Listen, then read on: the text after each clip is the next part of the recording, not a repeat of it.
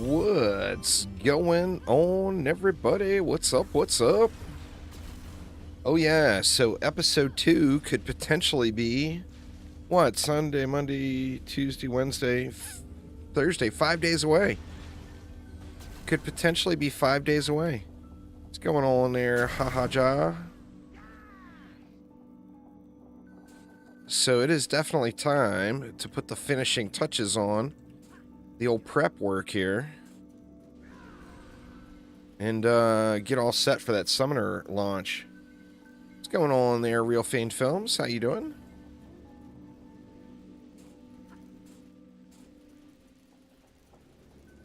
Dump this over here.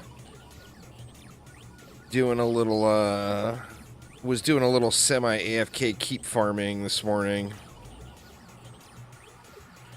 Troll Freak, what's up, what's up? I'm looking for a few different things. I want a... Well, I mean, I've got to put together a list. But one of the things I'm definitely looking for is an Ethereum Champion tome offhand for my active summoner. And, you know, ideally I want a good one. Can't seem to get, or not champion, Ethereum Marksman.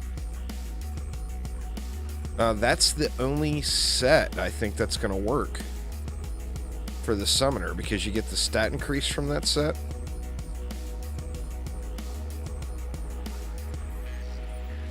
So unless Phil adds in some last minute weapon set that wasn't on the PTR,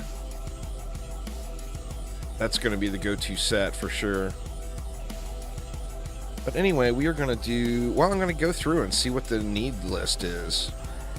I definitely want to work on spiders first, and then a DPS summoner. But I think I've got the DPS summoner already set. Just a matter of getting the gear, or getting the summoner. I'm going to look through all that stuff here as soon as I get out of this map. See exactly what we're going to want to farm up.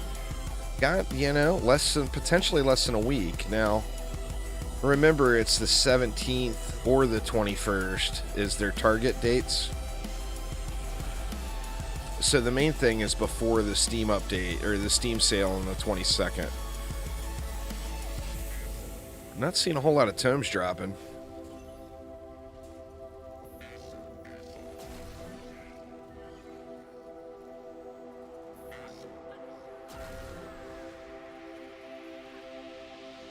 And it sucks too, because I know I had several and I just trashed them, assuming I would never use them. I had several, like, level 105 tomes, which, I mean, you know, they're not that rare or that difficult to come by. If you're grinding, you're going to just run into them.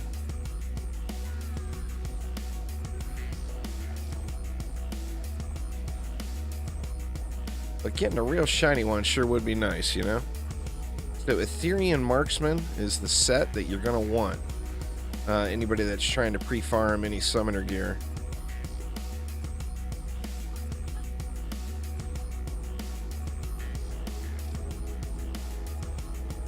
Yeah, I'm not even sure where we need to go. I still want to fine-tune my Lightning Tower set. But, I mean, my Lightning Tower set's decent now. Oh, that's how RNG treats us. There, killer, no doubt there. The second you want something, it never shows up. That would be RNG in a nutshell. I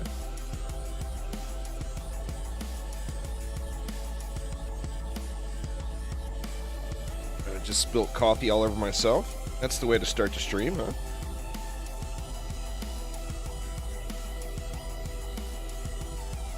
Oof. Big oof.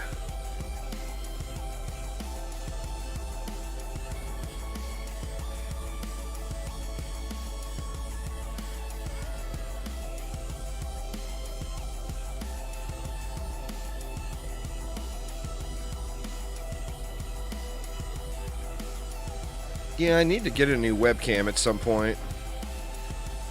The problem with webcams is the quality difference is pretty enormous between like a regular old Logitech 920 or whatever and some of the cameras out there. But yeah, I had one of those C920s, and I don't know what happened to it, but the quality of it is just god awful. So that's why I stopped using it again. As soon as I get another one, I will throw it back up. But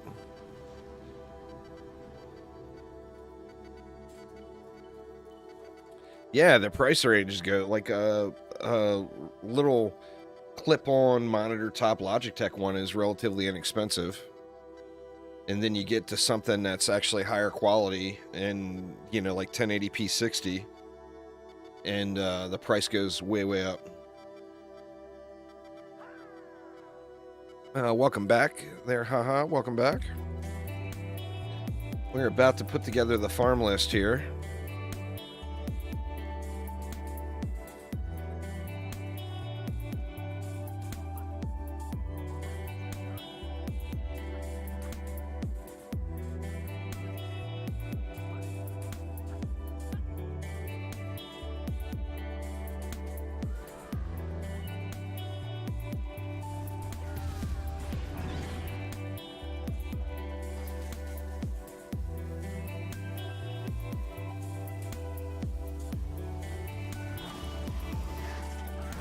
Yeah, I put a video out on it a few hours ago, Crazy Man.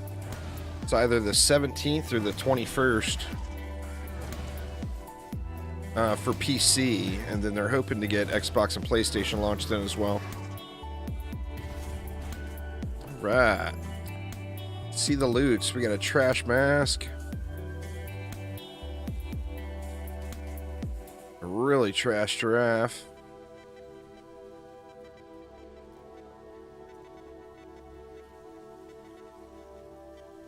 Junky minor piece. Junky Arcanist crown. Man, just cannot get any luck. Let me do a quick peek around, make sure there's no tomes laying. Doesn't look like it. What's going on there, Rental? How you doing? No standouts laying around anywhere. Boo. Alright, let's get out of here. Let's see, what did we get? Junk, junk, junk, junk, junk. Nothing but junk, huh? Power and stability. Not really going to be using that.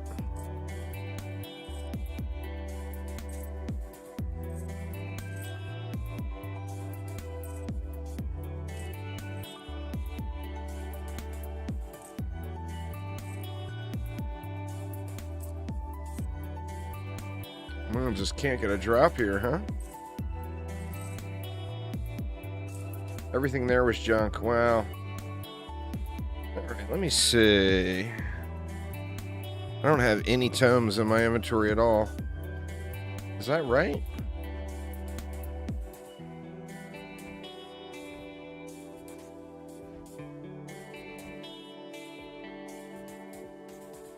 I got an assload of shields. Holy crap. I got way too many shields. I can get rid of a bunch of those. Nope, no tomes at all in my entire inventory. Alright, so...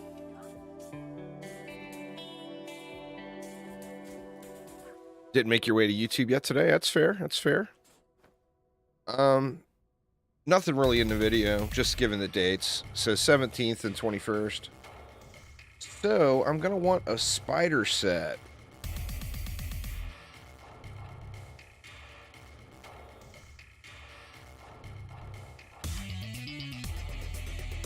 And there's a pair of usable boots.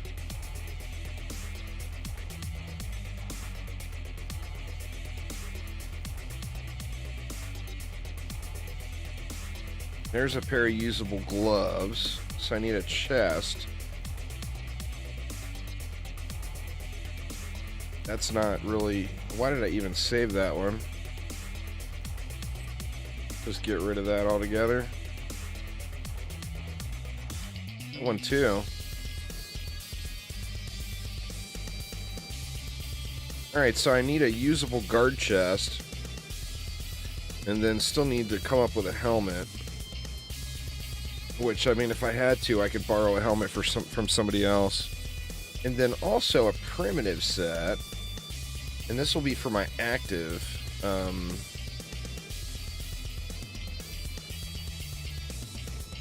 So ideally, I think I want double fort, right? And we'll make it a waller. I got no double fort pieces? What? Or I just didn't save any. I trashed them all. There's one double fort piece. Two, well, no, that's a single fort piece. That one's really low roll, too. I'm going to trash it.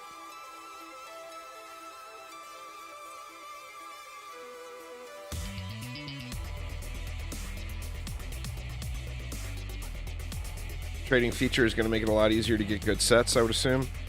It's going to make it easier to get starter sets. As far as really high quality gear, nobody's going to be trading that stuff. Not for a while, anyway. As far as like just breaking into rifted mode and just putting together fusion sets, it'll be real easy to get sets put together with trading. But remember, the high-end gear is super rare, so nobody's gonna be trading that stuff. Somebody gets a really good piece, they're gonna keep it for themselves. Music seems a little bit loud today.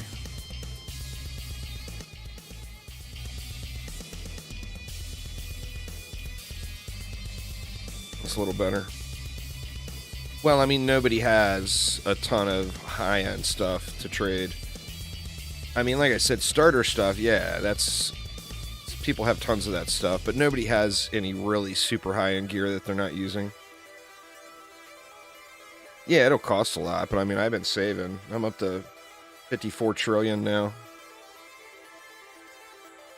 So, I mean, a high-end piece is going to go for a lot. Like, lucky me. Well, I mean, that's hard-earned. Luck was not a factor. Many hours a week. 223 hours played in the past 2 weeks, according to Steam. That's absurd.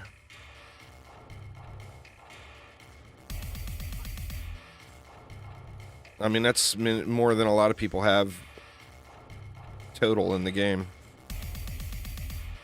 Alright, so I think since we need... What I want a guard chest is going to be... What is that? Gardens? Yeah, that's Royal Gardens. So let's get a little gardens going here. We'll get some gardens grind going on. Have a lot into the game, it just gets boring after so long. Oh yeah. Well, I mean, every game is better with friends, right? So let's go get a guard piece. Power rate or power percent damage, either of those, or percent damage rate. I would settle for any of those on passives with all 4 stats. So let's do it, y'all. Anybody that wants to join, feel free to hop on in.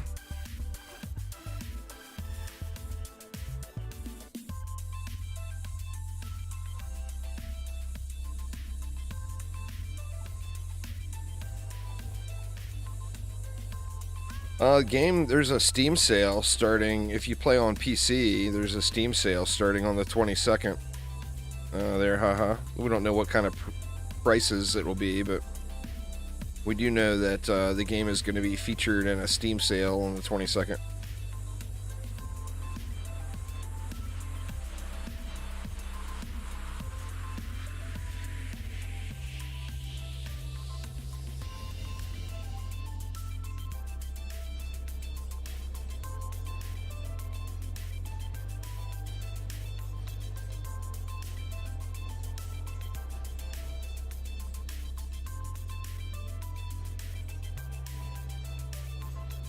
As far as Xbox goes, I'm assuming Xbox and PlayStation will probably have some sort of holiday sale upcoming, you would think.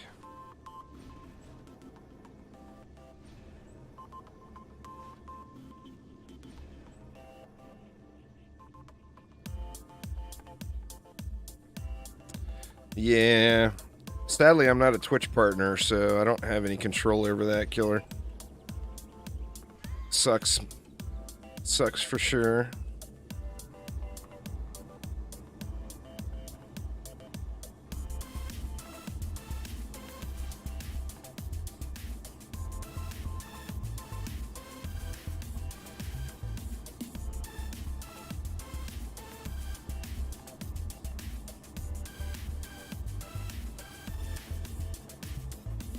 Oh, I know. I just hate to see it, though. You know? Because I can assure you, my monthly cut of that from Twitch is like $3. So, I mean, at least if you're going to spam my viewers with ads, at least give me some money or something, you know? But yeah, I'll probably make $3 for the entire month of November off from Twitch and ads. Or some ungodly low number.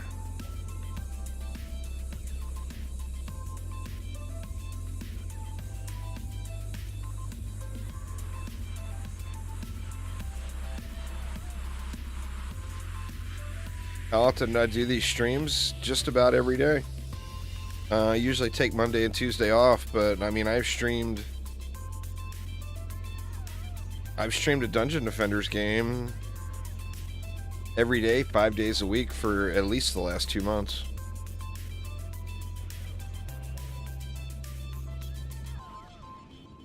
Between either YouTube or Twitch. Like today, we're multicasting everywhere. So YouTube, Twitch, Twitter, Facebook, Steam. We're even on the Steam store page. So we all over the place.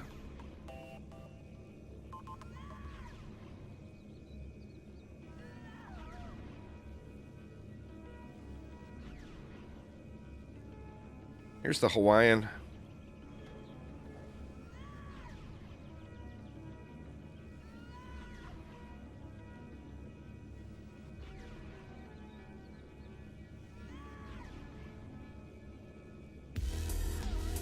I think DSTs make for a much faster build.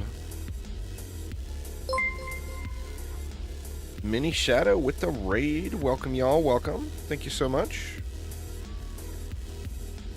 We just doing some final prep. Looking for some guard chest piece for my spider set. It's the one item we're missing a bit. I mean, I've got usable ones, but of course I want something better. What's going on, Cyber? How you doing?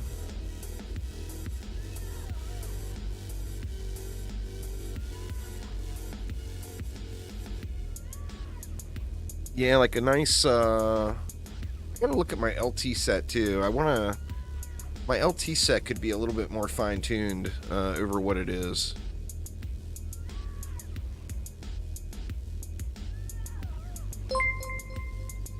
Thanks for following there, Sonny. Welcome, welcome.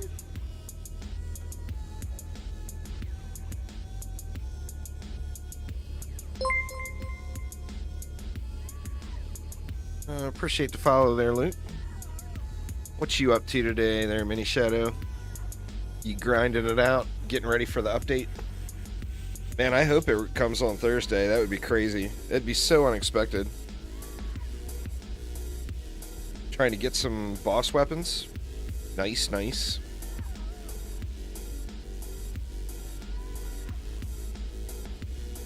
Yeah, the accessory grind feels damn near endless. You could grind accessories forever. I still need one for my DPS summoner. I need a mana regen, health regen brooch.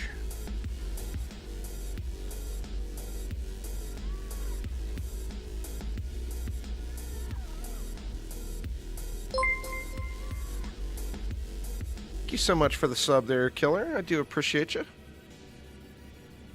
But yeah, I mean, I haven't gone and actually put together a list of what I want before Thursday, and I'm kind of afraid to. Because although with the update a few days away, potentially. Oh wow, Killer with the gift subs. Thanks an absolute ton. But with the update just a few days away, there's two sides to it. Side one is we got a few days to grind and get ready for the update. But part two is now would be a great time to take a break and play other stuff, you know? Because when the update comes, I mean, you know, we're all going to be grinding, right? Any Switch news? Sadly, no Switch news, Cyber. Switch updates probably won't be out until after this update is completely out on all the platforms and hotfixed. Switch is kind of a sad story. Ready to break the game and get the PDS nerfed? It's really good on some maps. So situational, though. I'm still swearing by R2-D2, though. It is not a trash can. It is R2-D2.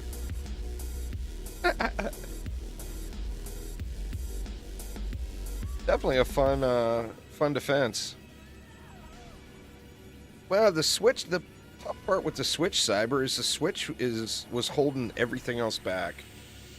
Nintendo is notoriously tough to work with as far as like getting things through certification. You know, with all games. And I think Chromatic finally just said, okay, well, everybody's suffering because of the Switch. I don't know. I like where they were going there with trying to get the Switch, you know, to get a Dungeon Defenders product on the Switch. But I think the whole thing definitely backfired a bit on them. Thanks for the follow there, Reno. Appreciate it. I'm more excited about the LTs than the PDS for sure. I mean, the PDS, of course, being new is something fun to play with. But I personally am stoked about the LT situation. And it's just got so much fun factor, you know? Little zappy zaps going all over the place. I gotta look at my LTs too. We'll do a few runs here, try to get some guard chests, and then I'll take a look through. I should probably put together a list, but I'm afraid if I put together a list, then I'm not going to play any Soulstone Survivors or Coral Island this week. I'm going to sit there and grind that list. The addiction is real, you know?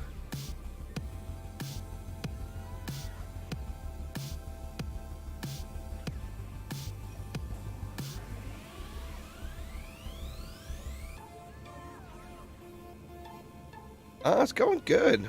Cyber getting an early start today. Still a little groggy. I stayed up way too late. Well, thanks, Sir Killer. I do appreciate it. I stayed up way too late and then got up too damn early. We had a little bit of an early swing into winter here in Washington. Like, we got snow last week and it's been really cold. Like, it hasn't been above freezing in many days. And it's not supposed to go above freezing for like another couple of weeks. And we had, like, the night before last, we had a bunch of coyotes checking out our chickens. So I had to go do a little coyote scaring off at 4 in the morning. Pretty easy now with Pepper here. We got us a big old puppy. Pepper's up to about 80 pounds now. So she ain't having no coyotes messing with her chickens, let me tell you. The target date is either the 17th or the 21st there, Chris. We don't have a confirmed date yet, but it's one of those two. It'll be on PC prior to the 22nd. There's no doubt there.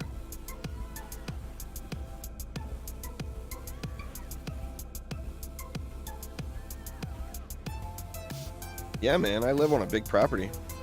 I mean, I should have cows too, but we don't have any cows. Because I want me a freezer full of cow, let me tell you. I ain't afraid to admit it. Steak tastes yummy as hell.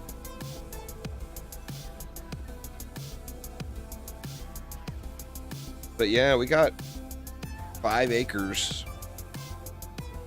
And it's all set up for cattle. Like, it has irrigation and watering hydrants and stuff for cattle. The previous owner had cows. And then we got like the most spoiled chickens in Washington. They got a big old fat little chicken run for them to do their little free range thing and run around, and then a nice coop and all that good stuff.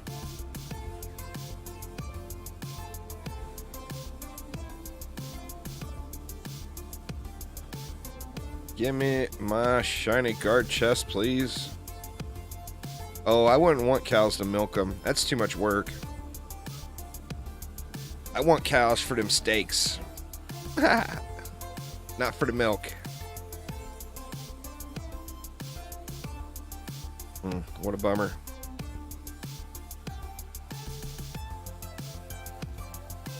Fort range and rate. What the hell, man? You're gonna start me off with rate % damage passives today, and then not give me any power? What kind of shenanigans you pulling here, Phil? WTF, man?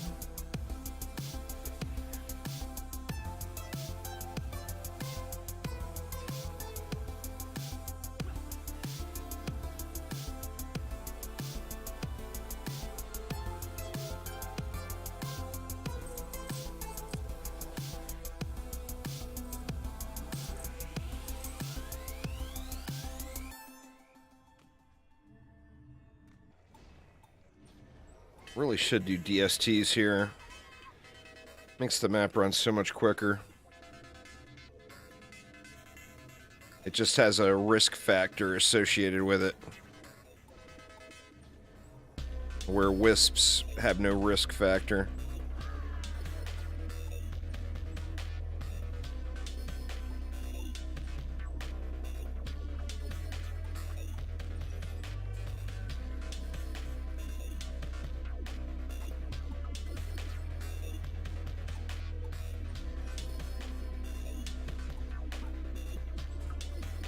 Gonna buy DDA for Christmas. Really looking forward to it. That's probably a really good time. Generally speaking, the holiday sale is usually the biggest sales of the year. Mr. Brainlag, thank you so much for the follow. Welcome.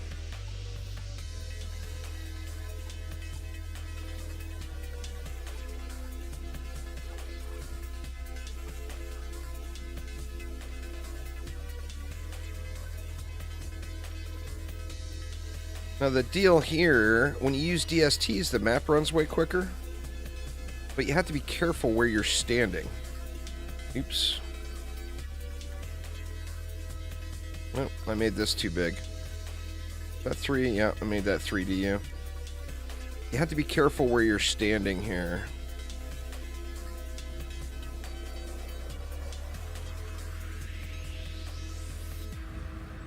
So you can't go up here, or something's going to throw at you. But you can go right down here and not have any problems.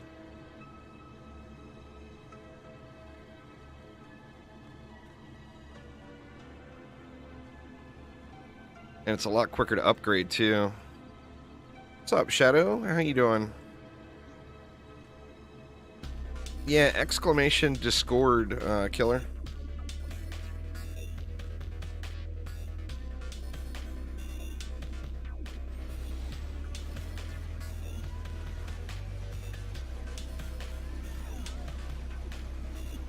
Exclamation Discord will get you an invite.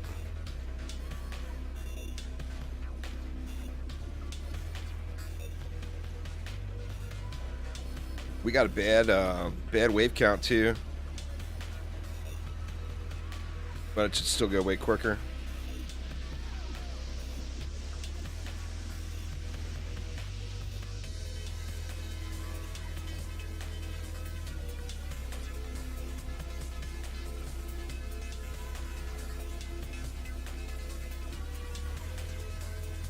I didn't even look to see if I got a striking gemstone equipped. I'm assuming I do.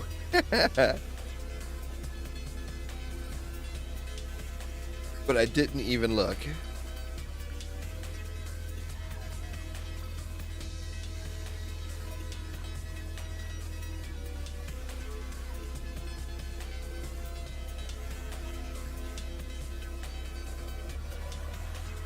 Go DSTs. Wreck all them faces.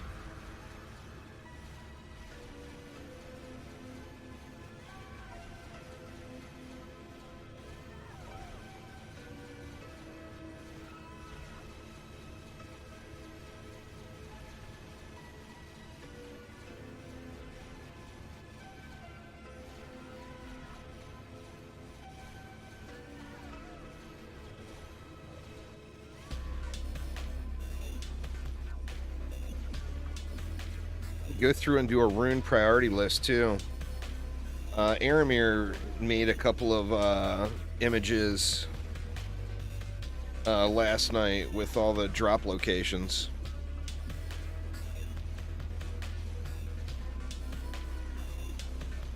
When there's an update, there's DD2, there's just nothing for me to do at the moment.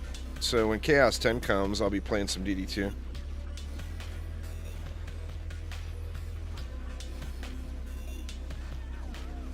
But I got things I can do in DD1. I got things I can do in DDA. I have nothing I can do in DD2.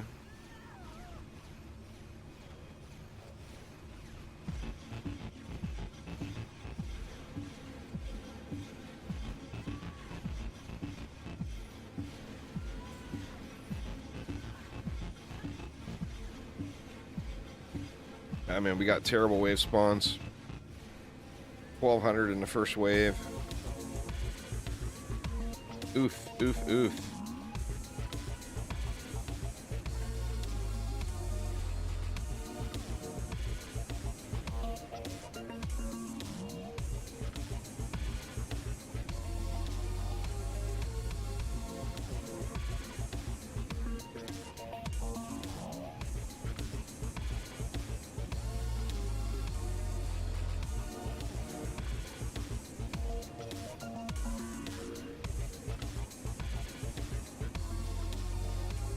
Might as well get these upped.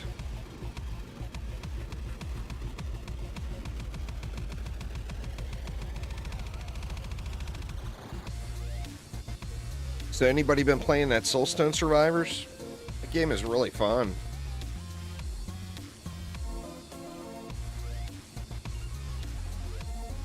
I got the Necro unlocked yesterday finally.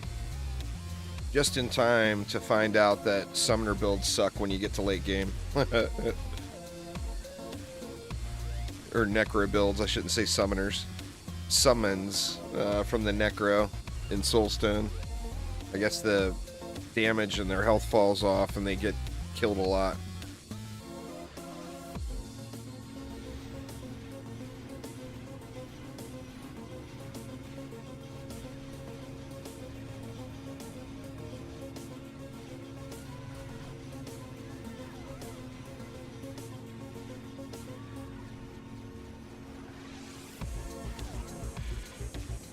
DSTs are such a glorious thing. You've been playing it? You've been enjoying it there, Max? Pretty fun. It's got the drawl that Vampire Survivors has. And just tons and tons of grind and things to unlock, you know?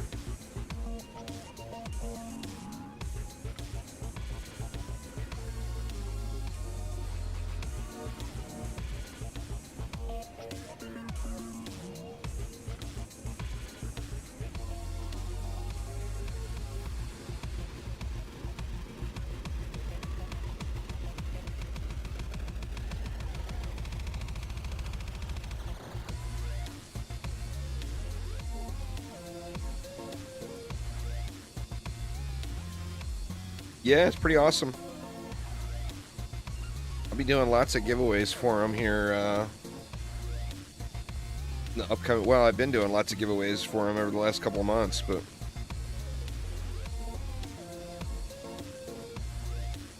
You made it to Curse 5? Wow. I'm still pretty early game. Still unlocking stuff and just learning which characters I like the most. Who's your favorite character, Max?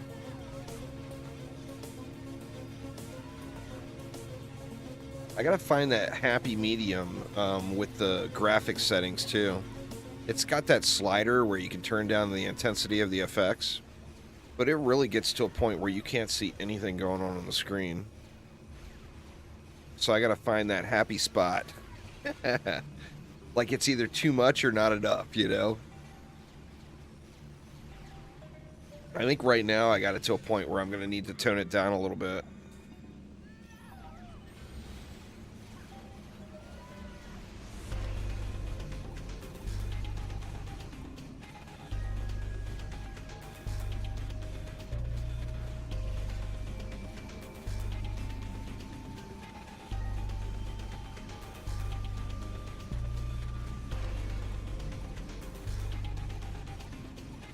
How many heroes are there? There is, what, the original 4, plus the EV, the Rogue, the Warden, and then we're getting the Summoner here next week. Been playing on the Steam Deck and it works great? That's awesome.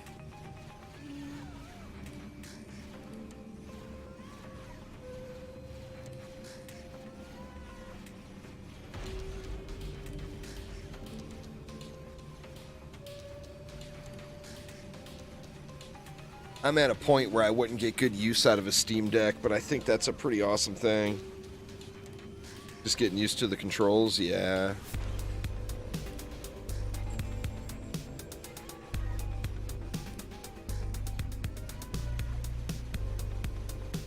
In fact, I'm pretty... I mean, most games on Steam run on the Steam Deck, right? Don't like just about every game there run on the Steam Deck? Which character from the entire Dungeon Defenders franchise do I dislike the most? Man, that's a tough one.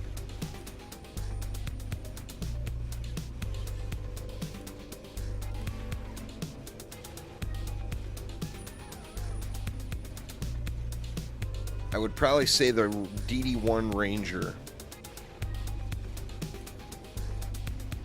And it's not that I really dislike the DD1 Ranger.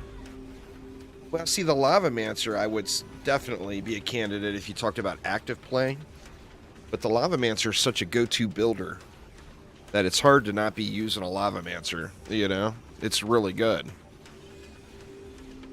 That's a tough question, though.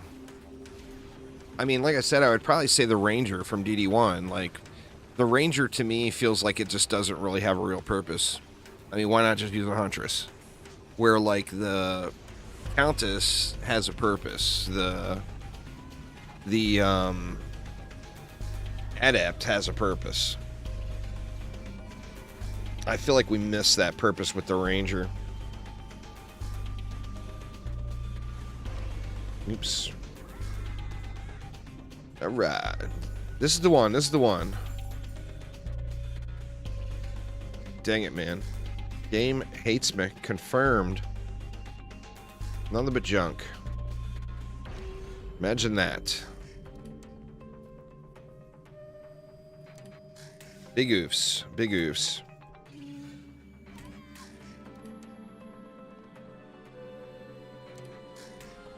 Well, I make time to play PoE. I didn't play this league. Hopefully the next league is going to be good enough to play, and then I do plan on playing PoE 2 quite a bit once it launches. There we go. We got a little better mob count on this one.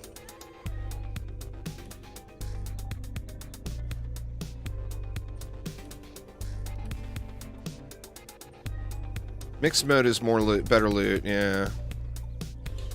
Oops. Big old derpy placement there. Survival to challenge yourself and earn cosmetics. Mixed mode for loot.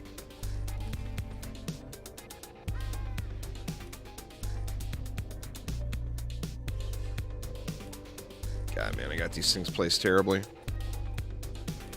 That's why I didn't play it, because it got so much hate.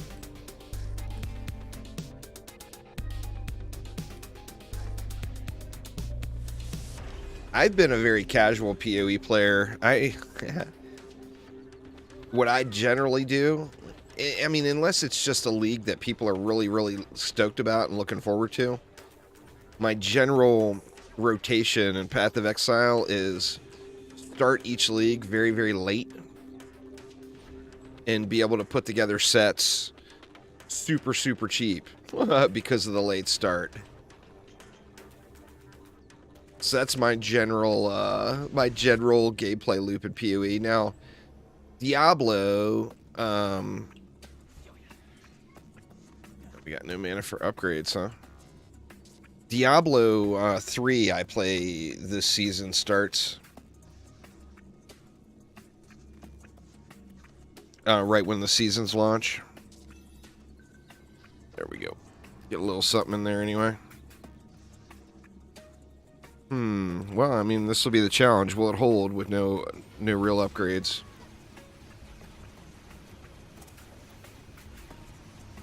Still loading in.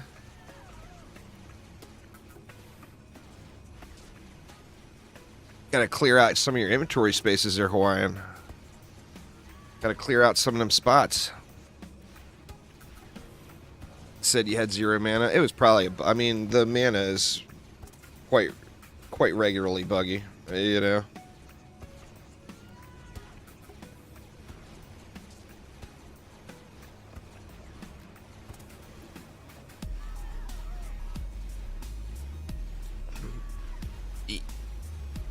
Not 100% sure, Sins, but here's a crazy suggestion. This might sound like absurdity. Go into the options and change the language to German. Save it, and then go back into the options and change it again to English or whatever language you prefer. And a lot of times that fixes some of those visual glitches with numbers in the game. I know it sounds ridiculous, but it actually works.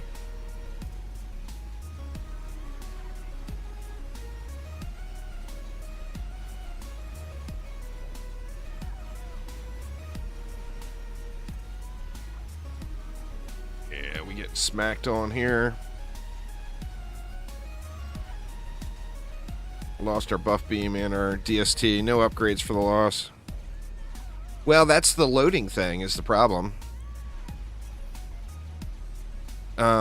It's not that you need more bag space. You need less bag space. You need to free up some of your stuff. Shoot. Yeah, they still got him. When you load in, every single item in your inventory has to individually load.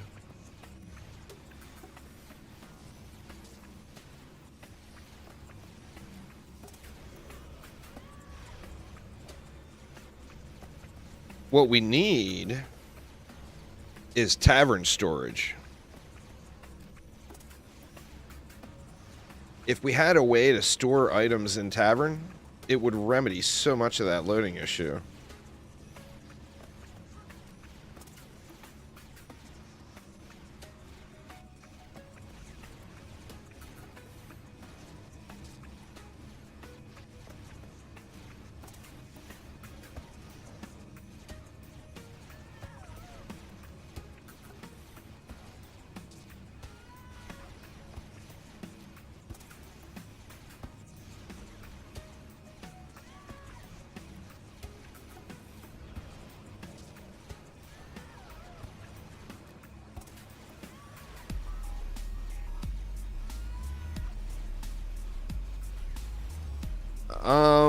I personally am going to have a spider set, which is the guard set. And then the ogre is ridiculously good, y'all. Don't snooze on the ogres. That would be a primitive set.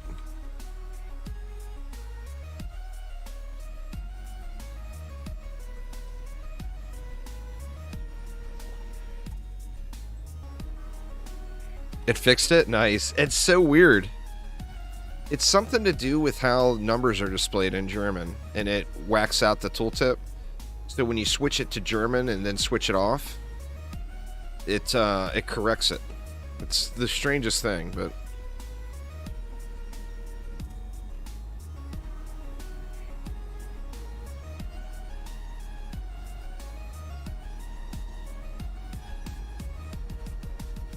Alright, should go a little better this wave here.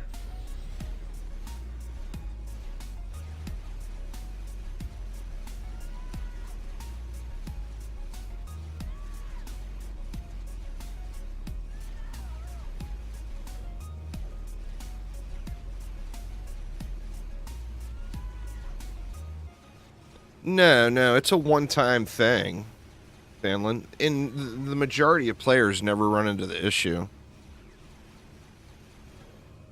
It's just anyone that does have a problem with the numbers being displayed, like the attack speed on their pets in this example, if you do that, it fixes it. It fixes it permanently. It's some kind of strangeness. Kragus, what's up?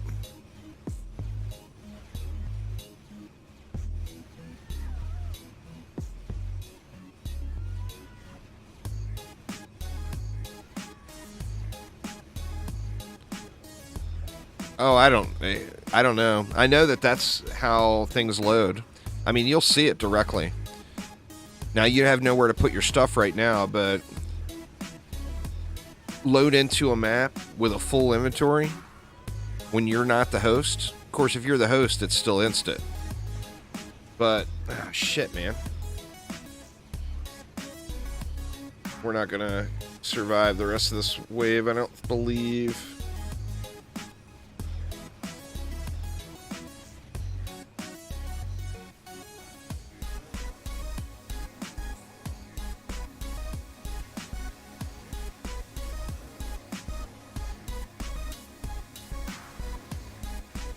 Nope.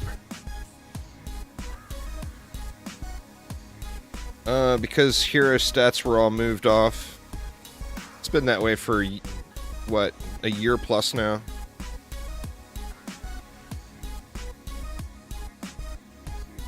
A kobold threw at it. I think my reflect beam placement was just fail. I'm just going to switch back over to wisps.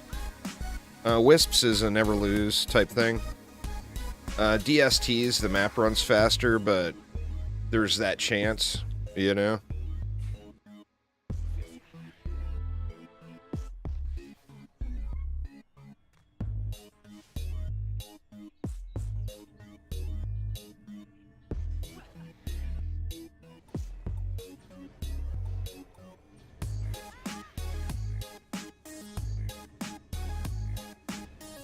Yeah, it's a kobold. But the thing is that kobolds will only be thrown over there depending on where you're standing. So I was probably standing at the wrong spot. With the wisps, there's so much extra DU, you can throw reflect beams everywhere, so it doesn't matter.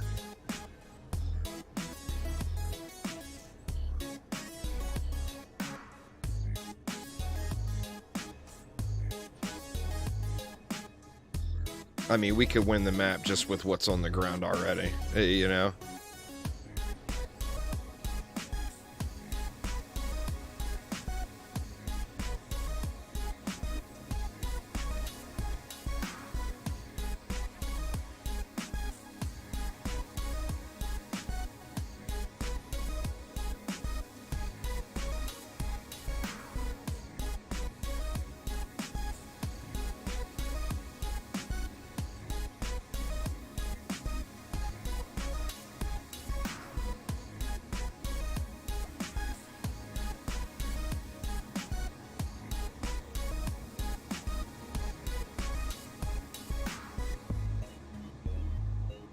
Yeah, Kobold can time the DST perfectly.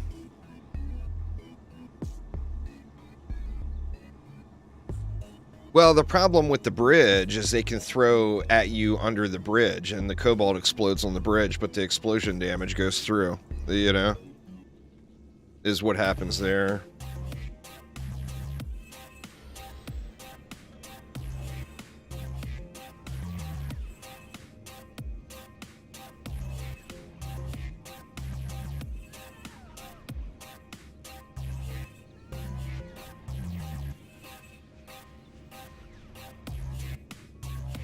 But yeah, hero stats are all weapon, offhand, and pets now. So you still can get to the same hero stats as before. It's the same thing with builder pets, or builder stats. There's no builder stats on pets anymore. But you can get far past where you could before in stats. So they made the pet stats up in passives for builders. It's just different. It's not, I mean, you don't want hero stats on armor anyway, right? You want your defenses to be all jacked.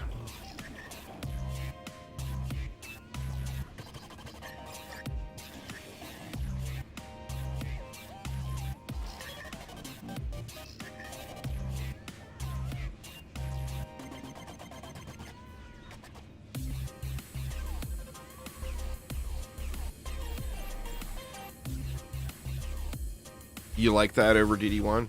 I like the DD1 system, but I don't dislike the DDA system. I mean, it's just different. There's nothing wrong with it, you know? But I do enjoy the negative rolls and stuff in DD1. Allows you to pursue a little bit more level of craziness.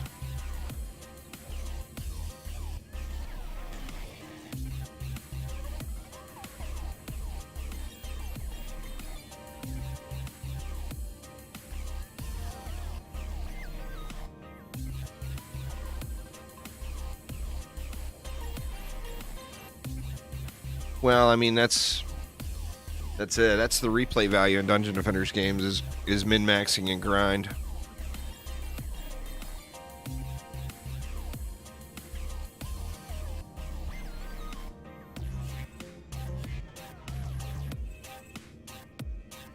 I mean, that's the thing though, Fisk, is you don't really have to play a hybrid.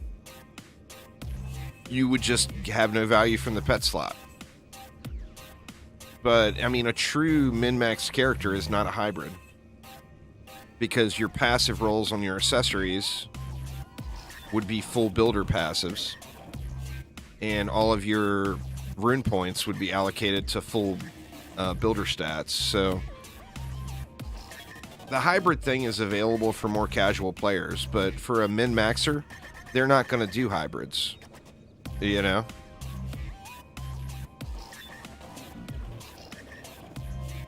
Switched over to Redux and didn't change your save file over, so getting those level 100s again is taking forever.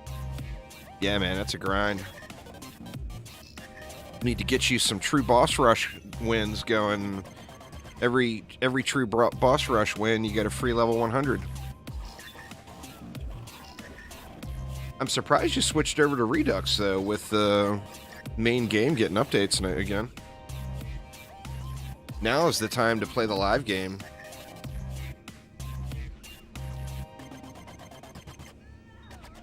Well, yeah, you gotta have a basement unlocked. Well, who doesn't have Ultimate Defender, Cake Pone? I mean, come on. Just kidding, of course.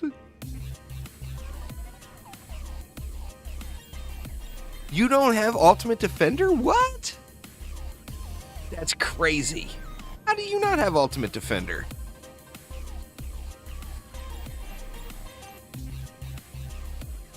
Doing the last achievements right now. It's man, that one, you have to purposely go for it, you know? Because some of those achievements you will just, I mean, a lot of the achievements you'll get just from natural play, but some of those achievements you will never get through natural play, you know?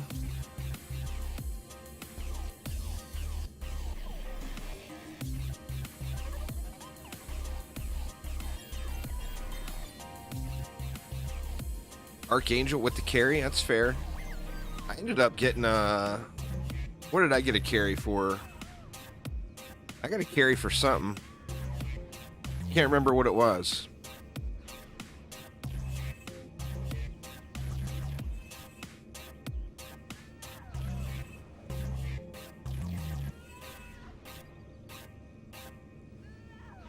You got to get it done there, Cake Pone. You got to get your ultimate defender done.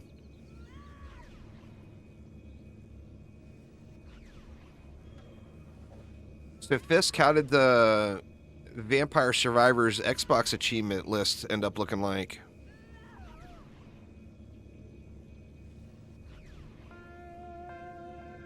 How harsh is it? Is it a rough grind or not too much?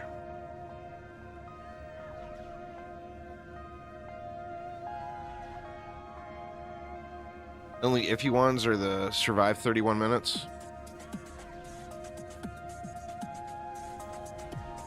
Yeah, once you get some unlocks, that will become a lot easier. That and there's tricks. You know, there's tricks.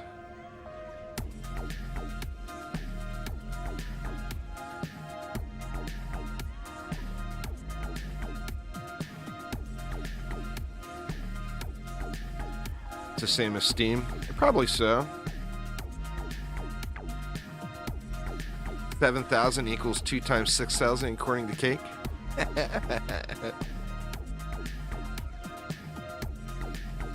you got no excuse then, Cake. No excuse at all. You need to get that ultimate defender, man. It's the biggest soft flex in the game.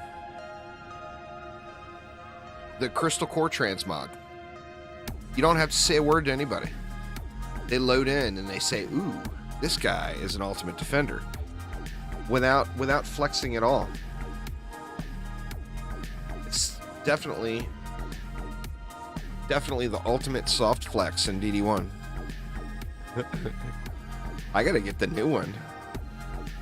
There's one past ultimate defender now that gives you even more inventory.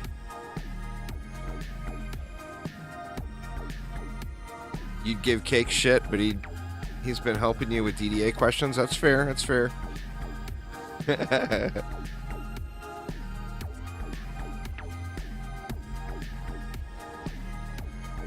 You can't give him shit unless you're ultimate defender too, Fisk.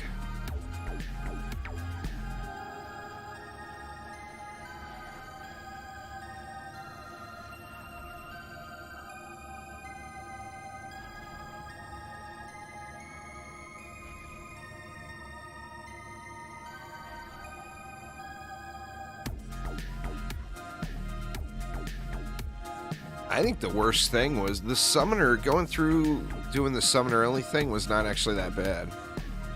I think the worst thing personally was that Cupid stuff. The city in the cliffs. Can't remember which one. There was one of the Tunnel of Love or Sky of Love type maps.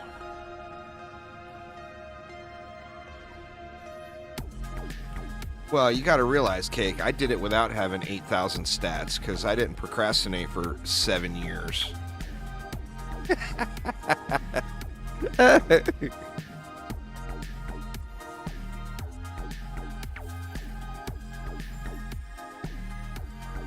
There, Fisk. I gave him a hard time for you.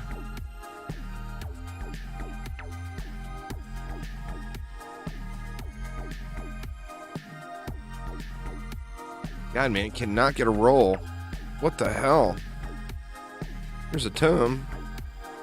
Inspired Assault and only 2 stats. Boo!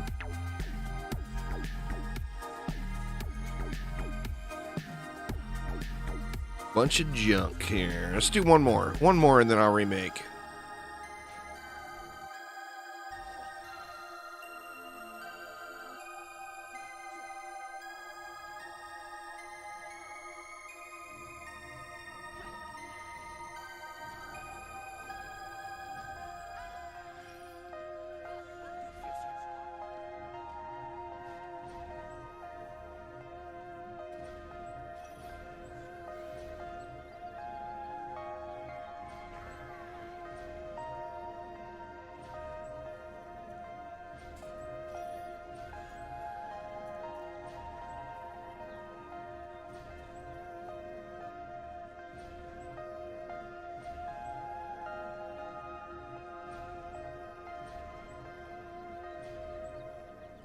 Can I get a wisp, please?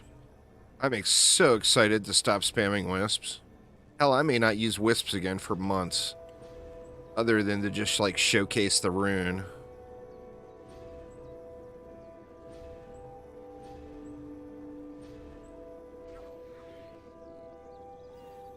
Put the summoner spiders on walls or ceilings. That would be super cool.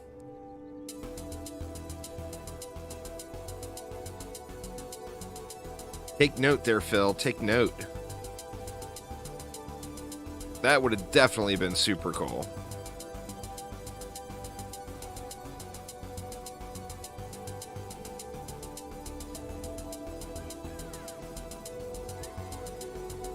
Needs more LT. That's what I'm saying, Aramir. That's what I'm saying.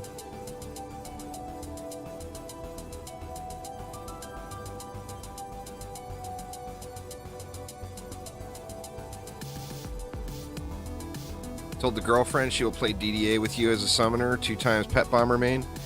You know, it's funny you mention that, Fist, because I had the exact same conversation with my wife. Funny you mentioned it. Yeah.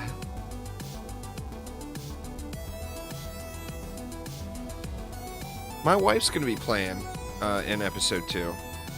More than she likes to. In fact, anytime she's not playing her game, I'm going to insist she fire up her laptop and join me.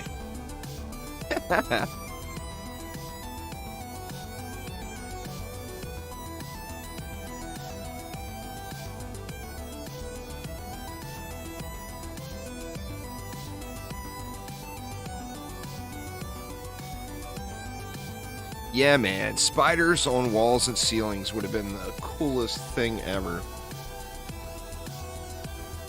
I think the challenge there is it probably would have made them so only range mobs could hit them. And that would make them a little OP. That would be super, super cool, though. God, man, I hope Phil does it. Do it, Phil, do it. There he is. Phil's gonna veto the spider on walls ideas. Boo. That would have been the coolest thing ever, Phil. Spiders on the ceiling?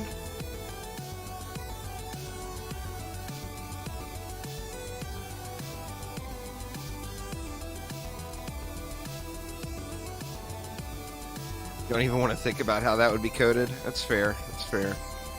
But just think, Phil, once you get ceiling spiders, then you could do challenge maps like, you know, you can do the Stranger Things crossover and do the upside down, and, you know, you can do a map flipped up, upside down, you know.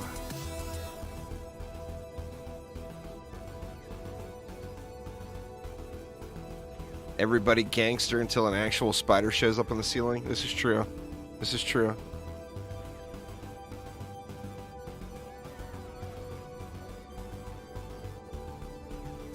It splits the item power between your builder and your hero stats there, Hunter. Don't check it. It's a mistake. There.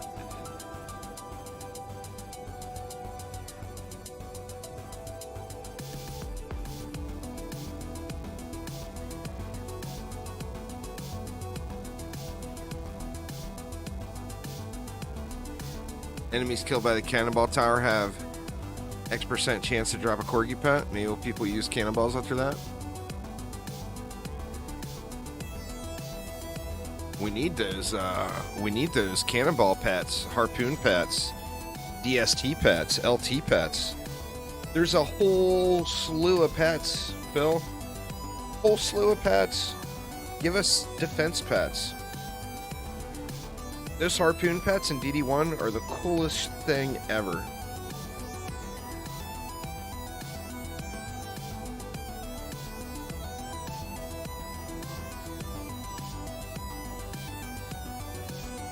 A fusion electric aura pet, that might be a little over the top. But I like it, Cake. I like it.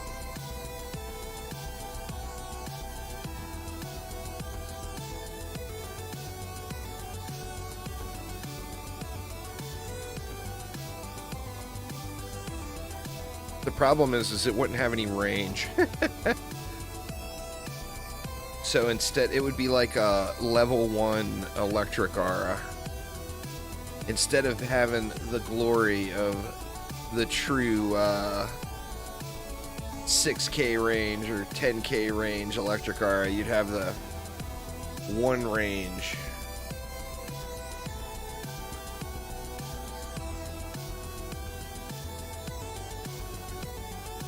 More like the Drakenlord Soul mod in DD2.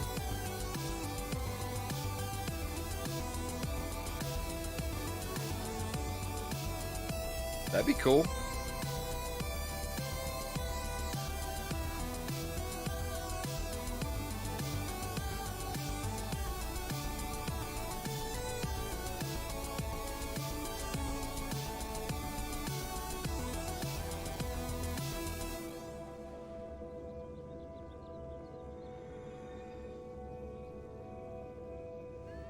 It's now confirmed, though. Phil is afraid of ceiling spiders. Confirmed.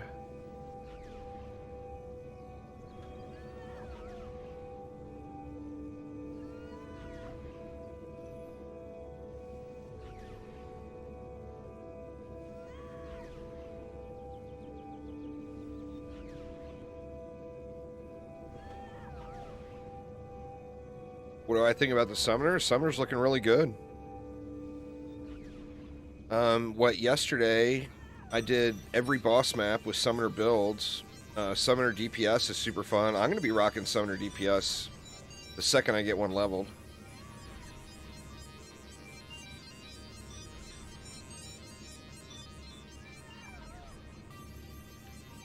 Well, I don't think you can expect Endless Waves to go any higher until there's a leaderboard. Because right now there's just no point, you know? I did 2 maps. I did Magus up to, I want to say like 300 or 400. And I did Ancient Mines up to like 400 or 500. And it was just a massive, massive time grind with no reward. Needs leaderboards.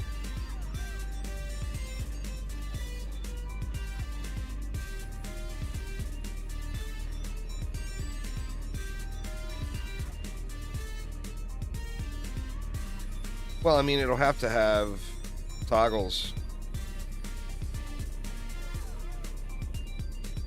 Because let me tell you, Lycan King bonus waves, there needs to be a Lycan King difficulty toggle. Period. Without that, there's no point. So, I mean, you gotta have the difficulty toggles.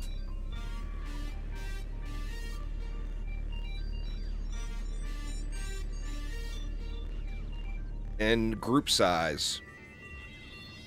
You know, if somebody gives you wave 1000 and then you beat it legit solo with Lycan King difficulty, you deserve to be on the leaderboard.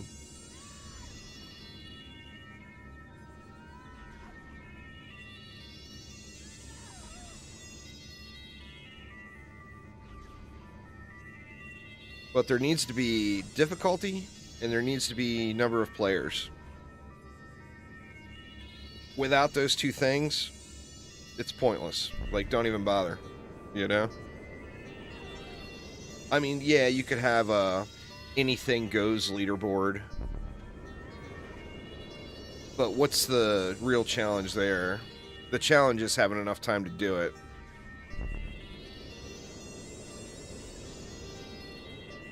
Well, I mean, flagged people shouldn't go to the leaderboard at all. It shouldn't. There shouldn't be a non-flagged leaderboard. Screw those guys. If you got a hacker flag, you can GTFO, in my opinion. You don't get a leaderboard.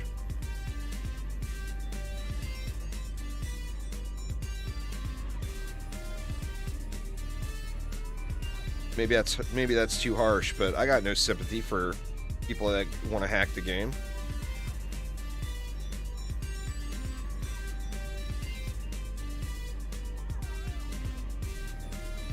Well, I mean, that's just, I think that's a whole nother layer. I mean, it's true endless. Yeah, I think that's the pure strategy idea. potentially. For a true endless mode, the amount of DU doesn't matter. Someone that uses 2 DU that beats 500 would not be as good as someone that used 150 DU to beat 501, you know?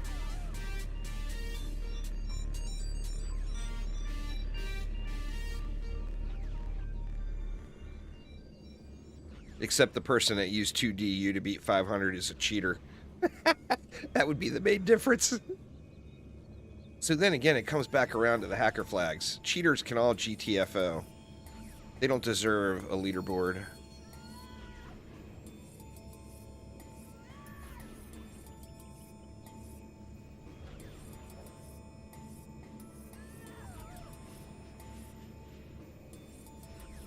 Back to your original question, though, Fisk, from 30 minutes ago or whatever, about what sets for day one. I personally will, without a doubt, go a spider set, a siren set, which sirens are going to be militia, spiders are going to be guard, and then an ogre set. And then the ogre is also going to be my DPS hero, so it's not going to be a min-maxed ogre set. It's just going to be a double fort on all pieces set. And then for the DPS, for the accessories, I'll go all hero stuff.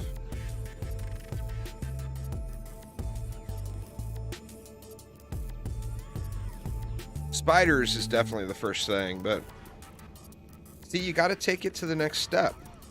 Like, what's the fastest way to get a summoner? I mean, you can get a level 90 summoner in probably 25-30 minutes on the Keep Survival.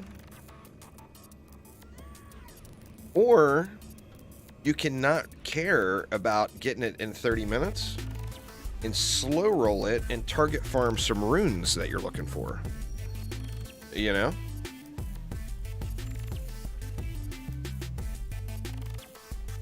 Junk.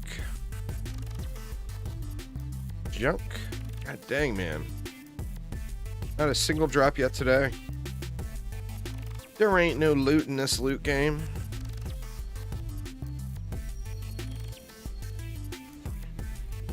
There ain't no loot in this loot game. Alright, one more. And then I'll remake.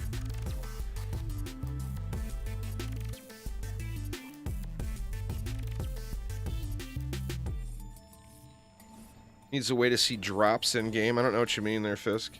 If you're talking about like seeing fusion gear and stuff on the ground, that's in the update.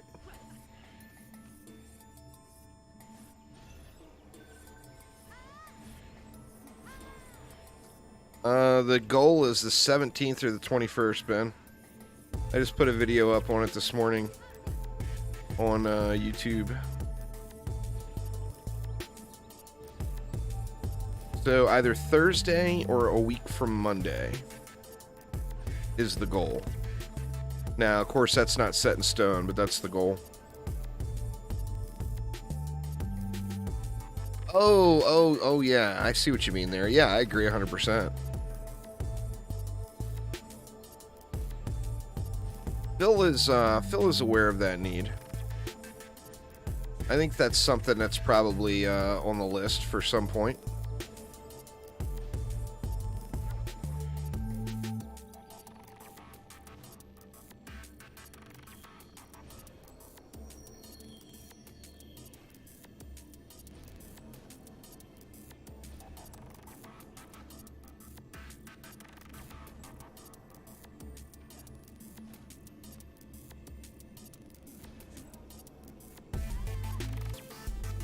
Current DD1 session is 14 hours. Sounds fair.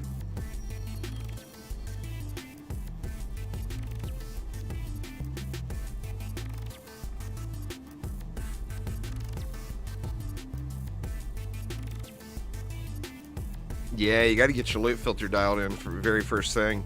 That's the first thing everyone needs to do when the update hits, because the loot filter is completely changing, remember.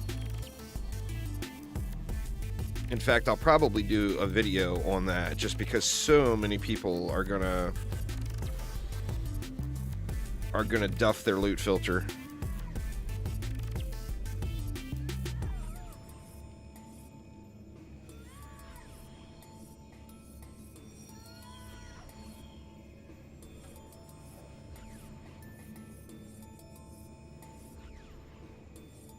Well, you got to remember to hit apply too.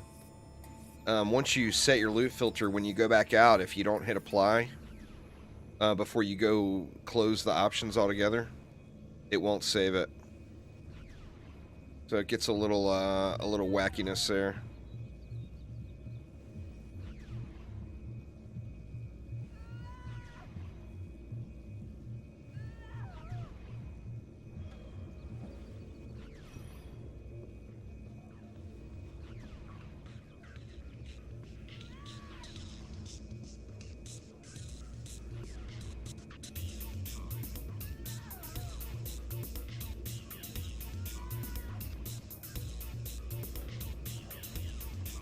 As a pop-up to remind you about applying changes.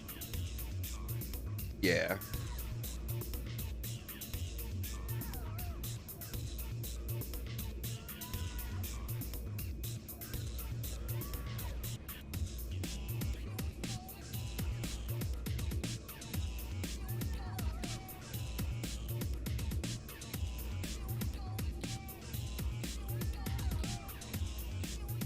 Need to go through and get some new music put together for the update.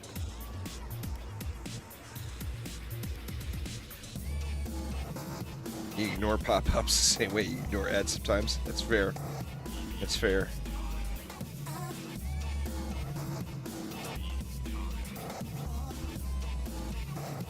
What's going on there, Race Burner? How you doing?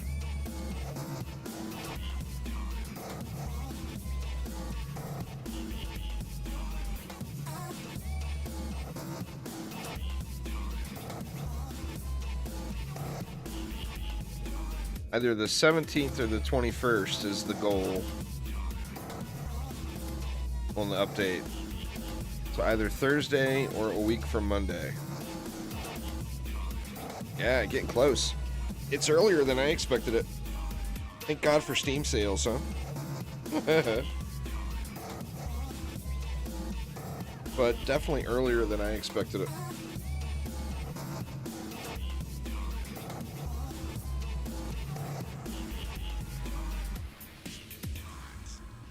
Pokemon is coming on the 18th, yeah. I'm gonna doubt that there will be new achievements, but I don't know. Phil would have to answer that one there, Fisk.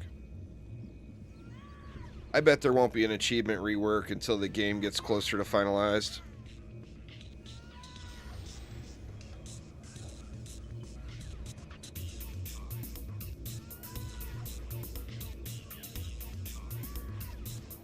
Wouldn't be surprised. I doubt it. Sony and Microsoft, it's not like it used to be. The certification process for those are much less painful than it used to be.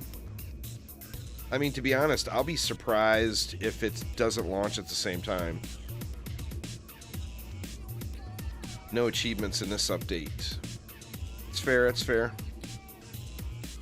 Maybe when episode 2 is finished and the second part of episode 2 comes, Fisk, maybe then. If you start bugging Phil now about it, though, the chances probably go up. Phil needs his gamer score there, Phil. Or, Fisk. Fisk needs his gamer score. If he can't get gamer score, he, you know, loses a little bit of his overall life expectancy. Every 1,000 gamer score, Fisk lives another year.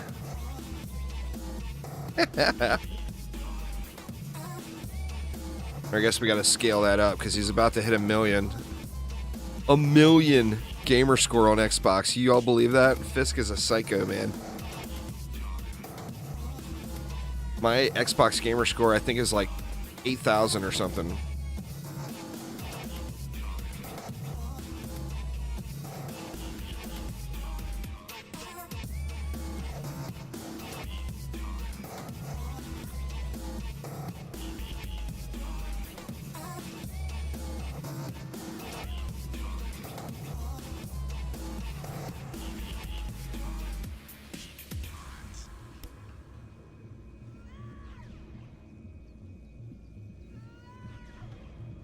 That would be just straight up mean, Aramir. Jeez. Jeez.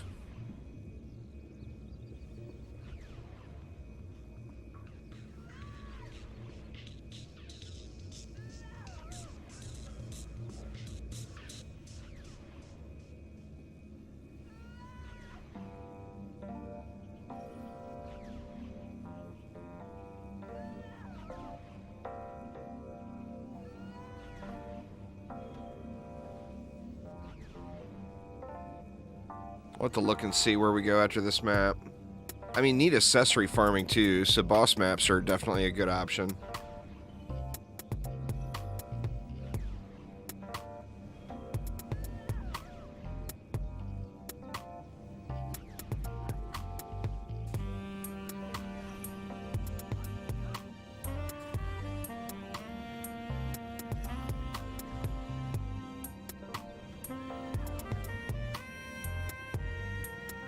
I'd like to get at least one piece of loot today, though.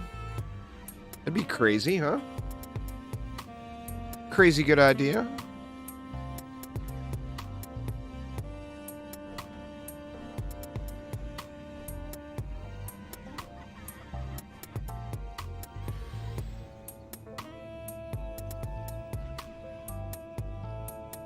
Asking too much? Apparently so, huh?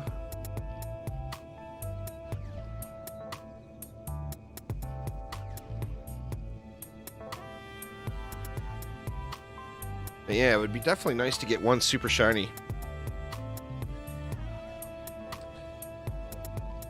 There's just always more accessories to farm, you know? That one is a kind of an endless grind. I personally go for attack rate, Fisk, because you're wanting to use a really slow weapon. So if you go for attack rate, like I double stack it. I go attack rate is 1, and then for the second I go chance of attack rate on hit. Because for that set, you just want to use those really slow weapons, and by going attack rate, it lets you stack irradiate a little bit faster. If you're super duper squishy, then the healing return on the weapon is kind of nice, but you don't need it if you've got your accessories dialed in.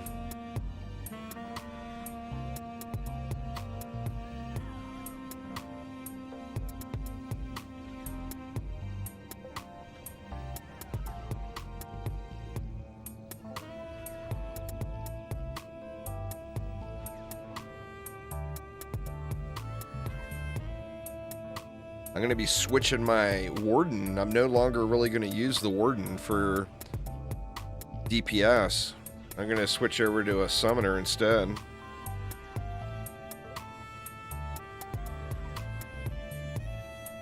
I mean, just getting the Spinning Steel set itself is big. I mean, it'll give you a huge damage game. And then you can get it fine-tuned after that. Just throw in some mana regen, that way you can keep your boost up.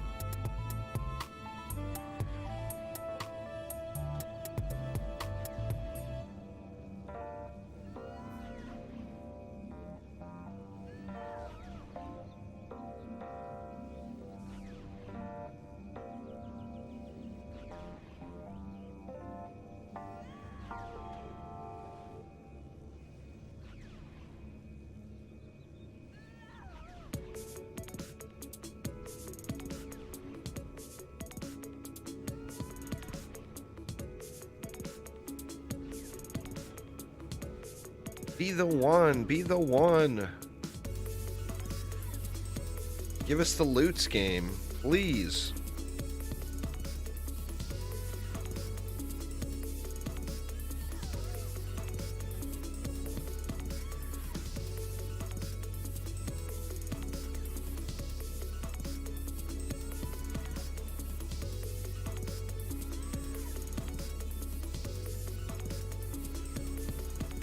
I use a monkey. There's two different thought processes there, and then it depends on your quality of gear too. Like if you use a monkey, you're gonna get, you know, say your gear, your build is completely fine-tuned, right? Using a monkey, you're gonna get the most overall damage output. However, say your gear is not completely fine-tuned, you can go with a giraffe instead of a monkey, and it's going to reduce your cooldown on your Spinning Steel is going to be so much lower because of the ability stat, all the additional ability you're going to get. So it gives you bigger spinning steel hits more frequently, but then you lose all that monkey damage, of course. And the monkey damage is pretty crazy. Like with a good set, it's like easily 150 million DPS. You know?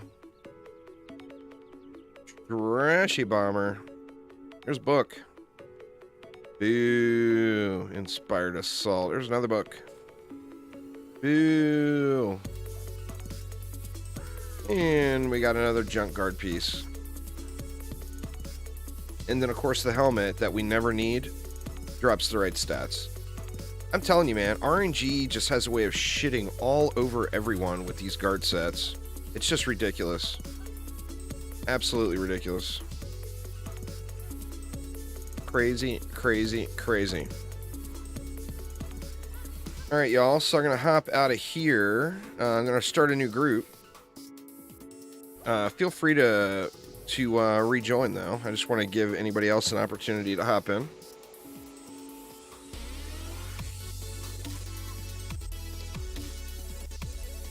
Right, let's see what kind of junk we got to throw away. That's actually a mediocre starter piece. I'll save it for now.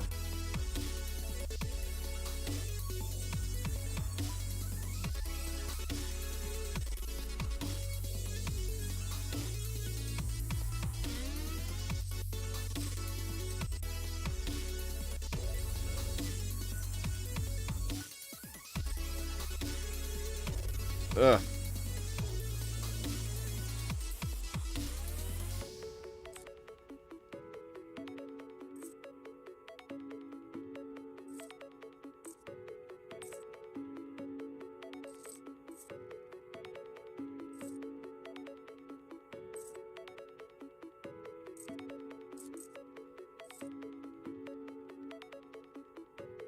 That's even better starter piece, really, but that's just too low of a roll.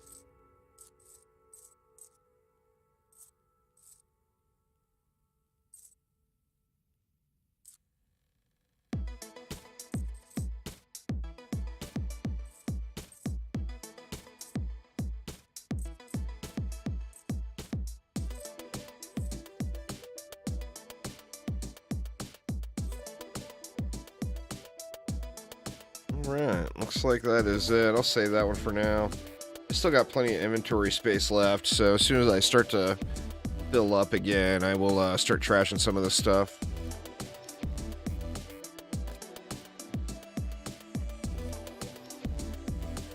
Alright, so where do we go next? Obviously, we didn't get what we wanted there.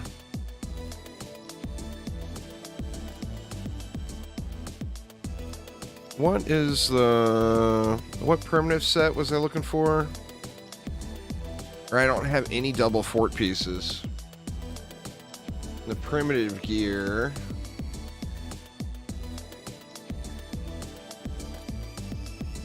Ancient Mines, Glitter Helm, Magus Quarters, Endless Spires.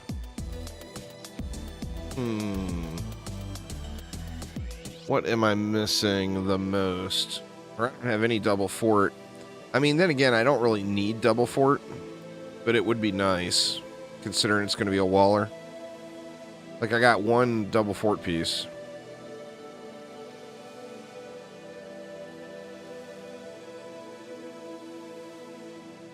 What was it again? Or what's the one piece I have? I got a chest.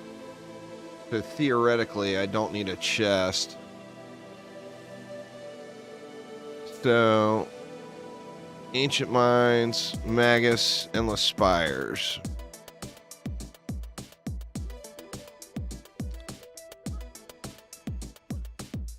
Need to get back to the gardens farming too, but we just farmed gardens for an hour. So I don't want to just do it non-stop. What do we want to do for Ancient Mines?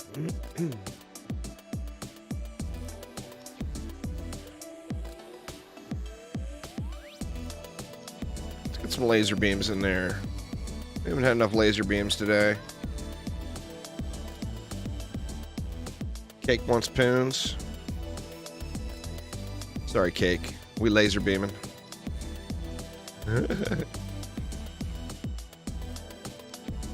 Oh, Sin says Poons too.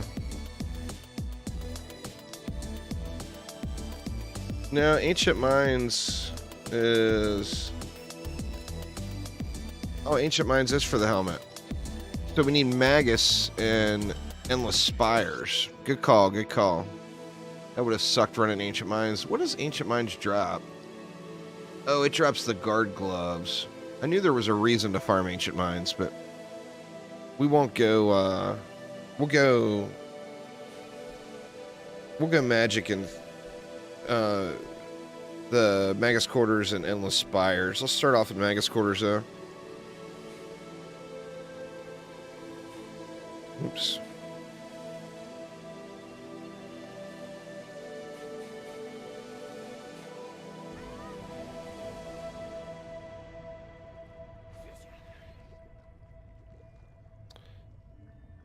All right. Just go with some good old faithful stuff. How do we want to do this? Let's just go like that. And then we'll go like this.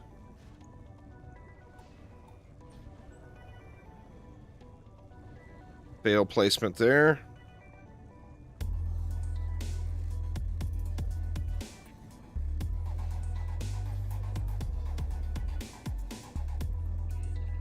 The hell, man?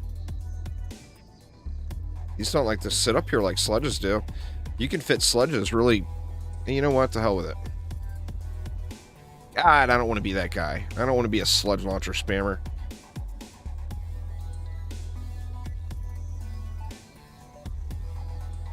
We'll make it fit. We'll make it fit.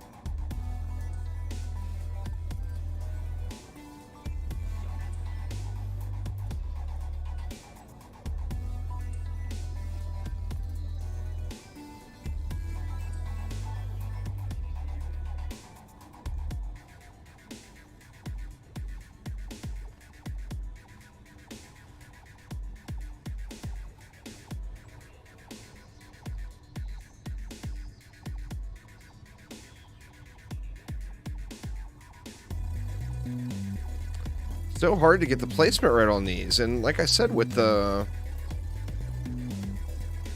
sludge launchers, it's like a non-issue.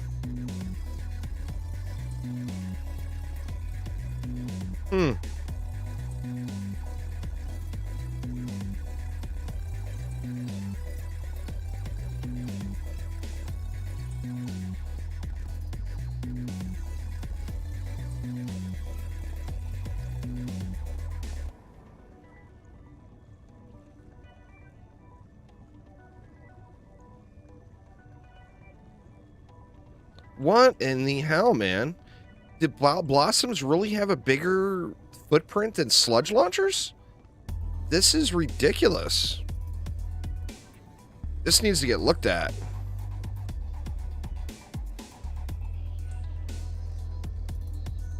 Well, I mean, it's an AFK win using damn near anything on a map like this.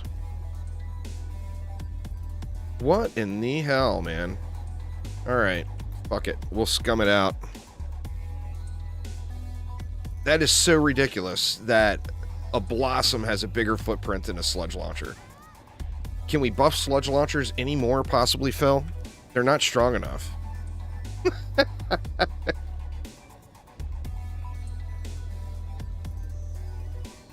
I mean, come on. Look at this. That's crazy, right?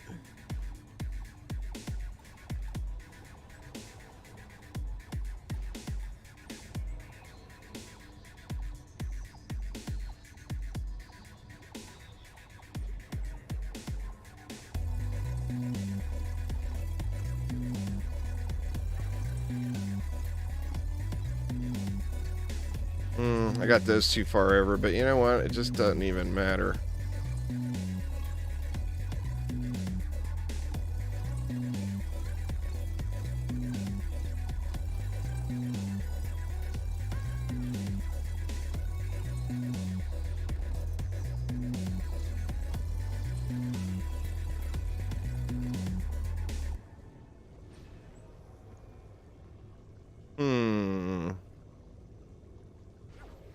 I'm gonna get rid of a wisp.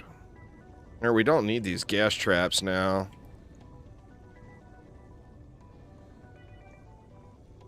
Maybe we'll just go like one gas trap, something like that.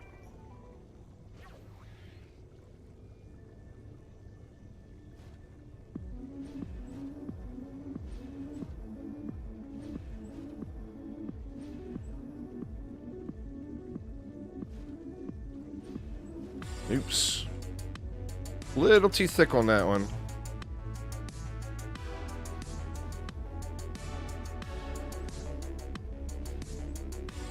Alright. Let's actually play somebody for fun this time. We'll rogue it up a little.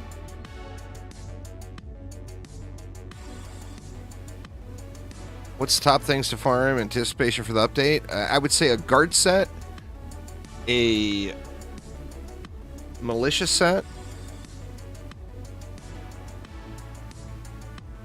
possibly a primitive set, a set of accessories that are health and mana regen, and personally I am going to kind of go crazy with the lightning towers, so I'm going to fine-tune my lightning tower set a bit.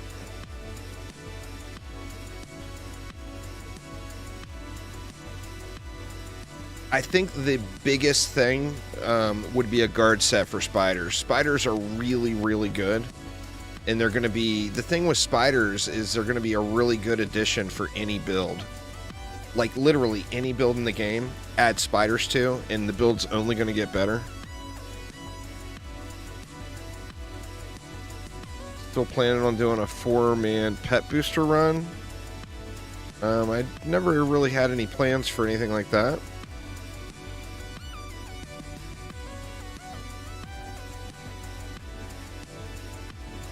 I mean, if the opportunity presents itself, but that's not something I'm going to go out of my way to do. I mean, we all know it'll work. There's no, it's like no testing or figuring things out. But for the problem with grinding is, although 4 players trivializes all of the content, 4 players also makes the content go really slow. So it's going to depend on the drop rate for runes. I mean, we already know the PTR drop rate for runes was completely blown out of proportion. So it depends on how painful the drop rate is going to be. If the drop rate is going to be stupid low, like if it's going to take, you know, say if it's as low as farming like those transmogs on the Halloween Spooktacular map to get an 8/8 rune. Now we're realizing too, runes drop from mobs and transmogs drop on the ground, or drop only from the chest, so there's only one opportunity per run. But yeah, it just depends. No, you can find higher tiers right out of the gates. It's all based off of difficulty. Higher difficulty has a higher chance to drop higher quality stuff. But you don't have to do 3 to get 4, etc.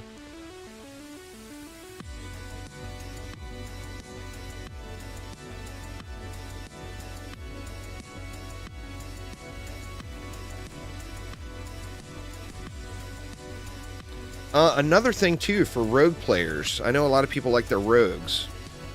Get yourself a good summit weapon, because that rune for the rogue gets massive amount of single target damage using the summoner weapon, or using the summit weapon.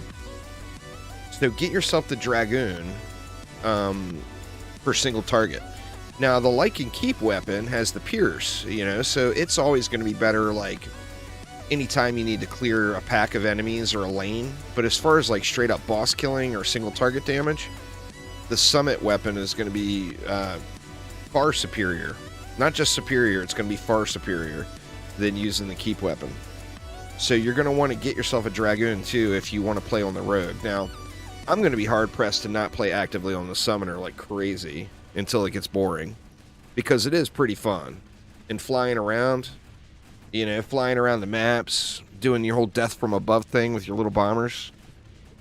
I mean, if that doesn't make you smile, then, you know, just change your name to Scrooge. Because that's just good shit, you know? No, that's expected to come in the second part of episode 2, Steven, which won't be here until probably early next year.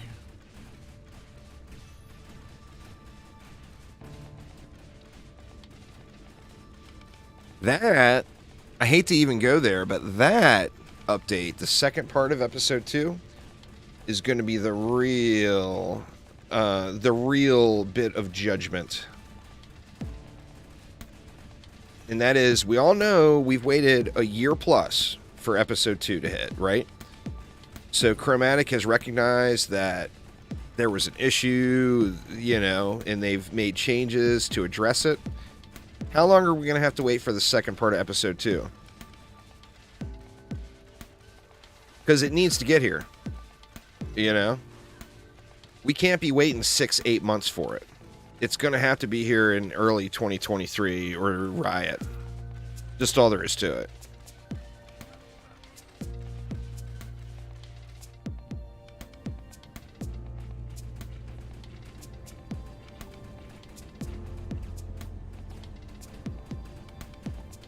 God, I feel so dirty with all these sludge launchers.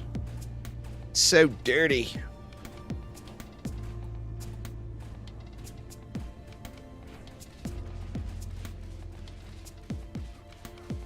It needs to hit at the end of the first raid tier for Dragonflight. I don't think it, I think you're the only one basing your Dungeon Defenders gaming off of World of Warcraft raid tiers timing cake.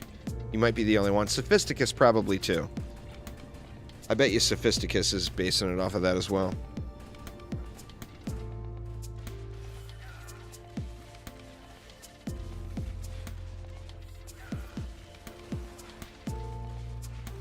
I'm looking forward to getting my 100% uptime on my Spinny Rogue too. That's going to be hotness.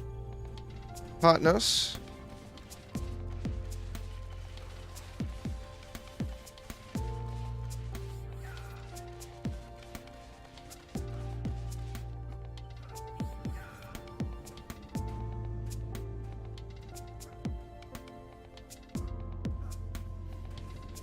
We don't know on those. We don't know the rune upgrade cost, but to upgrade at 8 of 8, it's going to be expensive. Phil said, now none of it's set in stone yet, but Phil threw around the number of it will be in the billions, which billions is like nothing for an endgame player. So, I mean, if you get 8 out of 8 rune, and you've got like a few trillion gold saved up, I mean, you're going to have way, way more than enough gold to upgrade many, many, many of them, you know?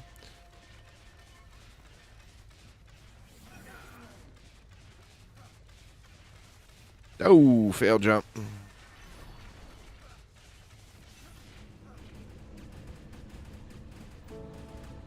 You have a few T's.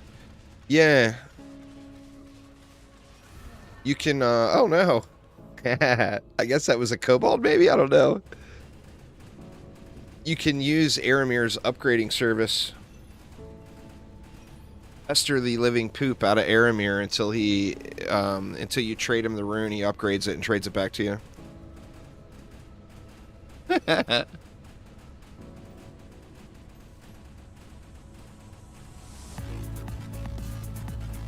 Willing to upgrade runes for quality sandwich. Make me a quality sandwich. We'll upgrade your runes. Yeah, it's not going to be anywhere near that. I mean, I knew right out of the gates it wasn't going to be any, everyone knew it wasn't going to be anywhere near that, Steven. That's just way high. I think the highest it possibly could have been is like maybe 1 trillion. For 8 out of 8. I mean, anything more than that is just unrealistic. But they'll start off, they'll be pennies. like a tier 1 or tier 2 rune will cost like nothing. It'll be super, super cheap. Because, of course, the players finding those are going to be earlier game and aren't going to have all that gold. But an 8 out of 8, 10 CV would be way, way too high. 1 CV would be way too high for 8 out of 8 mushroom.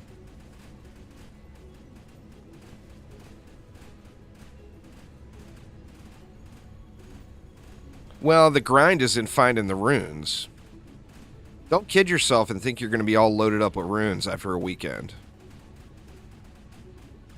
The real grind will be finding the rune, not upgrading it. In fact, in most cases, you will probably find more gold.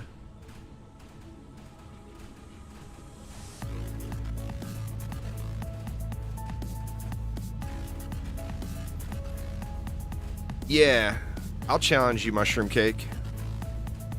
You get every 8 out of 8 rune in the game on the first day, and I will give you any event item that I have in my inventory in DD1. Hell, I'll give you 2. You get every rune 8 out of 8 on the first day, or within the first 24 hours. Any event item in my inventory you can have.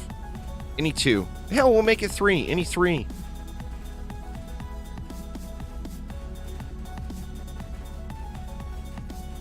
It's just not realistic. I think what would be a realistic goal, now we don't know the drop rates yet, but I think what would be a realistic goal is hopefully maybe getting 2 or 3 runes, 8 out of 8, that you're really looking for in a day. Like if you grind for a whole day and you don't have at least 2 8 out of 8 runes you're looking for, then I think the drop rate's probably too low. They shouldn't be free. And remember, 8 out of 8's the top, you know?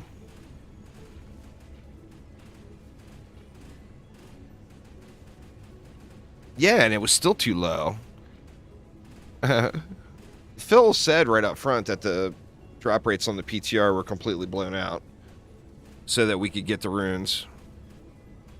But, I mean, I still don't have all the 8 out of 8 runes after hundreds of hours of play on the PTR. And that's with the increased drop rate.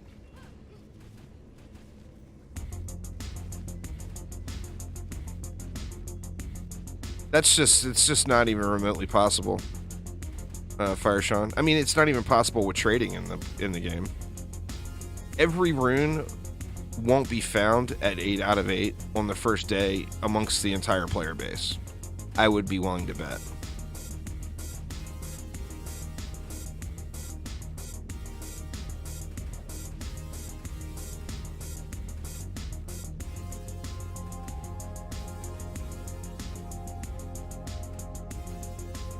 Well, you just have to set a more realistic goal. I mean, that's just not a realistic goal.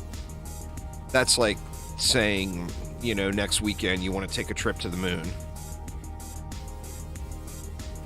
You know. You're not going to be taking a trip to the moon next weekend, Fire. Just saying. It's just completely unrealistic. Now, say next weekend you want to take a trip to the kitchen and make a sandwich. Yeah, that's probably more realistic.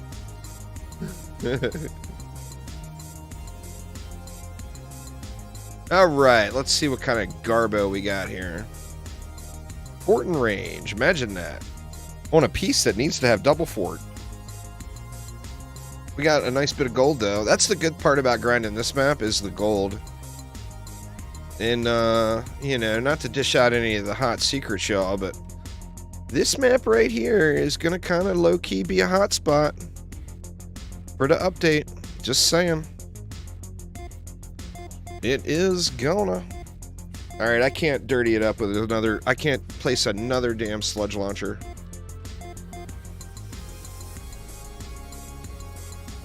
I just want to vomit all over myself every time I place a sludge launcher down. Get this dirty Slimer out of the deck. Get us some laser beams like we originally intended. Just build it a little different.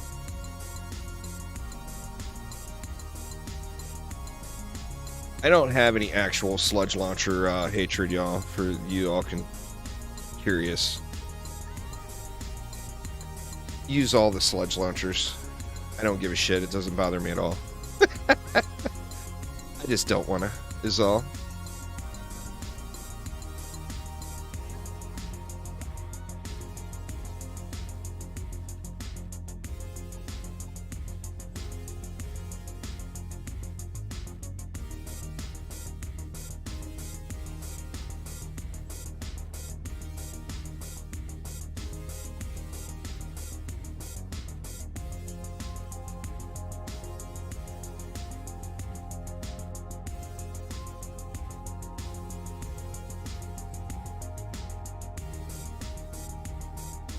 Oh my god, come on already.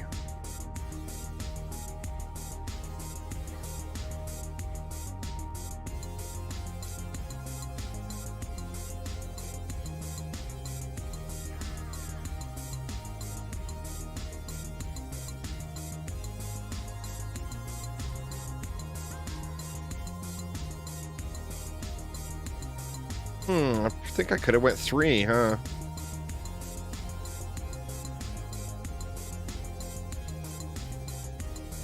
Actually, that works out. Actually, it doesn't work out. I need reflect beams.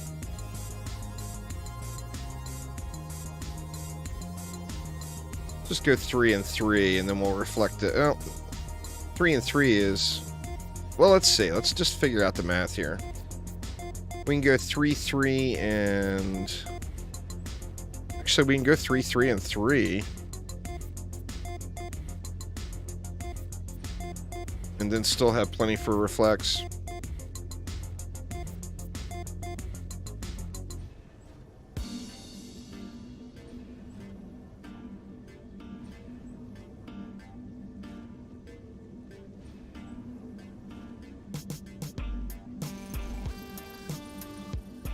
Get some laser beams in our life, y'all.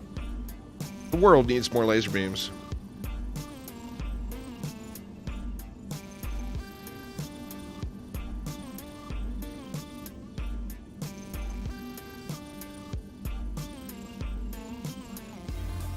All right.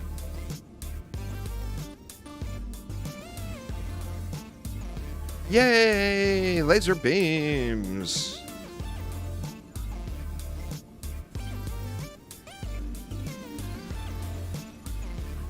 I should actually be on a piercing warden right now, huh?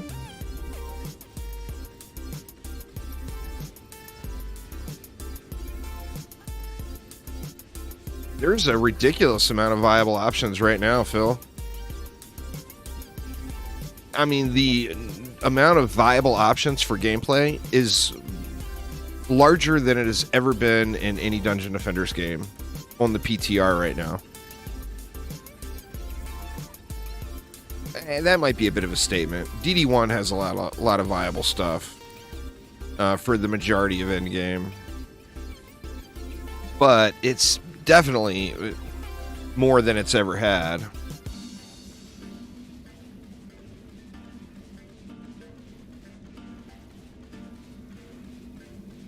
Phil hates the DST. There, Mushroom. You're just probably asking for too much.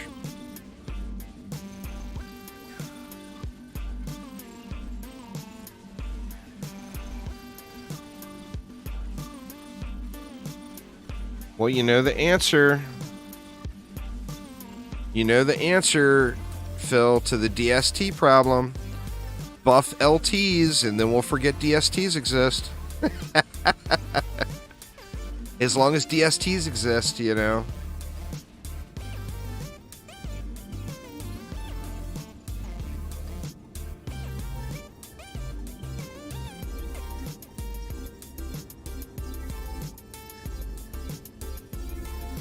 Now, DSTs are actually super good. There's an explosion rune.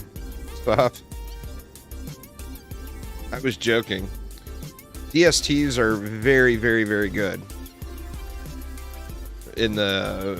on the PTR.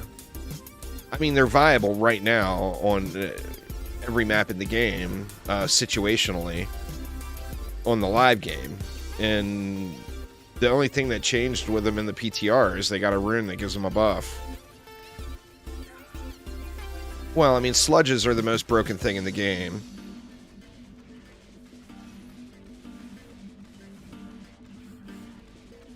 I mean, if you're going to compare it to sludges, you know. And Phil won't nerf sludges because all the nubs use them. Wasn't calling you a nub there, Soph.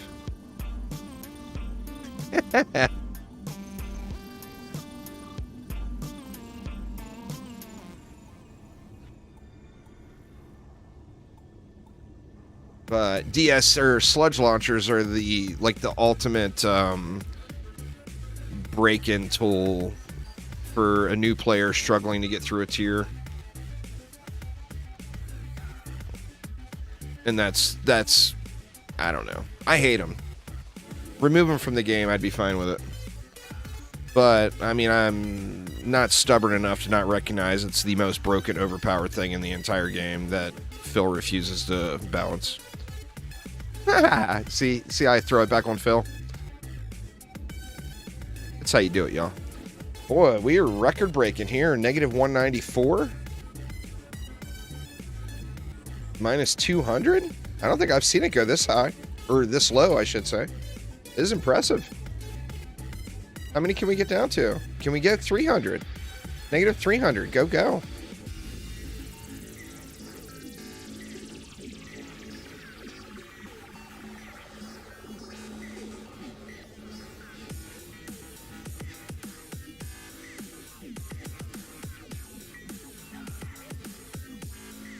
Well, I mean, they slow on the live game, but that gets nerfed.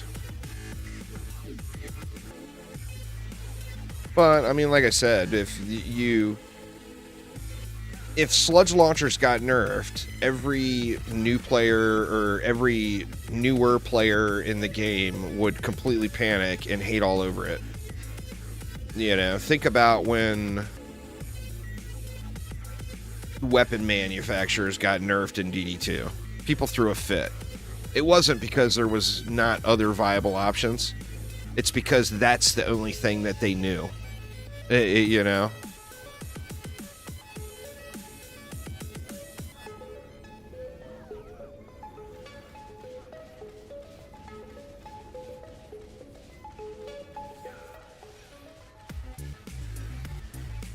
Easy, Phil.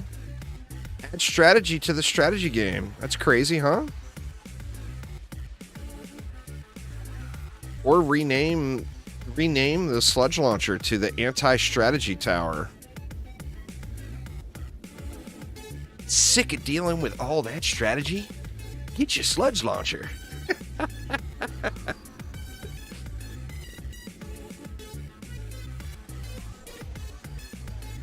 Once again, y'all, I'm just having fun. I don't actually hate the sludge launcher that much.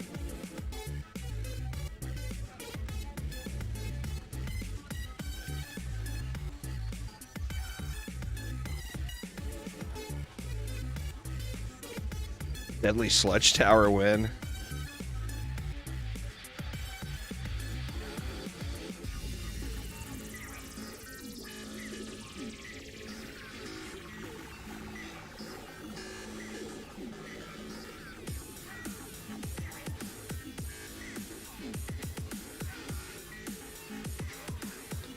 There's much better options in this update, to answer your question. Will sludge launchers still clear all the content? Absolutely. But there is much, much better options.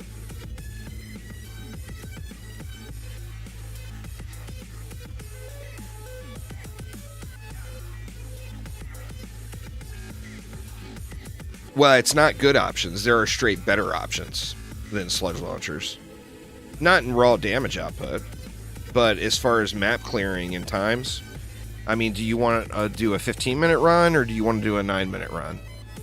If you want to do a 9-minute run, you take those sludge launchers out of your deck. You know, so there is... I mean, the update, I can't...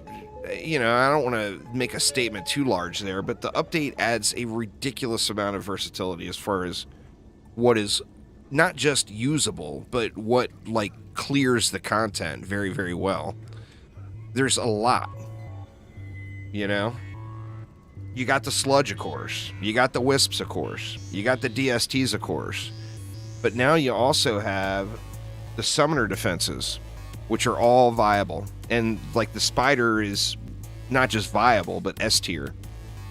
You got the lightning tower runes. You got the harpoon rune. The harpoon rune did get slapped a little bit, which, you know, we all know Phil hates harpoons. But I think the harpoons may have gotten over nerfed, in my opinion. But I'm the only person that was raving about harpoons out there. Everyone else wasn't saying a word about harpoons. So, of course, Phil nerfs the harpoons. Well, this last week, I'm talking last week, Phil. Last week. I'm not going back in time here. I'm talking about the most recent PTR update versus the one before that. But harpoons are a viable option. Got magic missiles are a viable option, for God's sakes.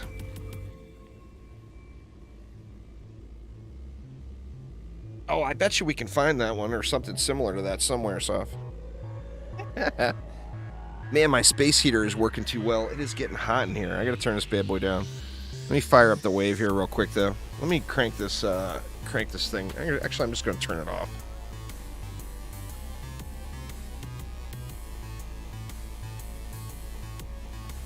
Oh, weird. My little thermostat on it says it's only 68 degrees in here, but for some reason it feels ungodly hot. No clue. Maybe I'm just getting used to the winter. Electric aura with sludge AoE. Oh man. Could you imagine if every time the electric aura fired, it was firing off an AoE burst? Oh my god.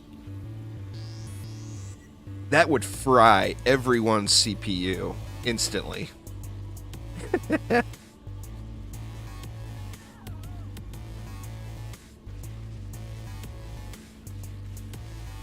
Just the sheer number of numbers would be ridiculous.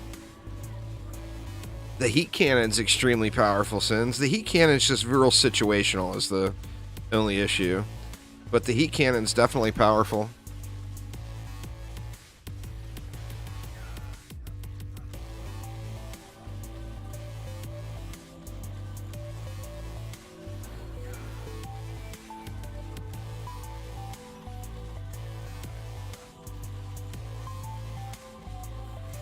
Yeah, that's what makes it situational.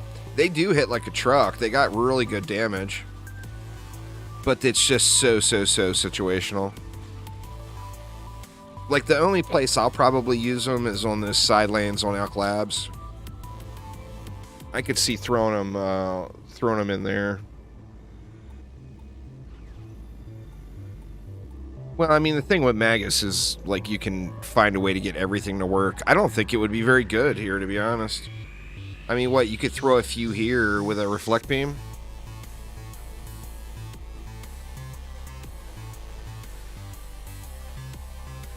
That's the thing, is even with a striking, their range is not that great.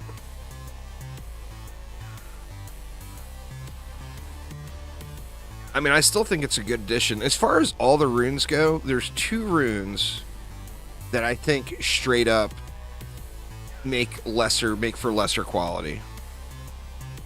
One of them would be the Enrage Aura. Having the enemies hit harder in the Enrage Aura, it makes the Enrage Aura lose effectiveness. And then, additionally, the Flame Burst Tower. It gives it that huge boost, but turns it into single target. But then you've got a really hard-hitting single target defense that is fodder enemy targeting. Well, the Gas Trap rune was adjusted. But even so, the Gas Trap rune is not near as bad, in my opinion, as the Flame Burst.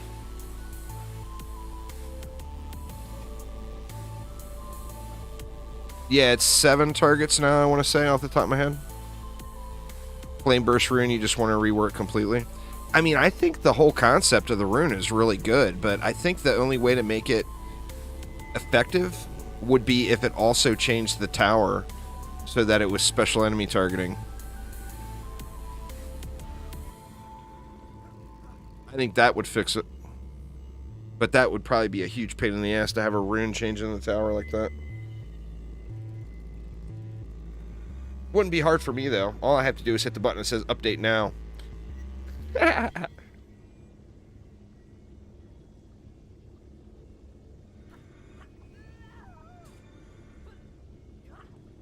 I agree. Every tower type defense in the game, in my opinion, could benefit more for being special enemy targeting. We don't really need fodder targeting defenses. We have defenses that are designed specifically for that. Traps and auras are specifically designed for fodder killing, you know? Give the flame burst a map-wide AoE. Now you're thinking, now you're thinking. What do we got? Come on now. I don't want to look at the guard helm. Double fort. Ba-bam. There's our gloves. Alright, so I got Waller gloves for my ogres. What else did they have on them, though? They got power. I'd rather have power and rate over range. In fact, yeah. I mean, those are usable if I don't get anything better. But it's a low passive roll, too.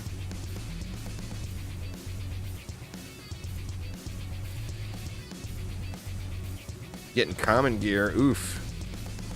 Well, yeah, man. Better bail them. Let's run it one more time, though. Just for good measure. You're getting common gear. Just bail out and rejoin.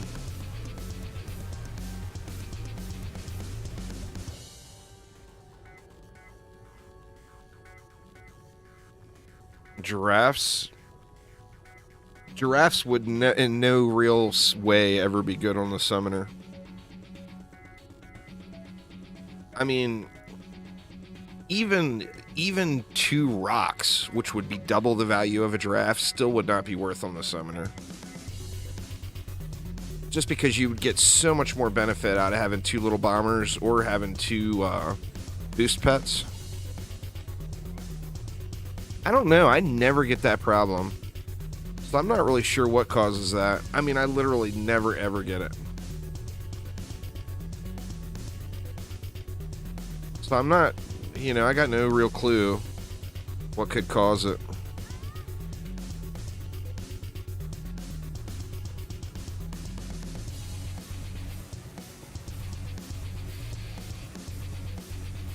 Should have scooched it a little further over, huh? We're going to go 3 this time. What's better than laser beams? More laser beams!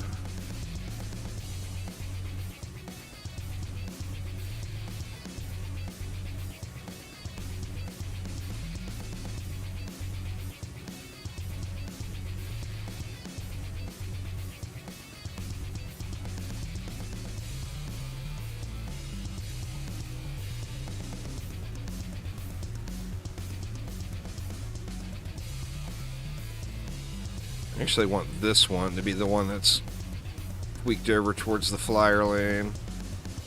Have an easier time hitting them.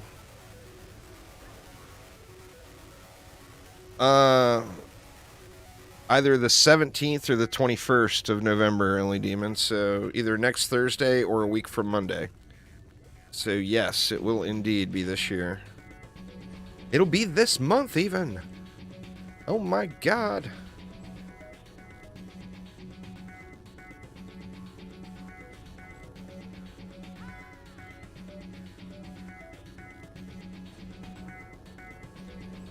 Well, we'll go 2, 1,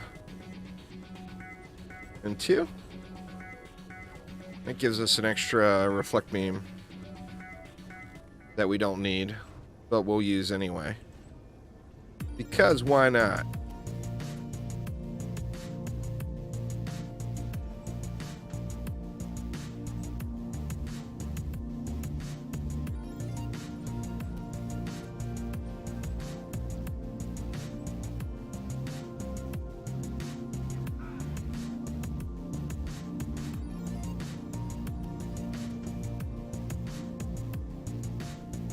If you're using the same boost pet, it would apply to different towers.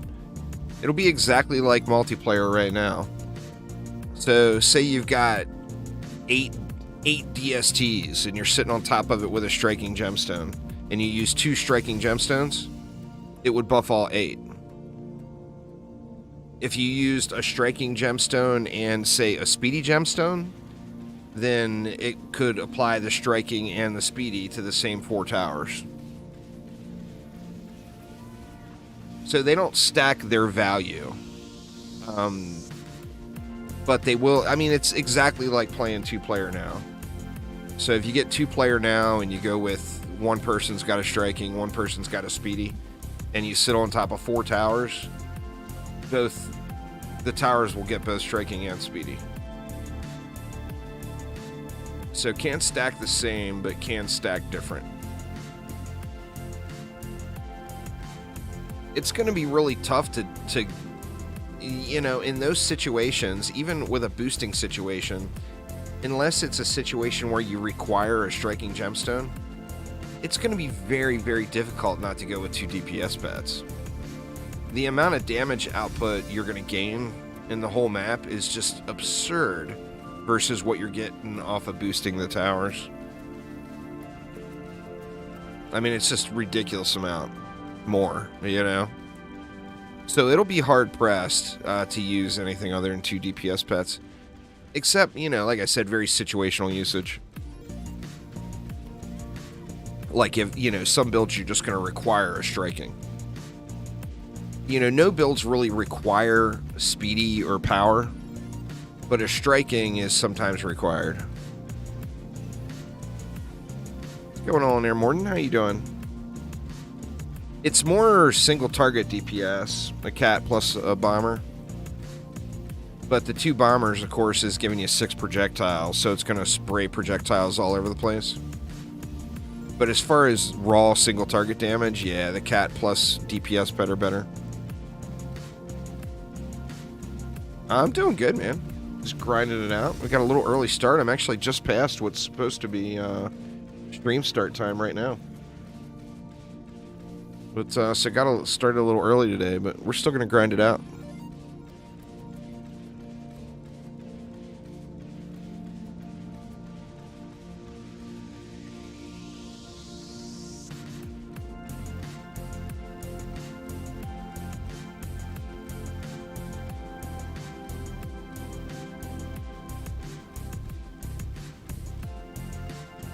You can use Overlord mode and you won't get attacked.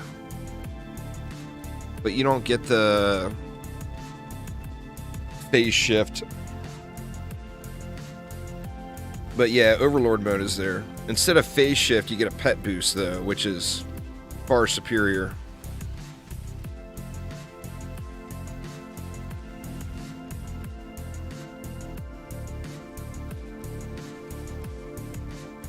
But yeah, Overlord makes you invincible.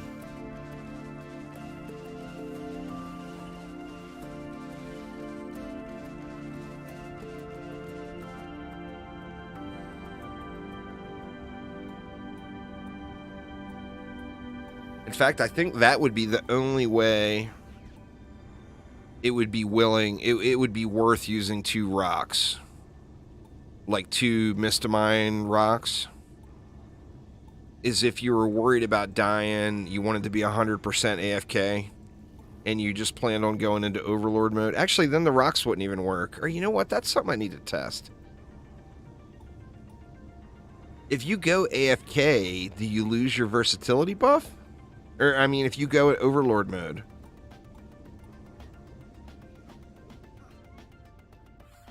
Which I still think it would be better to have 2 DPS pets. But if that's what you wanted to do, that could be an option. Assuming it works. But Overlord should turn off the pets. Like, a pet won't do damage in Overlord mode. It won't attack things or boost things. But I don't know about that versatility stat. That's going to be something interesting to check. In fact, if there's anyone on the PTR, can you check it? Because I don't want to download the PTR just for that. But I will. I will if I need to.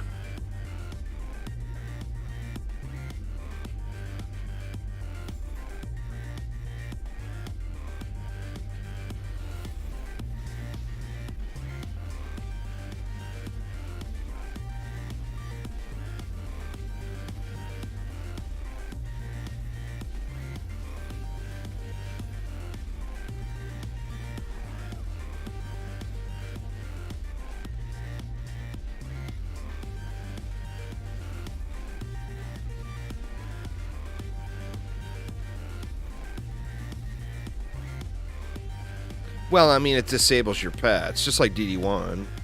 I mean, DD1, you go into Overlord mode, you don't get any... You know, you're in Overlord mode. You're basically invincible. So nothing on your person is going to function. Pets don't work.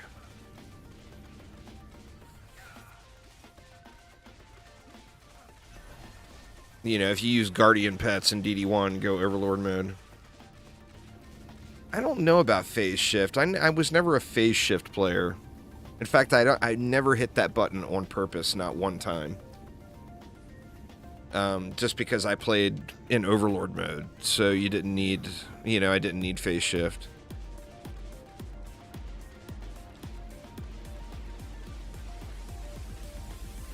Mushroom or Morden or someone would know. Phase shift is the same thing. Oh, Overlord mode just put you into phase shift. Alright, so there we go.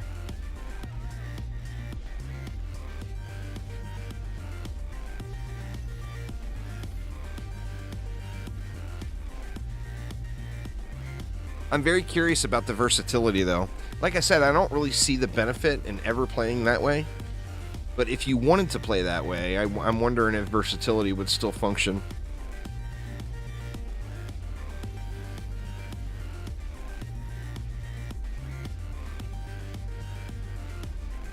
No clue. No clue at all. Versatility probably still works. Well, no, I'm talking just in phase shift, where the Guardians wouldn't work. But yeah, I would do 2 gemstones over 2 rocks as well. But I would probably do 2 little bombers over 2 gemstones, unless it's needed.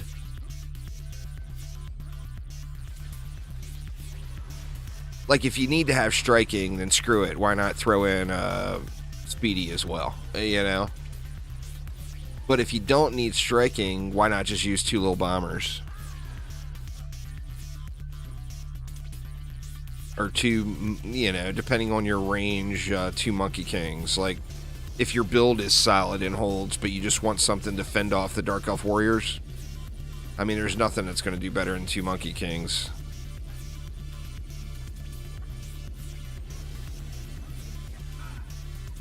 No, I'm talking AFK play. Mushroom. Like, say I was AFK right now. Sitting here. 2 little bombers would so shred this map. Now, this map is, like, perfect for them, too, though. Taking that into consideration. Well, that's the thing, is you get a pet boost. Or you get a tower boost on the Summoner. The Summoner's tower boost is as good as the Apprentice's tower boost.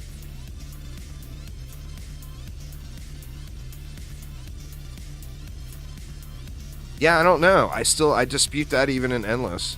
I think the map would be situational, but there is no gemstone that's going to give you anywhere near the amount of additional damage output on the map that 2 bombers would give you. Like, there is no combination. If you had 2 speedies, it's not going to be as much damage as a bomber. Yeah, you just need the mana regen. Which, you know, I mean, I think everyone's going to have that set up day 1.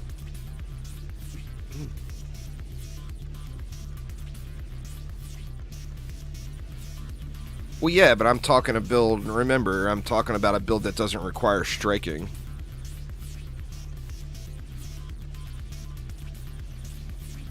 If the build requires striking, the build requires striking. There's no way around that. I'm talking about the benefit of using, you know, not every Endless build is going to require striking.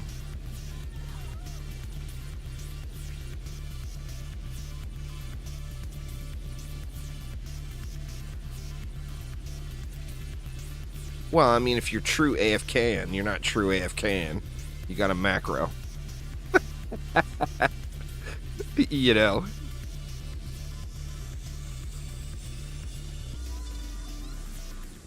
And if you're true AFKing, you're not going to be using traps anyway, unless you're doing striking.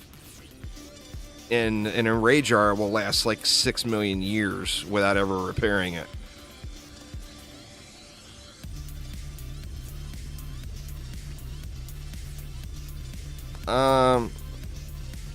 Right now on the live game, the best playable hero is debatably the Squire. The Squire is the highest burst damage, really tough to kill on the current live game.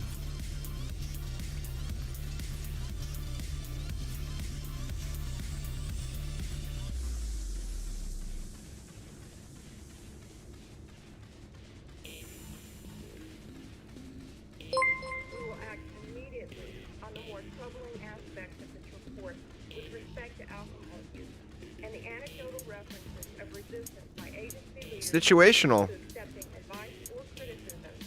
If you're using enrage auras, which assuming you are on a super high, super AFK survival run, the sirens are trivial.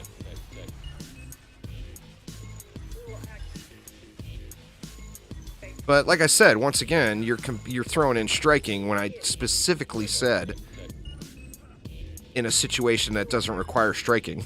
So you're creating a debate over a factor that I said right up front was not in the consideration.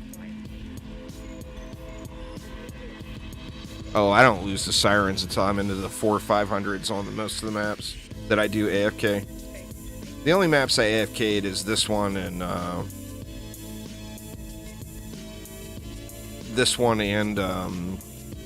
Ancient Mines. And this one I got over 400. Ancient Mines, I think I got over 500 without siren issues.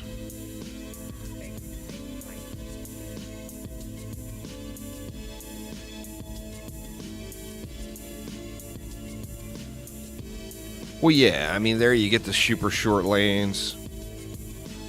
Plus, the difficulty is way higher.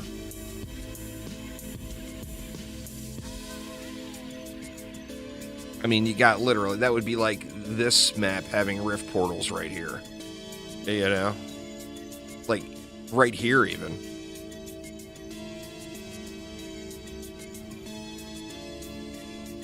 Well, yeah, why would you be AFK and non-Lich King? I guess the definition of AFK we're using is completely different. I'm not talking go AFK for a wave and go make a sandwich. I'm talking about AFK for hours. So yeah, I don't do Lichen King. All right, let's switch it up. So yeah, we're just talking about different things. You're talking about a build that requires striking, that you're AFK for one wave. That's not what I'm referring to at all. Once again, going to remake the group. Feel free to rejoin them, y'all.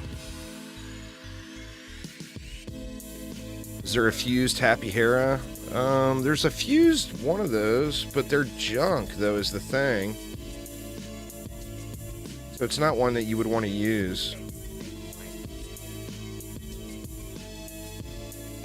No fort. Oh, you're just collecting?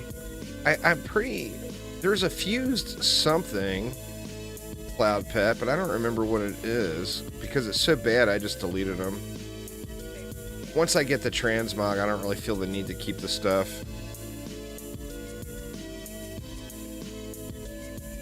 It's Zeus that's fused. Okay, so yeah, it's the Zeus one that's fused.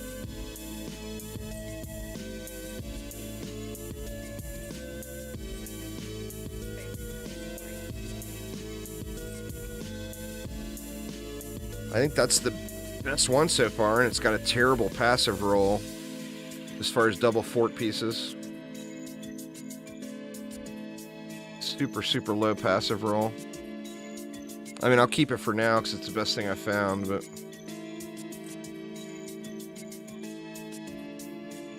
Oof.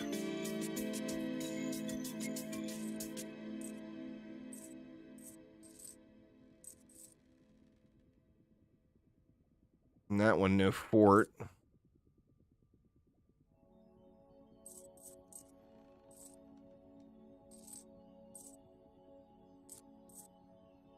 Yeah, that was it. Not even a very good glove, but something that would get the job done.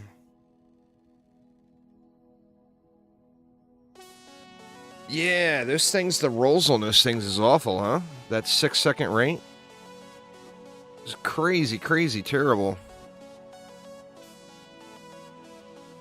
To answer the second part of your question there, Compound, I usually just spam wisps. The entry level meta build would be sludge launchers plus anything else on the keep. So sludge launchers and blossom, sludge launchers and wisps, and then add in CC would be kind of the go-to early game meta build. I mean, the same can be said about the majority of the game. It's sludge launchers plus anything else.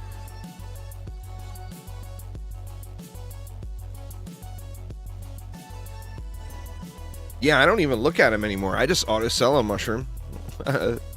It's always 6 seconds. So, I mean, I don't even take the time to look at them anymore. That and knowing they're not very good, too. All right, y'all. I'm going to take a real quick coffee and potty break here.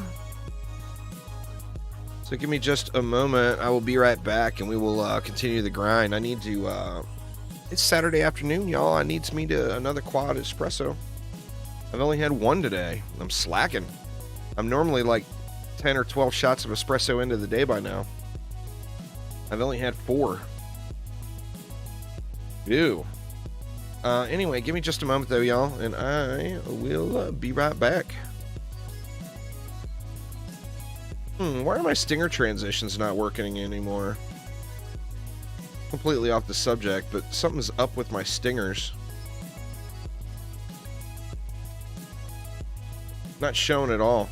It's just switching right over to the various screens without a transition. Anyway, yeah, the coffee addiction is real, so I will be right back, y'all.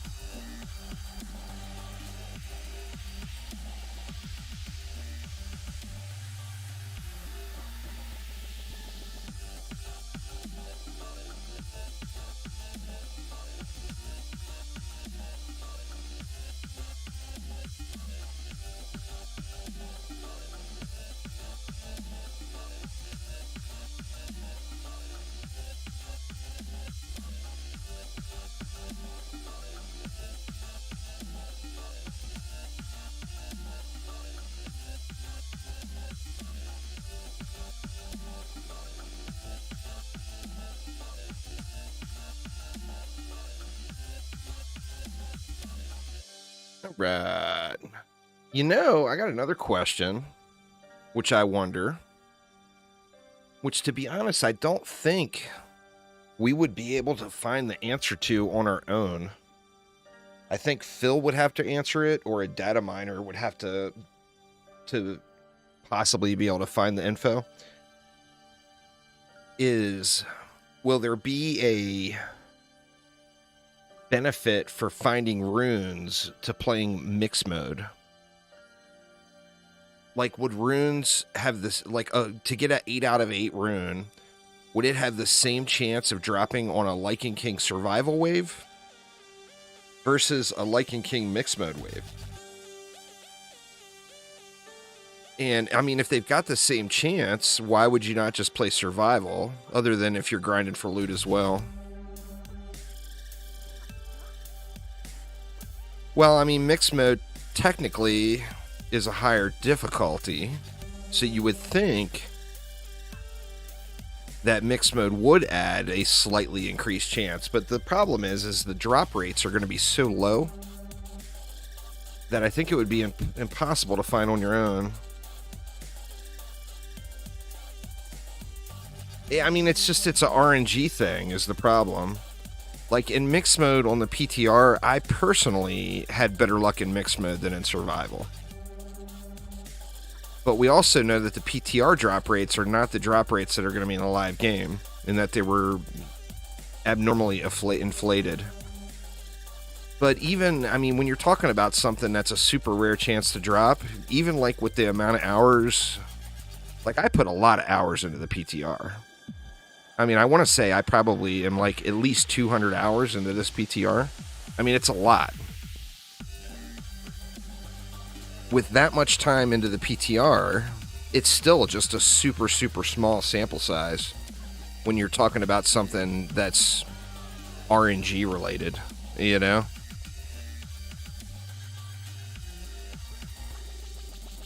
Yeah, I knew what you meant there, Sins. I don't know if Phil will answer that.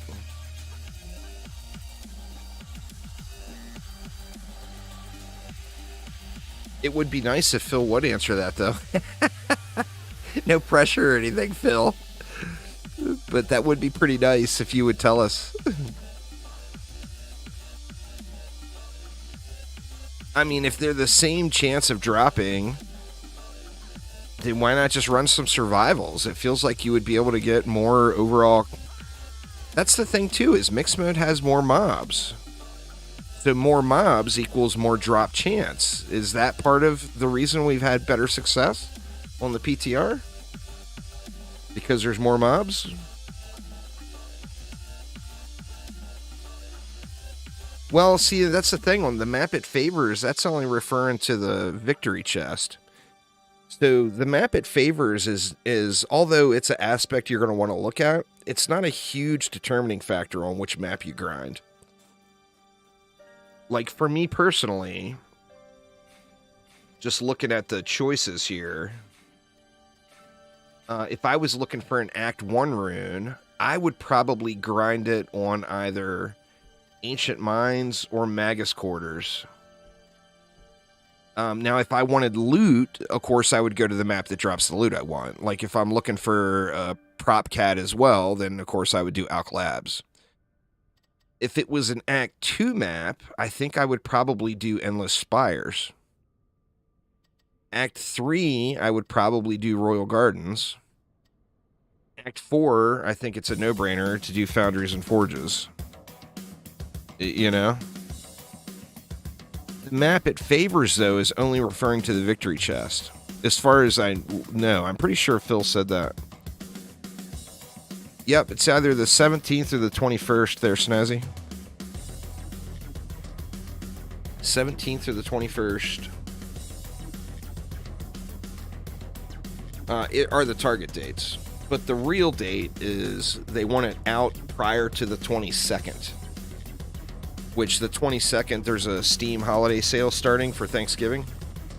And they want it out before then. Dang it, y'all. I brewed my coffee, but I never grabbed it. I left it in the damn cappuccino machine. Give me just 1 sec. I'll be right back. I'm just going to snag it real quick. Not even going to mute my mic. If the dog barks, sorry. Be right back.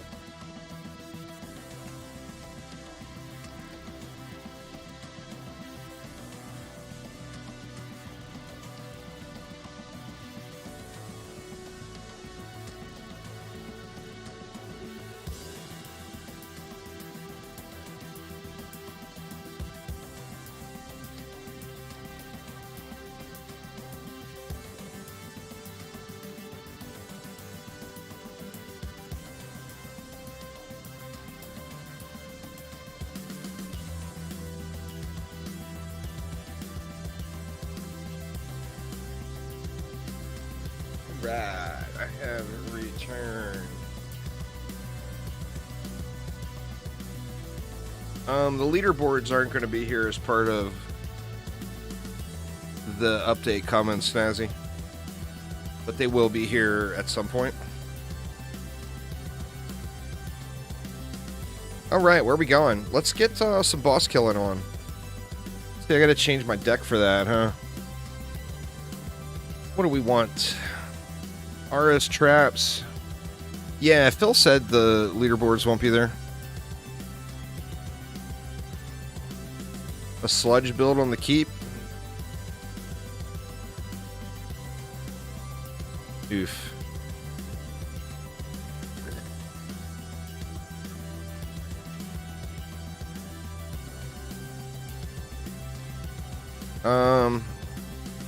Yeah, Fisk, let's see.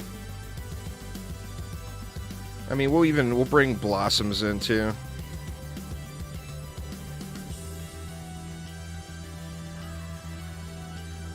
I just hate using sludges, man. That's all. I'm a sludge racist.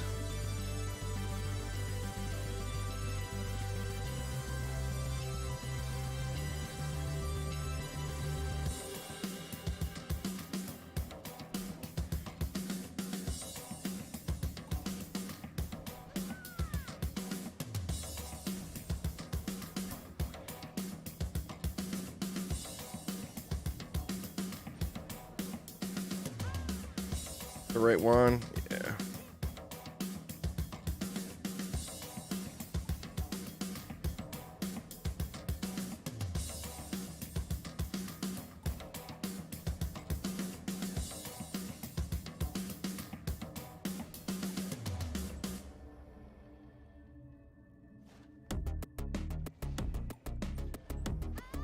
So something like this.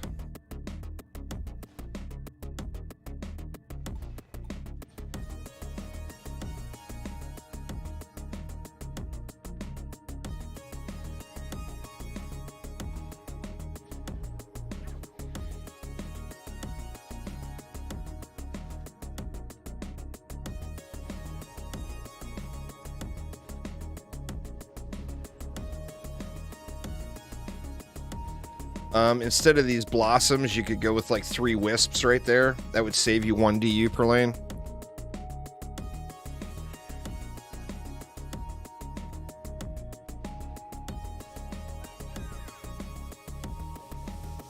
I usually like to throw an explosive trap right here too, just because skellies will get uppity. And then of course this lane, you got the potential of having an ogre spawn. So I usually will throw those in too. And I forgot to upgrade that side. Generally, what I do on each of the things... Never gave them any love? Alright, well, we'll get rid of the blossoms then. We'll do the Fisk build. Because I know you got wisps.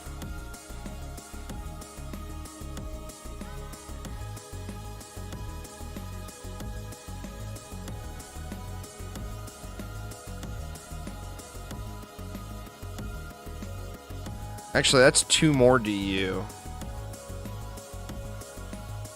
Just go two wisps. The Fisk exclusive. You can actually do sludge only, Mushroom. Well, I'll do that next, just for memes. Just because the memes. If I'm gonna use the sludge launchers, let's do stupid shit. The memes and dreams.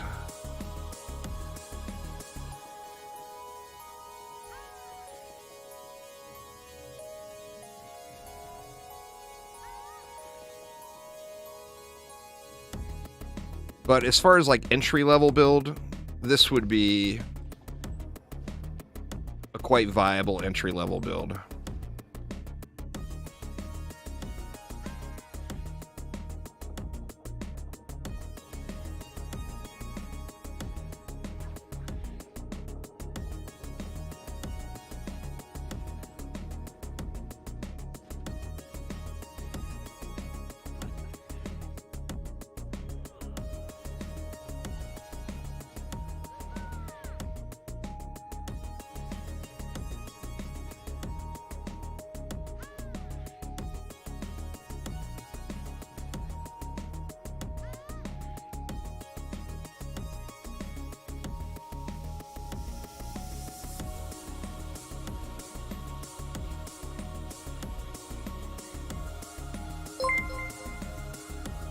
Thanks for subscribing there, Matthew. Welcome, welcome.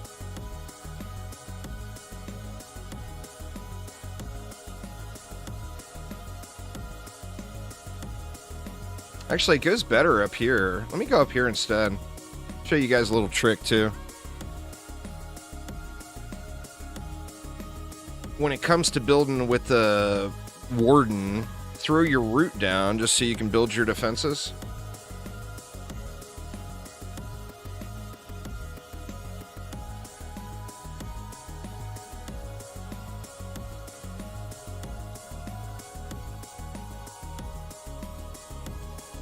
Actually, you know what? Derped one of these.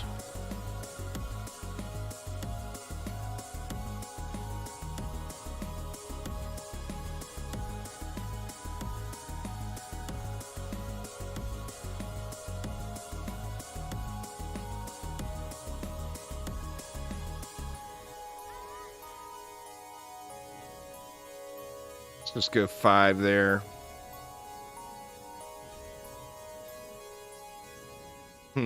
Do we even want to do that? Let's just go 4. We'll go 2 down front, 1 in the back. And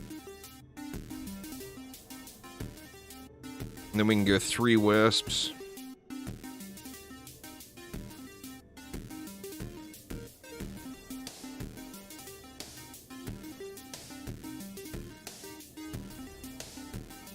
Oops, forgot the trick. Then sell your root and place it wherever you want it, right on top of whatever you got going, because you can build it you can build the root closer than what you can build the defenses. See what I'm saying? Like if you place the root and then build the defenses, you can get it closer if you build the defenses and then put the root down. So don't hesitate to move your root.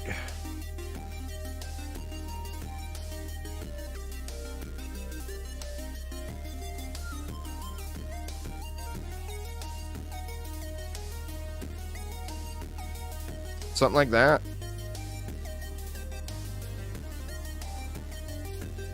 Forgot to upgrade, didn't I? I got sidetracked. Generally, what I do is 2 upgrades on all of the defenses, and then 3 upgrades on the buff beam.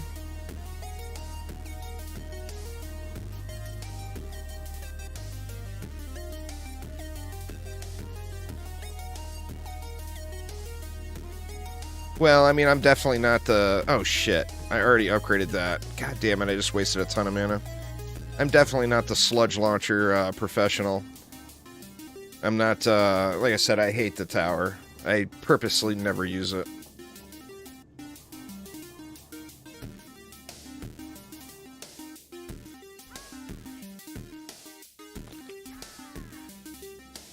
And just let it fly.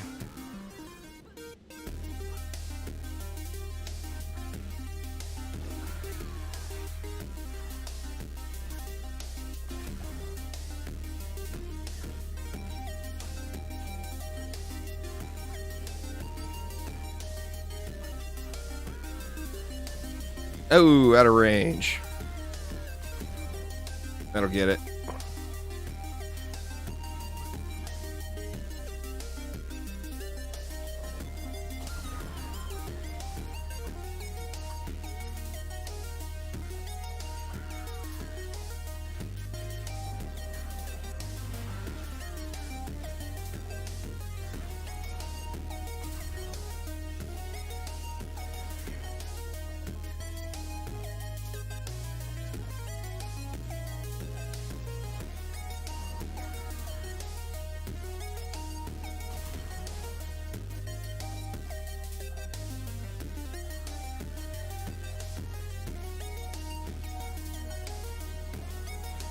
Remember that copter ogres can't damage cores. Oh, it's way faster if you leave the portals open. This is more of an entry-level type build. But yeah, if you're able to AFK in the middle on a warden and just let all the portals run, it runs way faster. It's several minutes.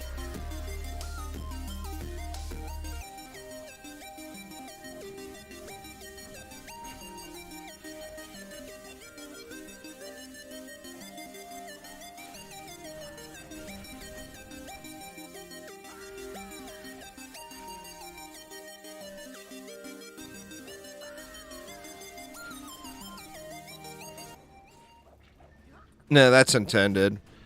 Skeletons are a tower distraction. Meaning they're fodder that fills up the map that your towers will take shots at them instead of hitting a goblin or whatever that can damage the core. So it's kind of kind of there for irritation, not for like threatening purposes. They're there to distract. And they do so well at distracting.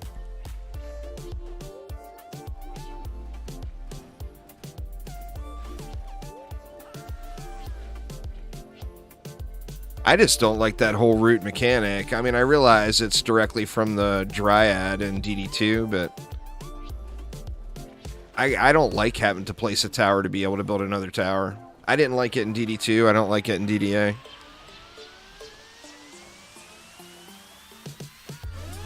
It doesn't add to the game, in my opinion.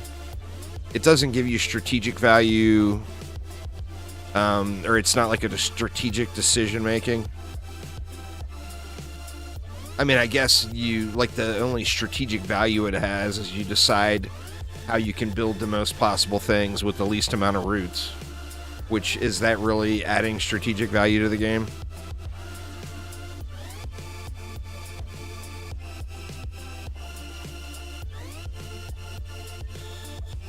I don't think it is, personally, but, you know. I think the root should have another purpose. I mean, I got no problem with it being a blockade.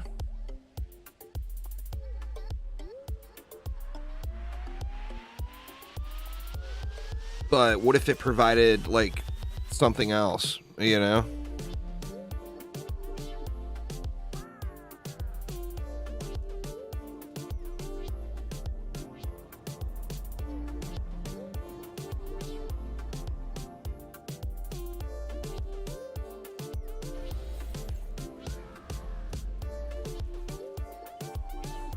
Make it scale with range and make it like a healing aura. Yeah, that'd be cool.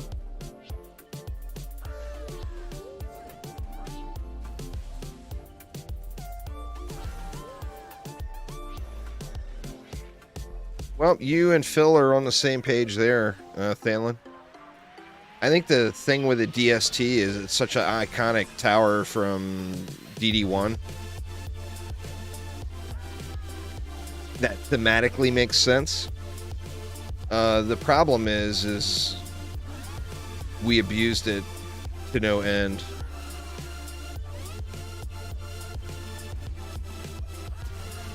Having something with the ability to shoot through walls, though, I don't think is a bad thing. It's a bad thing when you end up spamming the map with only that, and that's all you use, is where it becomes a bad thing.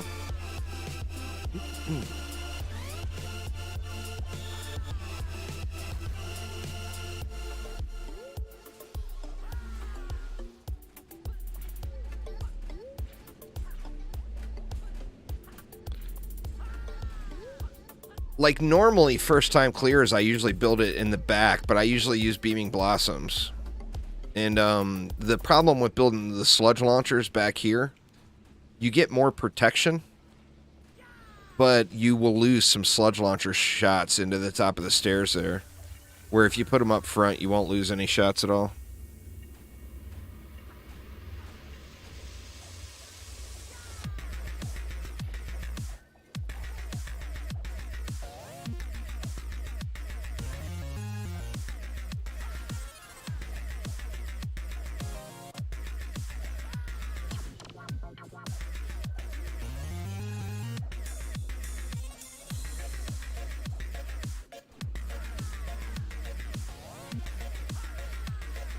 The main thing, particularly on this lane over here with tower type builds, is just not panicking over copter ogres, you know? Because remember, copter ogres can't kill your core. So if you don't give copter ogres anything to kill, they're not going to kill anything. They're just going to be an irritation. So it's tough to get past that point, you know? And then if you build, you know, say you built your sludge launchers right here on the ground, then copter ogres can come over and target them and we'll smack the sludge launchers, you know?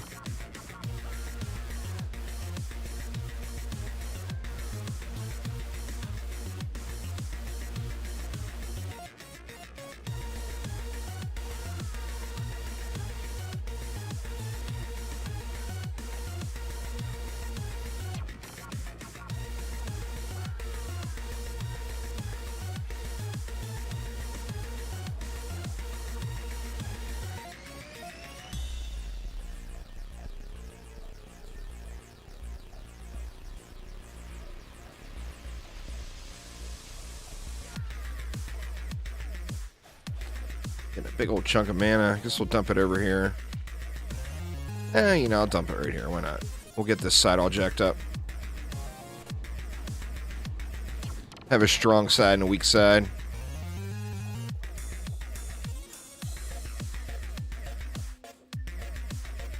No, this is the live game. Somebody just asked how to build with sludge launchers, though, so I'm doing take 1, and then take 2 is going to be showcasing the broken OP-ness of sludge launchers.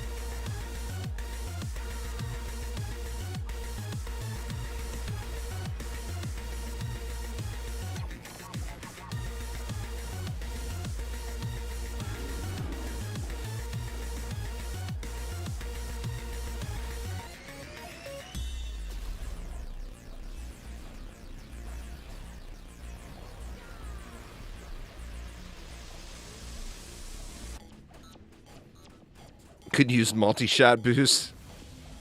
Well, I mean, Phil summed it all up. Sludge launchers are a crutch, you know? It's funny, though. Way more people complain about DSTs than sludge launchers, and you can't do anything anywhere near with DSTs what you can do with sludge launchers. I mean, sludge launchers are completely the most busted OP thing in the game. Even including DST shooting through walls.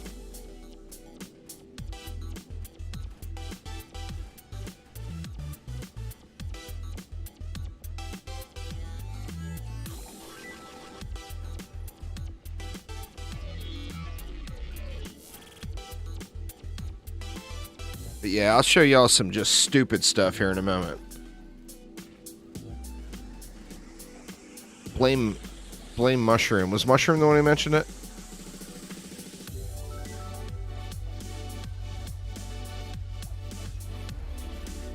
You said just do sludge launchers. Maybe it wasn't Mushroom.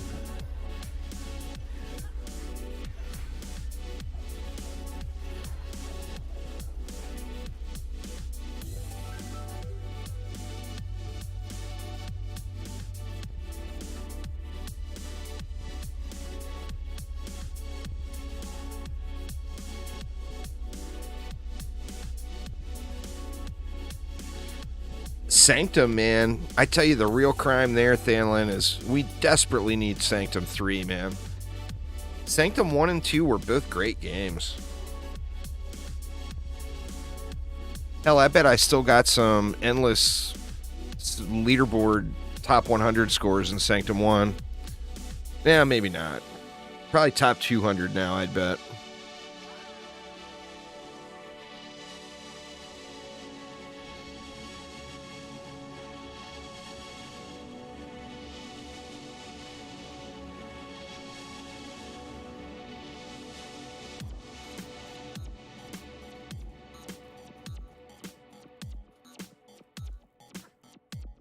How much of this hero? How much of each hero? I mean, it's up to you, really. You could really get through the entirety of the game with probably 2 of each, maybe 3 of each tops. But, like, if you like grind games and you like min-maxing heroes, you're going to want to have 5 of each, probably. 4 to 5 of each, I'd say. I've got 6 of each. But it's way, way overkill, and I don't end up using a large portion of them.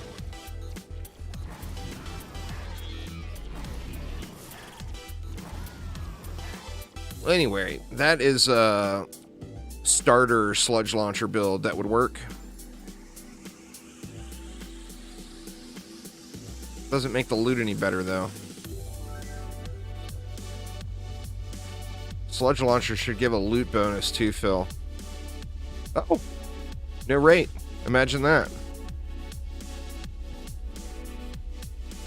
Nothing but junk. Nothing but junk. Alright, now here is the really disgusting part. Let me show you guys something just sickening. Sickening.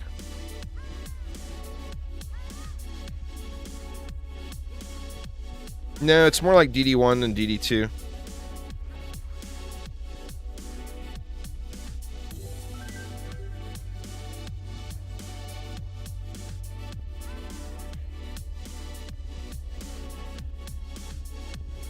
DD2 is not like any of the Dungeon Defenders games. It was experimentation and free-to-play, which included all of those free-to-grind or pay-to-win type systems.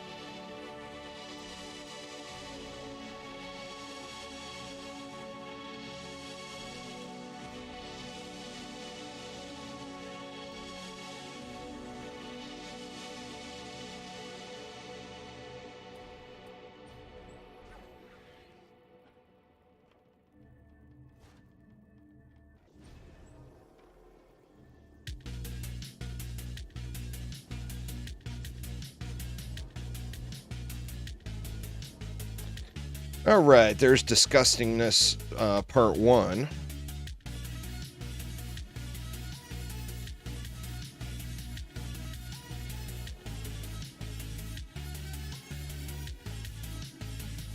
It's a big part of it, Matthew. You just bought the game. The very first thing you want to do is set that loot filter. It's huge. You want to do that right away. And then just start playing. I mean, depending on how hard you want your experience to be, you can play through the game on any tier of campaign. You just have to beat deep or well and then move up. Well, I mean, Dungeon Defenders games has something Sanctum and Orcs Must Die don't have, and that's loot. You know?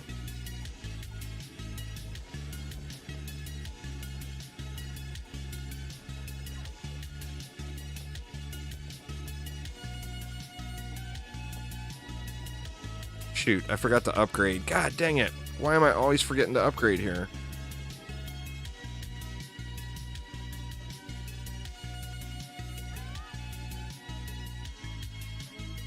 I don't do carries now. It's funny that I get that term so much. YouTube has actually flagged that term, Matthew. That just is quite entertaining to me personally.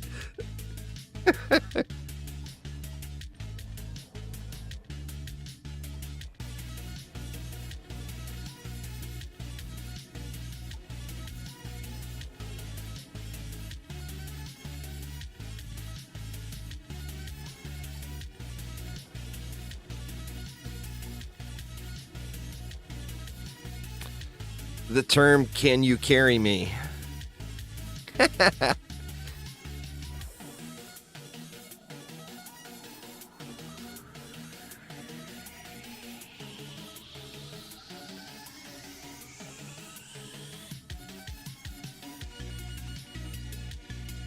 Oh, well, nice. Well, welcome back. Welcome back. What do we even want to do here? I mean, we're going for complete disgust here, so in the nature of complete disgustingness, I guess we just add more reflex because I don't want to do anything else.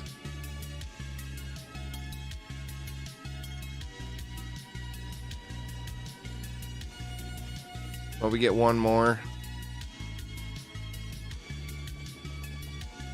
Here, we'll do this.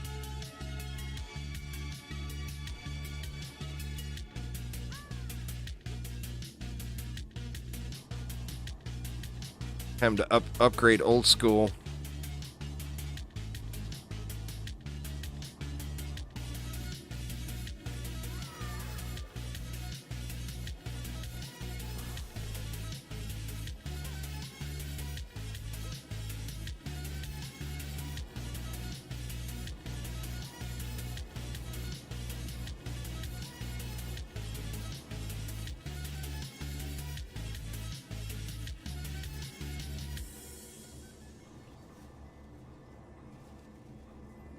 Shoot, I didn't hit that buff beam on the other side, did I? Let me see. Nope.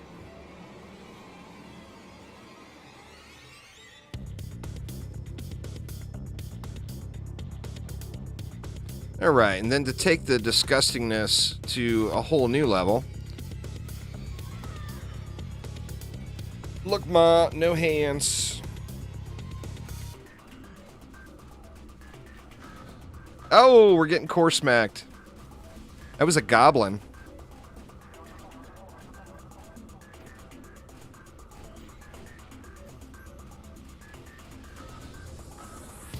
Goblins. So yeah, the fodder targeting.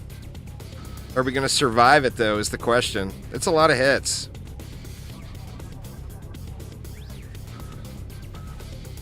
I haven't ever tried... Nope. Alright, so we can't go full AFK. I was going to say, I haven't tried it full AFK before. But you guys get the point. Gotta kill the portals. But even this build, if you run around and kill the portals, will work. Well, no, the whole deal is don't use anything but sludges.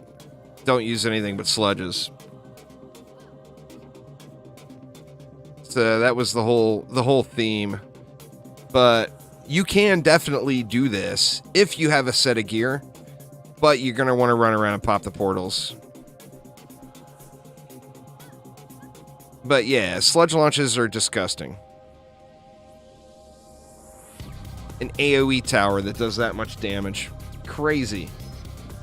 Crazy, crazy.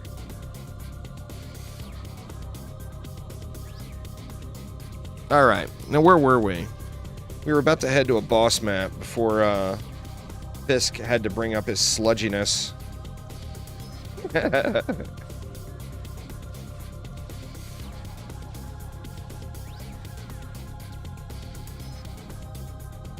Alright.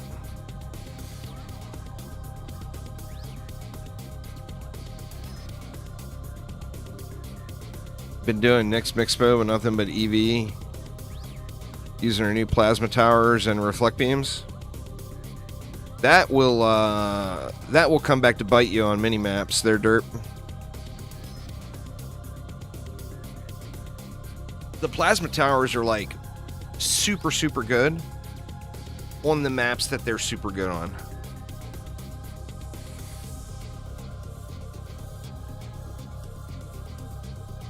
Yeah, that new AV tower is awesome. Anyway, let's get our accessory grind going here.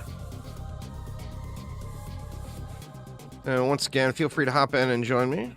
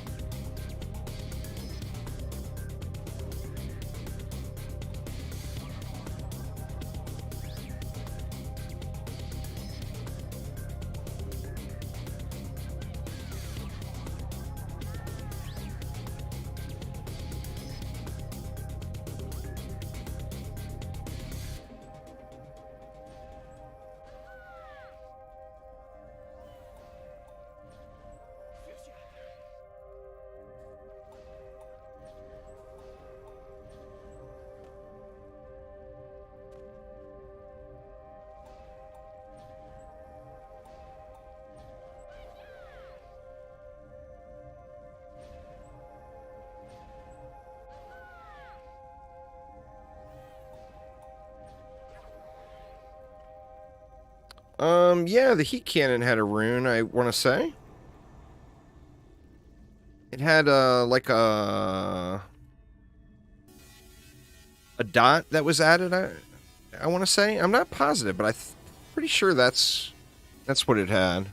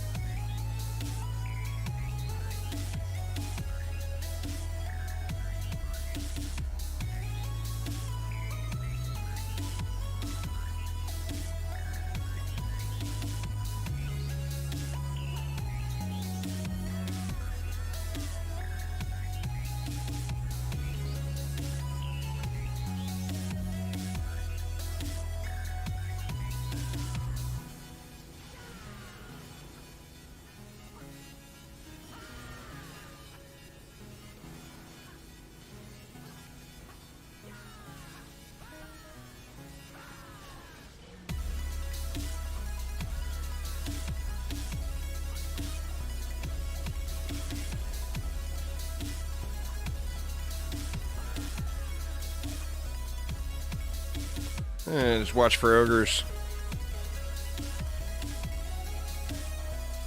Day of one.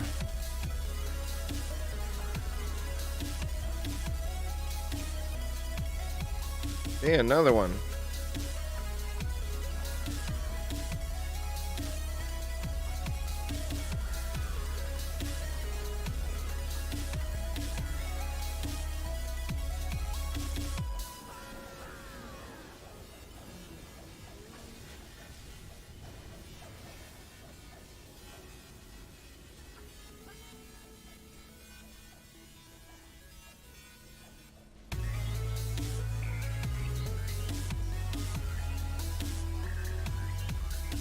Yeah, I think people will do some fun stuff with the heat cannon now. It's just that short range is so situational, but it's got a high cool factor, and it is incredibly powerful.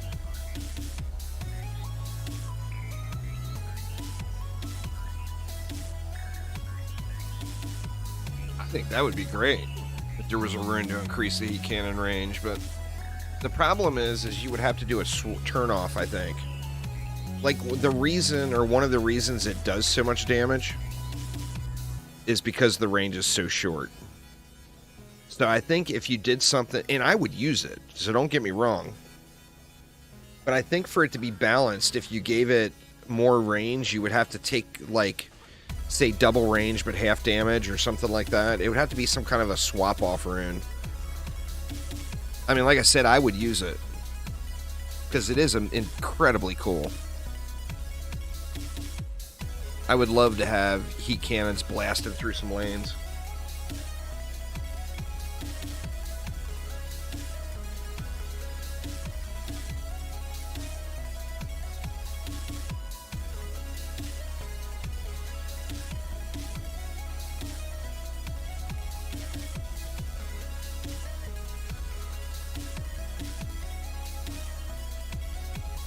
Just a crazy effective build here. Of course, you can go one Aura stack over on that east side of the map and then use walls.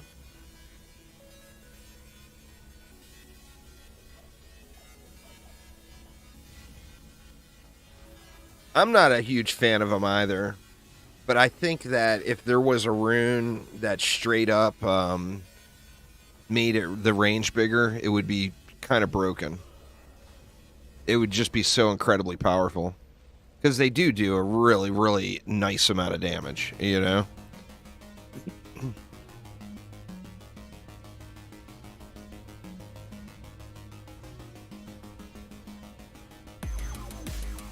I mean, I think that particular defense would be used by a lot of people in a lot of places.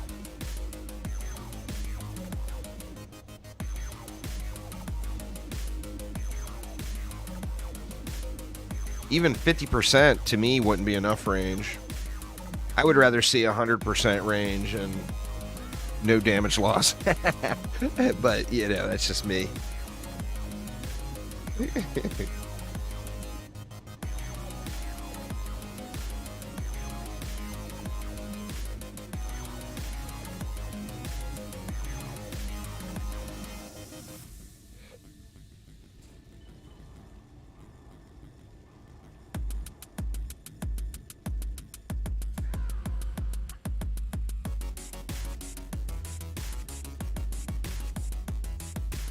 But yeah, I hear you. I'm not really a big fan of Gambit style stuff too. Did it not, correct me if I'm wrong there, y'all, did it not get a rune? I thought it had a rune. I thought it had like a dot rune or something that added a dot damage or something like that.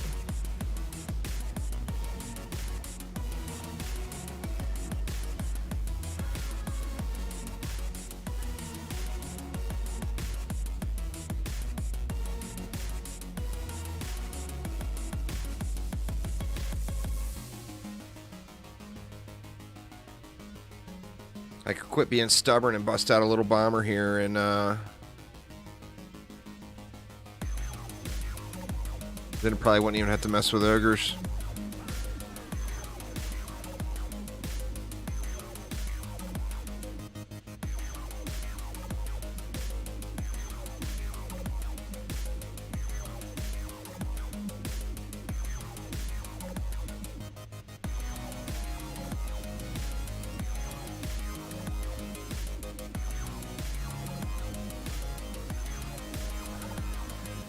Get wrecked, old Greg.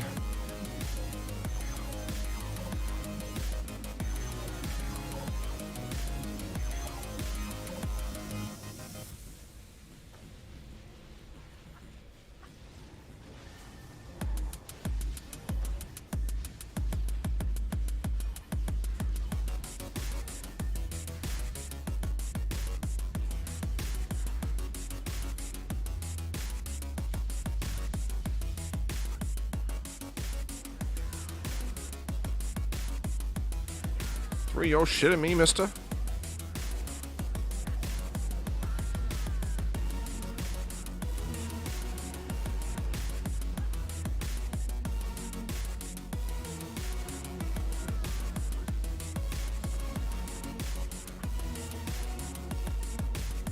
That's all of them, isn't it? Gotta be, right? The best stat points super early game is without a doubt range, Matthew. But the other thing too with your points is you can take them out freely and move them around wherever you want, so just experiment with what you have. But range has a tremendous amount of value super early game,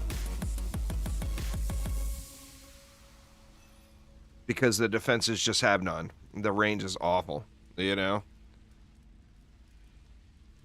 Range and rate super early, and then towards the end game, you're going to have range and rate on all your gear anyway, and then you just put all your points into power.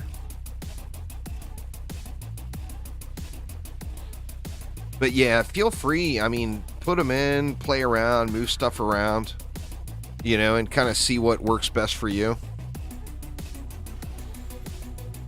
And there's no cost or anything that. Well, with EV, it would be just dump everything into power. The proton beam is incredibly powerful early game, and just pump everything into power.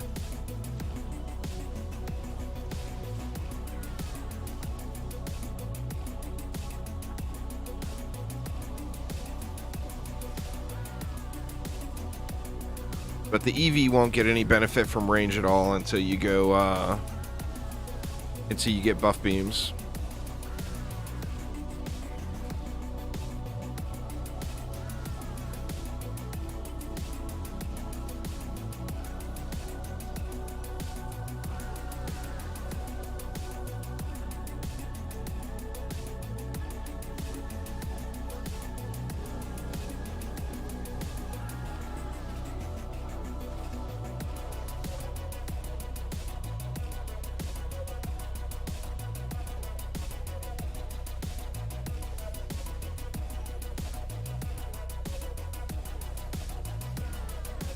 Sorry, man, bear pig. We ain't having it. Oop, buff isn't on.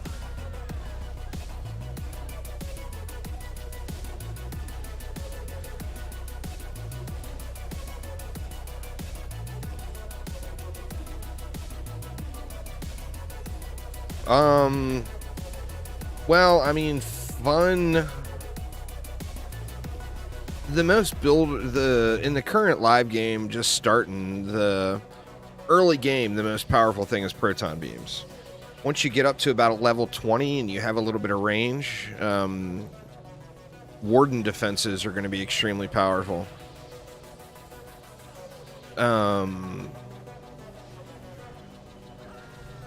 As far as damaging heroes, nothing is powerful early game. There is no OP DPS hero, if that's what you mean. OP at the very start of the game is proton beams. No, Warden and Monk are two wildly different heroes. The Warden is the reimagined Dryad from DD2.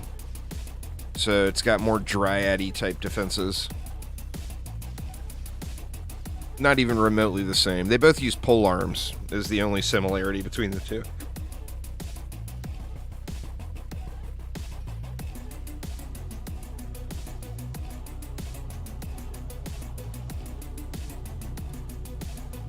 Wow, we got mad skellies, huh? 5 skelly lanes. Jeez.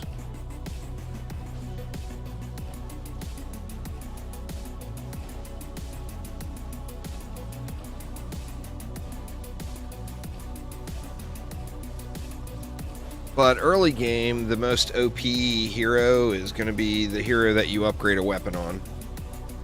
So whatever you like to play, whatever play style you like, whether it be ranged or melee or whatever,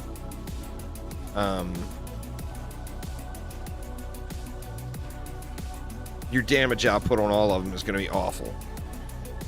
But once you get a little bit of gold and you upgrade a weapon, your damage output will go through the roof.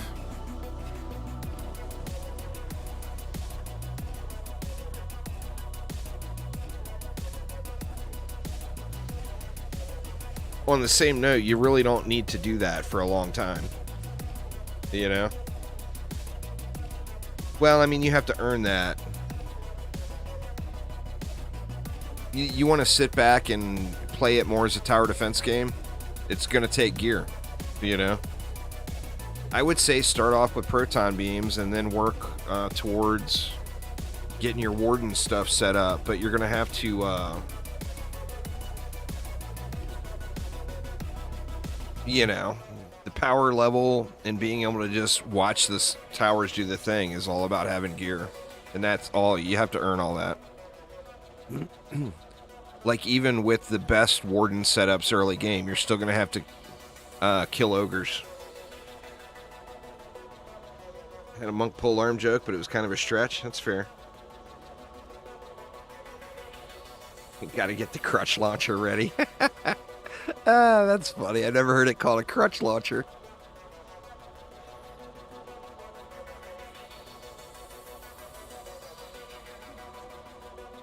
Don't read into my sludge launcher hate so much, y'all. If you want to use sludge launchers, you use sludge launchers.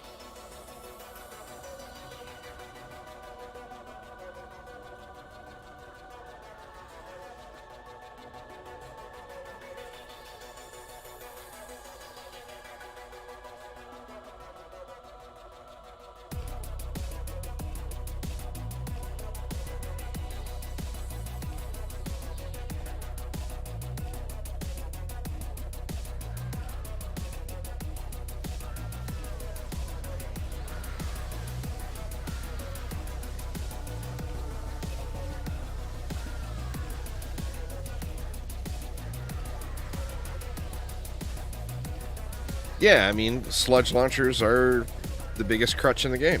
You know, they'll help everyone get whatever they want.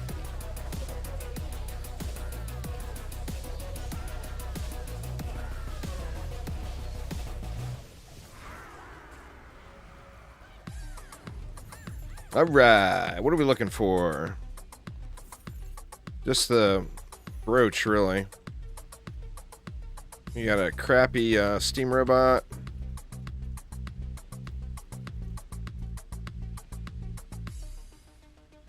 Got us a rock. Looks like a whole bunch of junk, huh?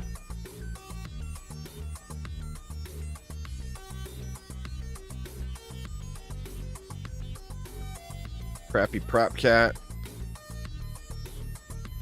Double mana. God dang it, man. Really need mana regen, HP regen. I mean, look at the one I'm using on my Squire right now. Complete junk. I'm just not getting any mana regen, health regen.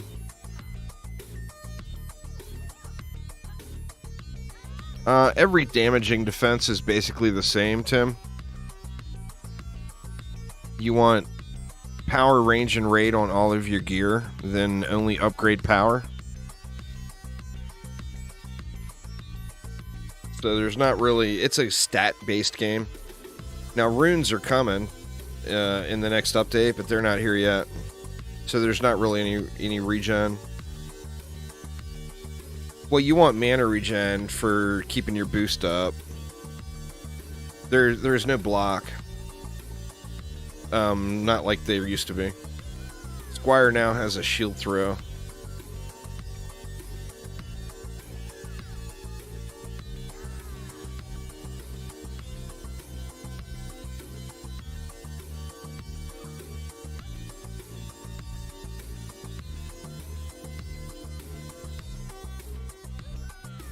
Well, you keep your boost up 100, you know, get 100% uptime when you're boosting and be able to spin whenever you want. Well, you don't really build for reflect damage on the Squire. You want mana regen and health regen. That's the two passives you want. Keep your boost up, never die. Reflect damage is kind of a meme thing that was broken OP super early in the game's life. And sadly, with tons of things in the Dungeon Defenders world that's super, super OP at some point, it gets nerfed into the ground where it's just not worth using. Reflect damage is that. It's nerfed so hard, it's just not worth using.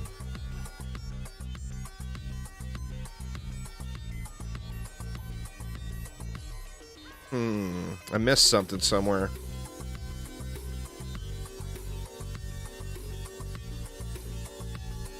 Looks like I got them both there.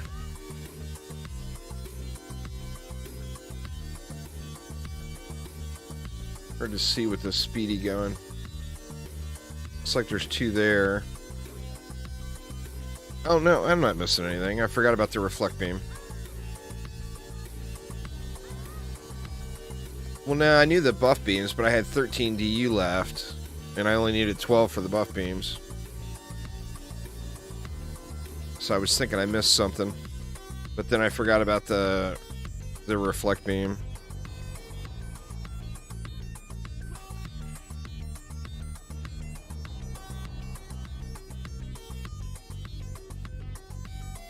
Electric cars are extremely good. You just have to build them. Every tower sucks if you don't put any effort into it. You know? Reflect auras are no different, or electric auras are no different. Reflect auras. Wouldn't that be awesome? I mean, they do exactly what they're supposed to do. Yeah, even sludges with no gear, they suck. Have you tried them? With no stat? Like, they shoot like 3 meters. And, I mean, they do a lot of damage for no stat, but they don't do anything. But yeah, electric auras do exactly what they're intended to do. What they're supposed to do is burn out all the fodder enemies. And they do exactly that really, really well. I mean, look at the size of them. They're going to hit every enemy inside of that enormous bubble. You know? Having any expectation for that to be like a heavy single target damage defense is just completely not realistic at all. It would be like, say, a sludge launcher that when it fired, it hit every enemy in its cone. like every enemy in the entire range of it, you know? But yeah, they do great for using them exactly what they're designed for fodder clear.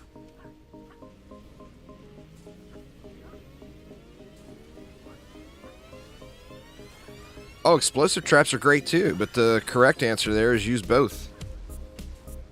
If you want to do a true spawn camp like this, you need both. You really do. Just a explosive is not going to do it.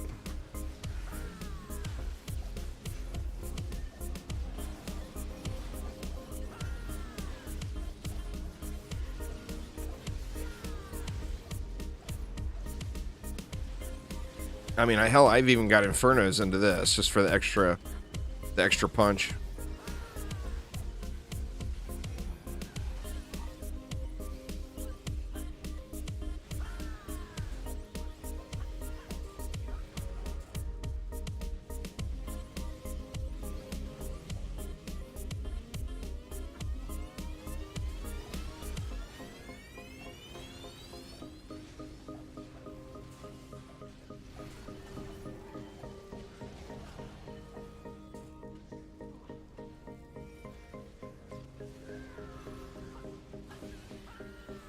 Where the hell did he go? Oh, there he is.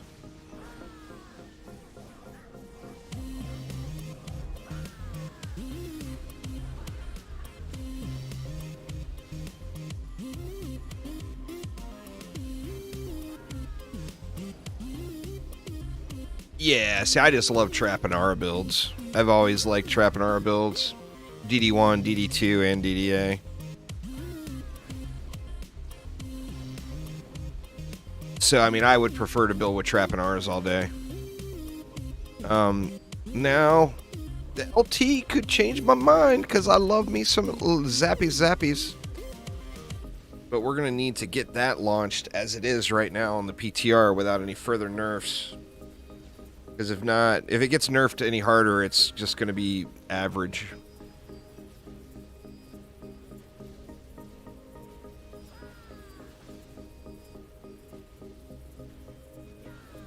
But I tell you what, a super power combo is going to be is LTs and that new EV DST. That is going to be a power combo right there.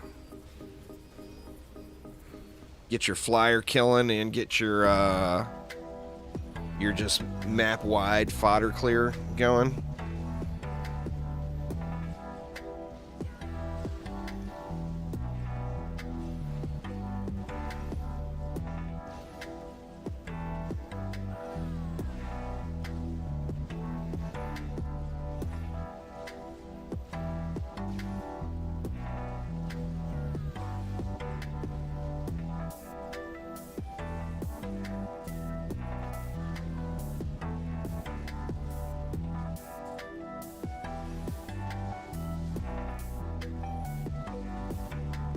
Might as well throw some upgrades around.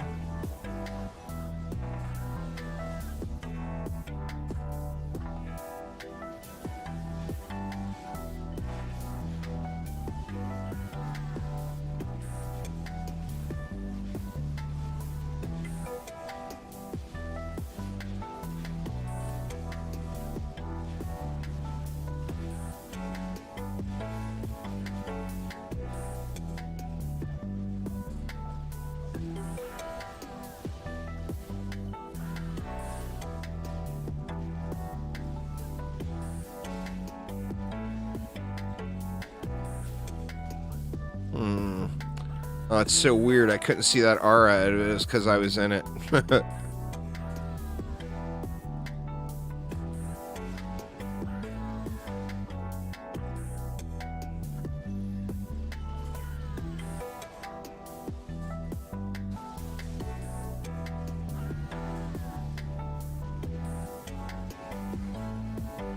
Wow, 1,800 mobs in the first wave. This is going to be a rough one with RNG right here, y'all. We're going to have mad skellies, huh? Yeah, I'll take this skelly lane, I guess.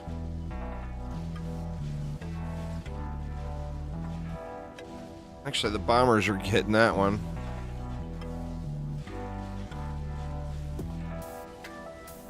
Go down to this one.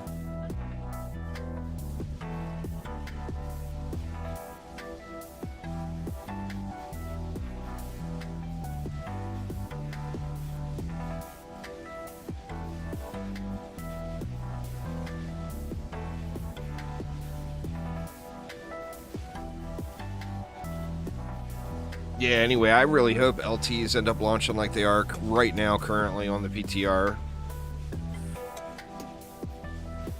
I'm hoping really everything launches right now the way it is on the PTR.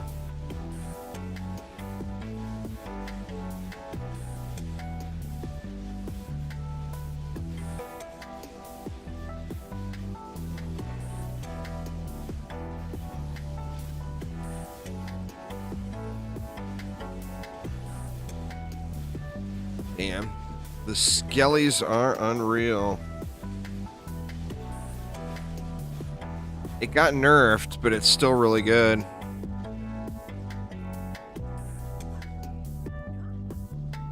It did get smacked down, though. It lost I want to say either 500 or 1,000% damage.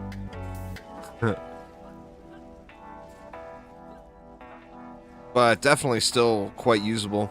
The wall builds are going to be super, super, super viable builds. The question is not going to be, will it work? The question will be, does it take too much time to do wall builds? You know, because since it is a grind game, of course, speed will come into a factor. We're going to want to get the map done quicker, you know? But yeah, wall builds will definitely be very, very viable.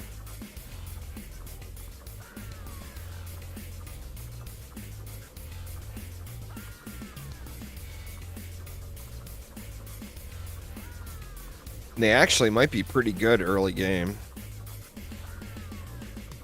Of course, once the update gets smoothed out, I'll do a fresh start again on a separate account as like a new player perspective type of thing. But right out of the gates, going to be going for getting all this stuff.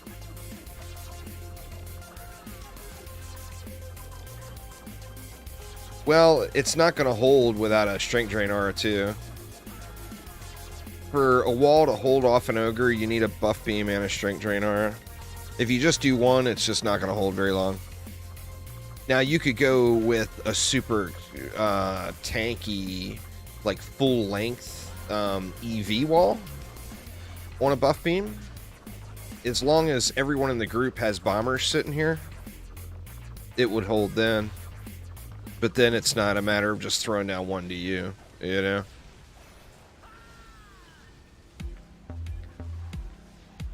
That, and then it takes away from the spawn camp. The whole point of this build here was to get the map, because this map takes so long to run. If you get really good spawns here, you can clear this map under 10 minutes. Solo. With this build.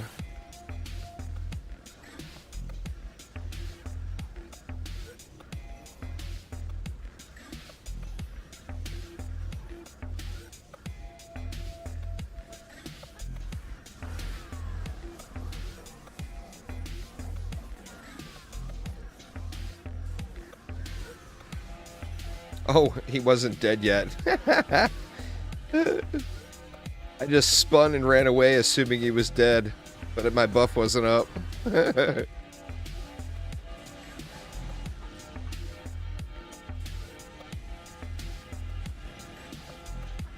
Little better spawns in wave 24.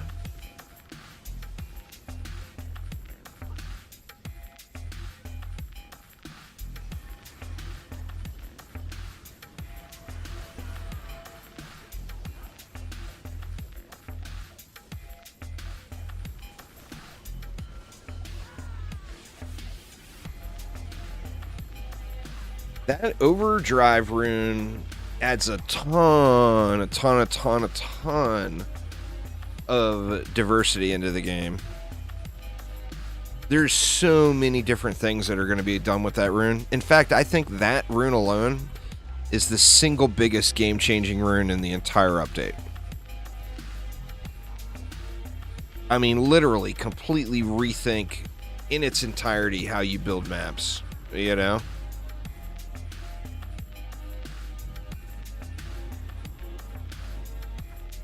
I mean, doing one electric aura, doing one LT, doing one of those PDSs, the EVDST. On one of those is just going to be so huge. And then, I mean, you even get value out of doing 2 or 3 on it. It's still better than a regular buff beam, you know? But that is going to add mad diversity to builds.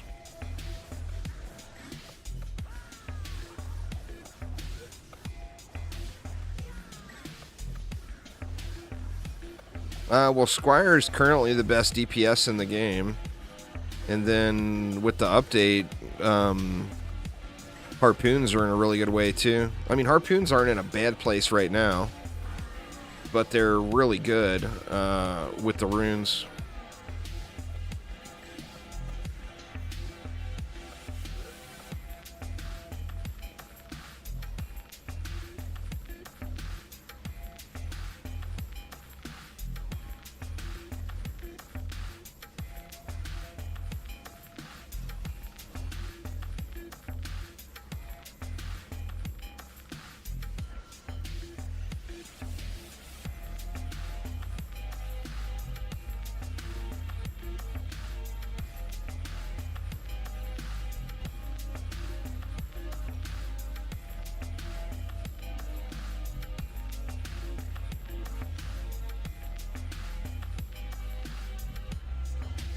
Should have been one more ogre, right?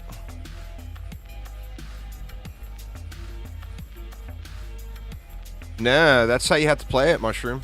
I did a bunch of it on the PTR. You get the aura buffed first, and then that aura is locked in. So then you can throw... So like with this build here, say I wanted to do the electric aura, I could build everything, get that first buff beam down, and then the key is placing the... So what for this build, it wouldn't necessarily work. But the key is being able to place the electric aura where it's not picking up that first buff beam.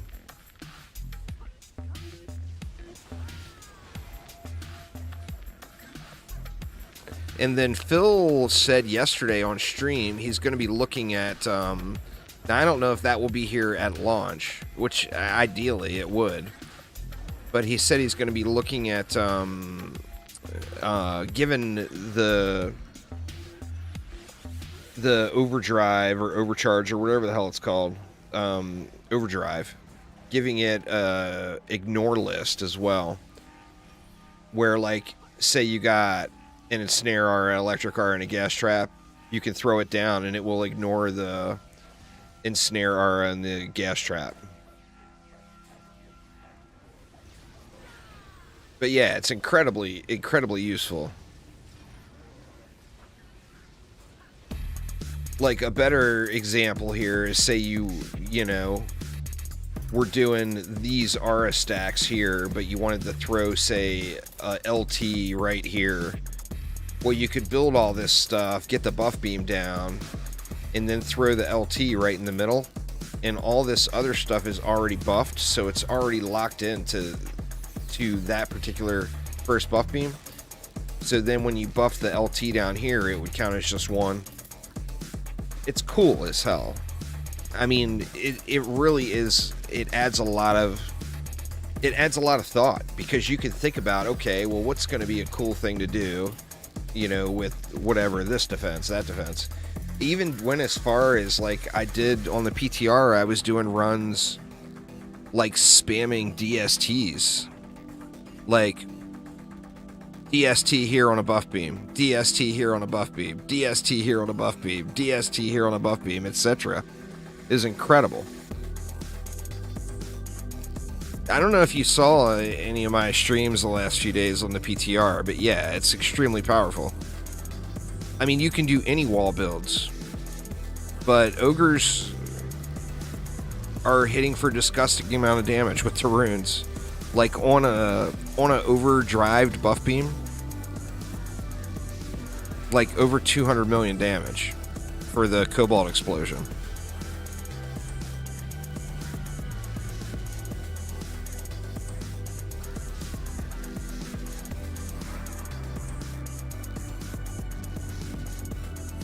It's the same as every other damaging defense there, Tim.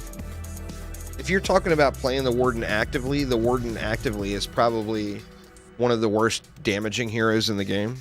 If you're talking about the defenses, power, range, and rate. You want power, range, and rate, you know?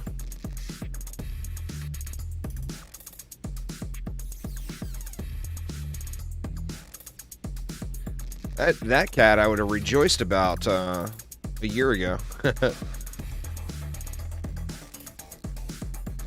Power and speed.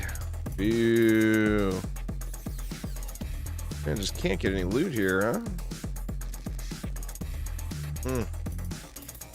Alright, let's run it one more time.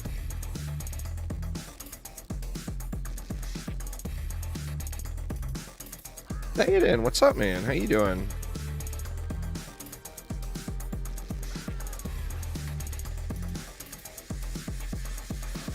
No, the Summoner comes out next week.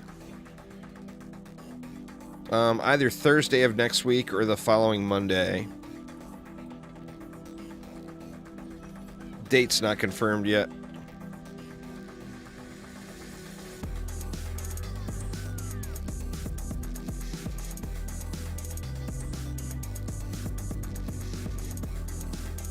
I'm doing good, man. Doing good.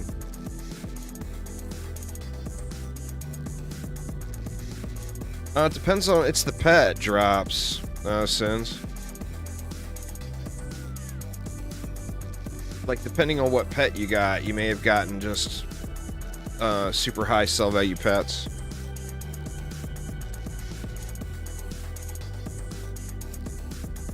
I was gonna stream some last night, but I ended up...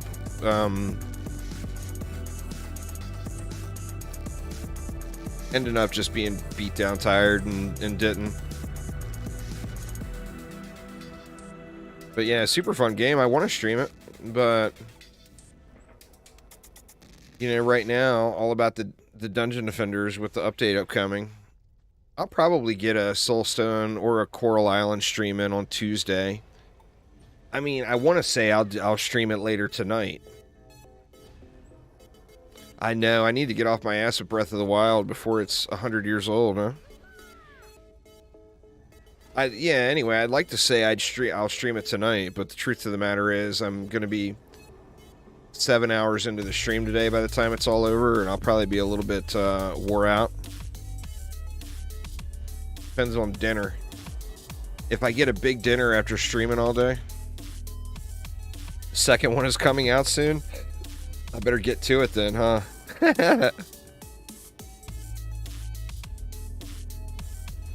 I'll be honest, the challenge is the Switch.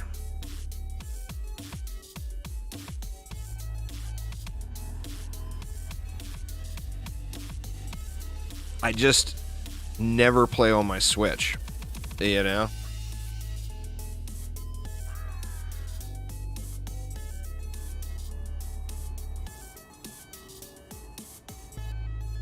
Well, I mean, it's a good time to play it, but it's also a good time to play Coral Island. It's a good time to play Soulstone Survivors.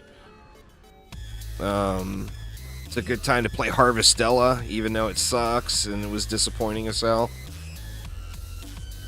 I mean, there's a whole huge list of it's a good time to play games. You want power, range, and rate on every piece of gear on a damaging defense, Tim, and then, yeah, put all the points into power. Now, that of course, is depending on where you're at in the game. If you're, like, right starting in the game, you just kind of have to feel it out. Put the points wherever your deficiency is. Well, I mean, the Switch is just a glorified toaster, you know?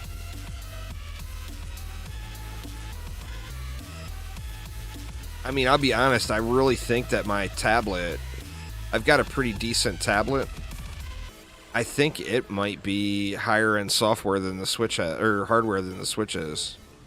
I'm not positive on that, like as far as actual benchmarks. May 12th. Oh shit, that's my birthday. They're doing Breath of the Wild 2 on my birthday?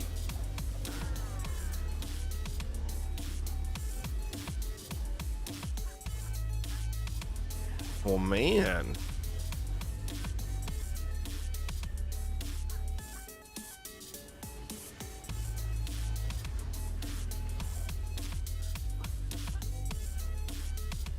What's up? What's up? How you doing today? I'm surprised they announced a date that far out. I guess it's Nintendo. They know exactly when.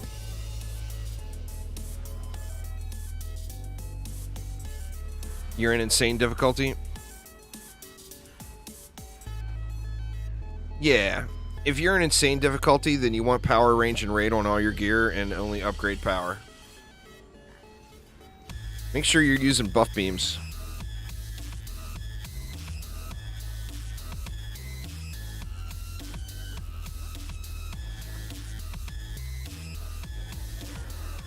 Make sure you're using sets as well. Doesn't matter what set you use, but make sure you use a set for every hero that you build or every hero that you're building with. It's an enormous buff to your stats, even at low tier when there's very little stat available.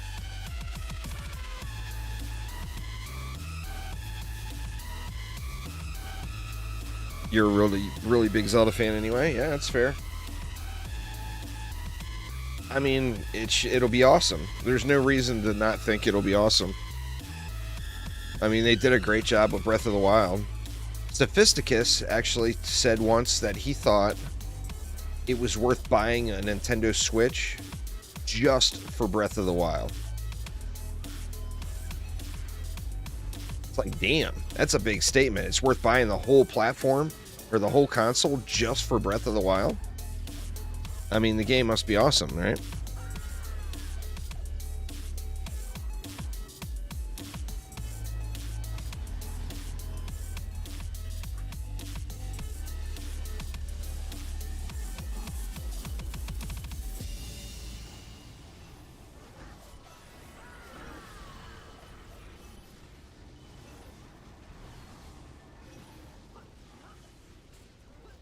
Yeah, I mean, there's a reason Zelda games are such legendary games. Nintendo's got some incredible IPs, you know?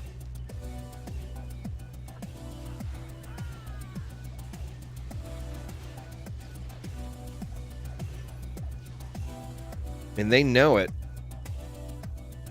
So they are not afraid to charge us all for it.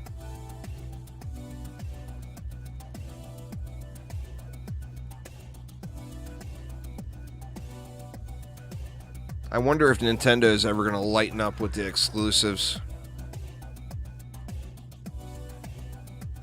They only use half of them? Yeah, well, I mean, they focus on their hot items, and they charge you an arm and leg for it.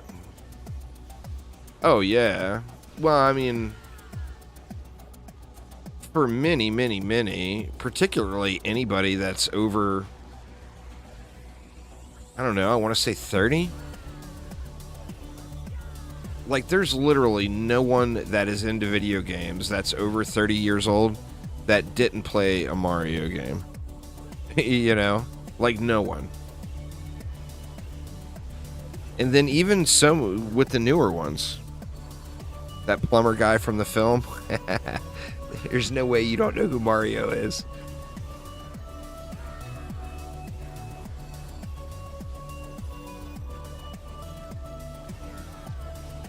That's the game. Oh no, what happened? That's the game, Tim. Is hunting for the loot. That's got the stuff you need. Purple gear will definitely have all three. Blue gear, go for power and rate. I mean, at that stage in the game, you don't have to do any fine-tuning at all. Just focus on whatever your deficit is, do good builds, and let it run. I mean, you're going to have to intervene when ogres come, you know? Speaking of, was that an ogre? Yeah, it was an ogre. We just ignored the ogre.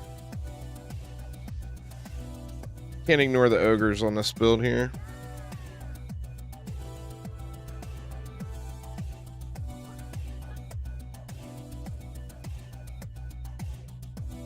You ended up getting unlimited lives in Super Mario Brothers. I don't even remember what the first Mario game is I played. I mean, I can remember what it looks like, but I don't remember what the game was called. I mean, Mario games are awesome.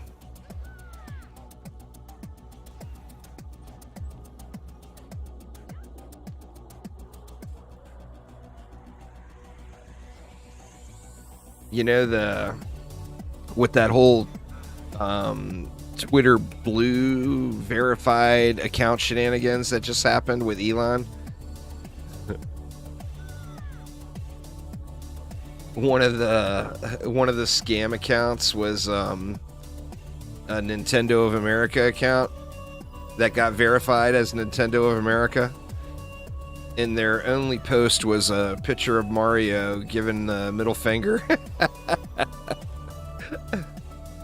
That was so funny. I mean, the whole concept Elon was going for is an awesome concept, because getting verified on Twitter now is a complete joke.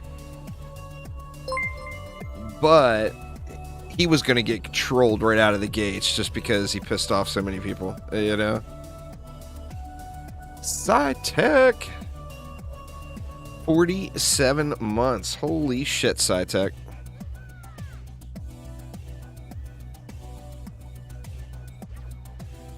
That cracked me up when I saw that Nintendo of America one, though.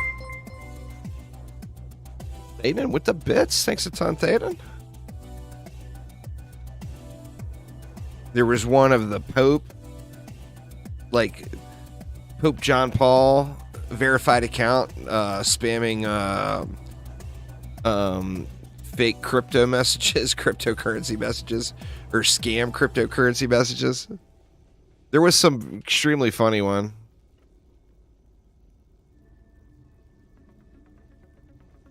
I already got one. Oh, we've already put them all down.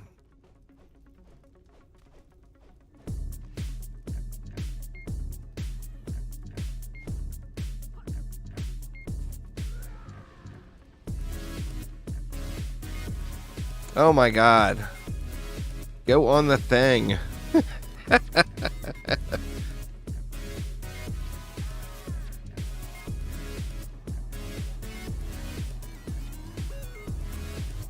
me just do this. I'll be a lazy ass over here. I get too caught up in conversations, y'all. I mean, not that it's a bad thing. That's the whole reason you stream, right? Is to interact with chat. But I got chat going on Facebook, Twitch, and YouTube all right now. Would Bomber or Giraffe be better for this? There's really no case where you would even want to compare those two. Not your fault, Sins. I was ignoring it just as much as everybody else. Oop. I was ignoring hitting G, too. There we go.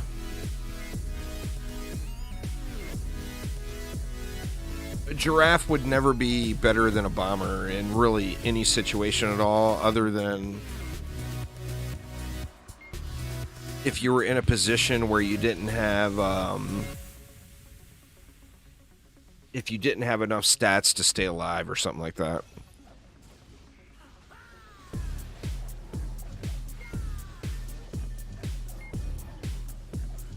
Or, I mean, if you're not using a boost hero.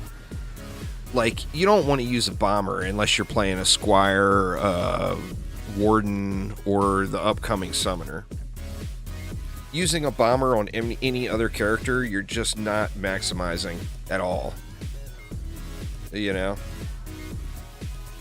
Like on a Rogue, not using a prop cat is just ridiculous. Oh no, god dang it, I did it again. I even watched it come that time. God damn it. Oh, yeah.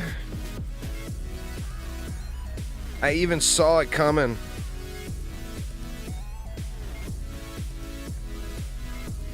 Oh, the boost wouldn't have mattered. Oh, you mean on your Squire? I was way too late. I saw it and it was already there.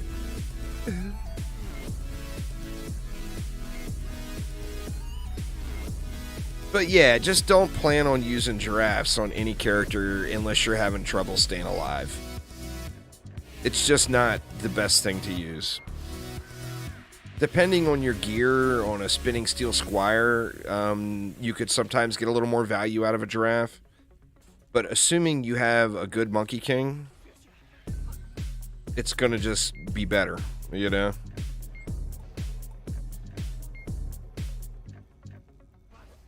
Oh, well, the problem here was not what any pet anyone is using. The problem here is we all ignored the ogres. Me too. Me and everyone else. It's not a ignore ogre build. It's a...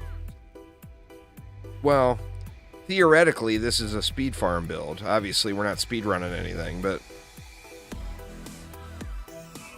This is not an ogre safe build. You have to interact and kill every single ogre with this build. If we all ignore it and don't interact and kill every single ogre, then we lose. Every time. 100%. Replication. He just came really quick, man, and I wasn't looking.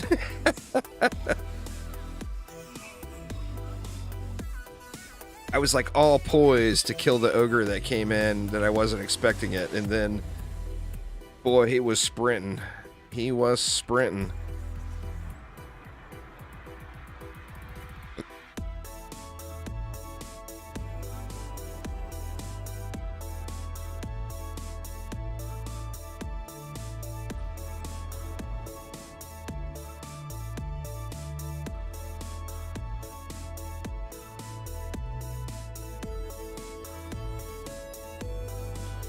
Alright, we'll try this again. More ogre killing this time. But yeah, that's not anybody's fault. Or the fault is with all of us for ignoring the ogres. But it's not because someone was using one pet over the other or whatever.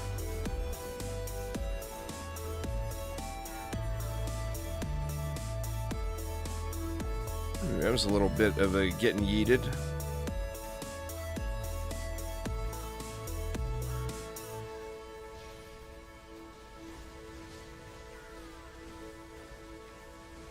We'll get him this time. We'll get him this time.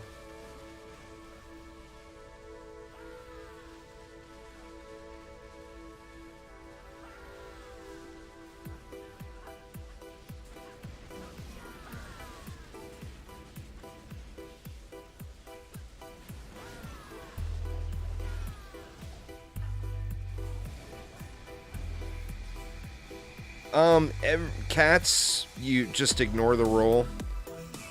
Even low quality cats, you get to the max, to the cap really, really easy. Like an insane mode cat will get to the same boost percentage as a massacre mode cat. So just ignore it. The main thing you want to look for on cats is making sure it has 4 targets. And then ideally all 3 builders, or all 3 hero stats. There's one is not better than the other as far as the percentage roll.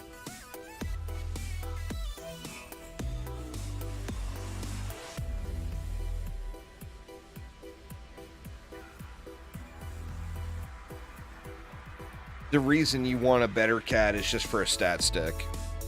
Like once you get into massacre mode, you'll want a high quality cat just to have more vitality, attack, and ability, you know?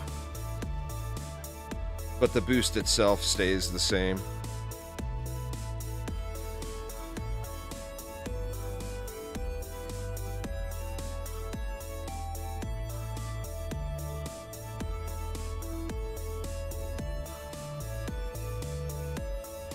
Did we get them all? There should be one or two more, I thought.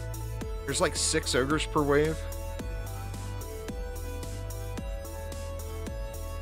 I don't think we killed 6 of them yet. Maybe. I don't think so, though.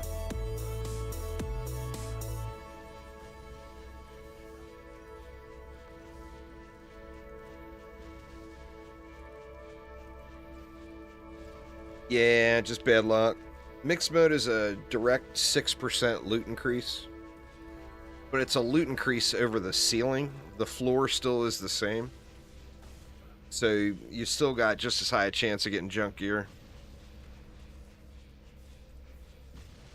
But as far as the absolute best top-end piece that you could get in mixed mode, it's going to be 6% better than the absolute best top-end piece you could get in survival.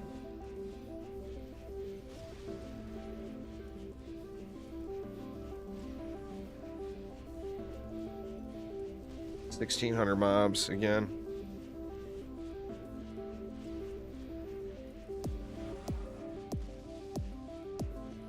A3 of trying to get a good Monkey King.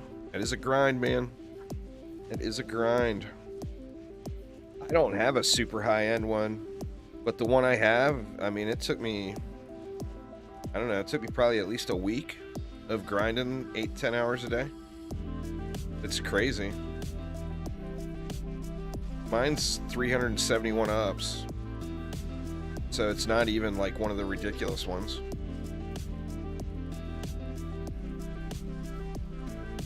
I need to get back and grind that more, but I'm going to be playing a lot of Summoner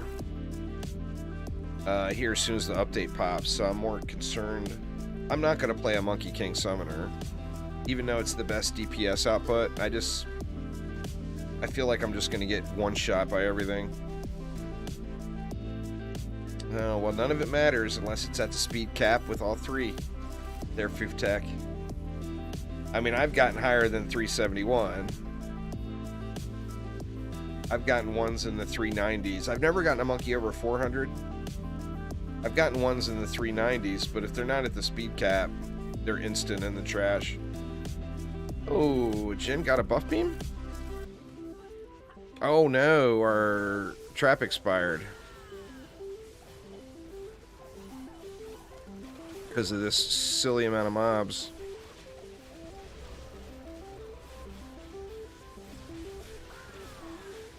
Lost our splody boy.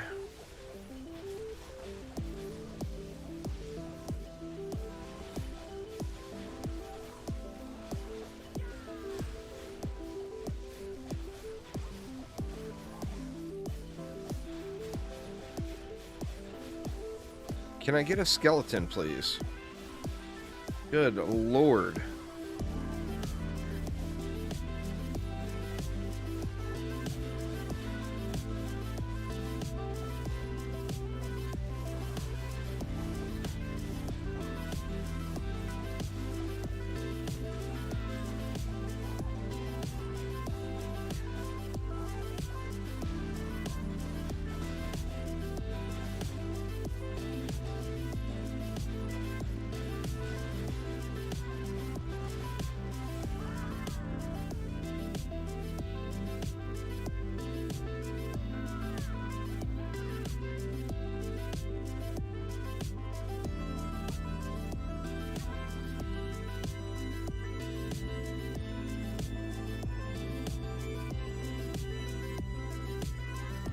No, we got a buff beam that's not upgraded. 1,300 mobs. We got a few hundred less mobs, so we shouldn't have too much of an issue, I don't think. Should have just switched over to a snoozer build. That way we could all just lull off into La La Land.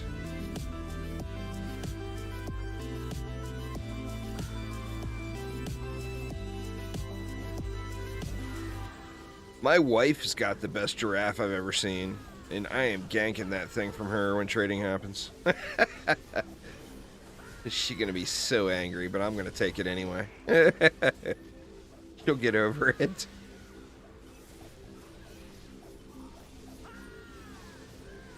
But yeah, it's like 403 I want to say it was like a 403 upgrade. I've never gotten one that high. I've gotten like high 380s, but I've never gotten one over 390. And then my wife, of course, it was a glitter helm run. I was going through glitter helm with her so she could get it unlocked. And she got like a 403. It's like, damn. I probably won't gank it from her. It's a pet that I'm not going to use anyway. But boy, I sure want to. Let me not go off into La La Land again.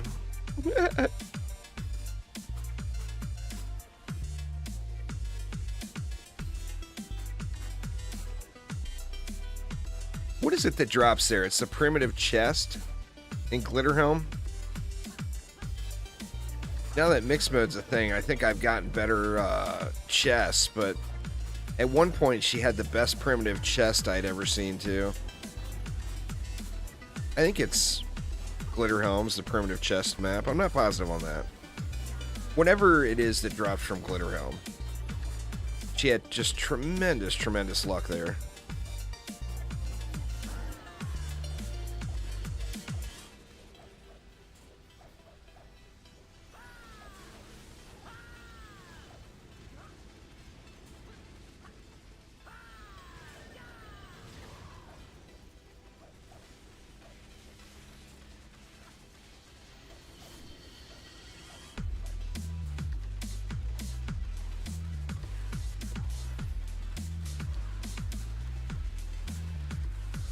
Hopefully we get a nice 900 mob count map next. That'd be awesome, huh?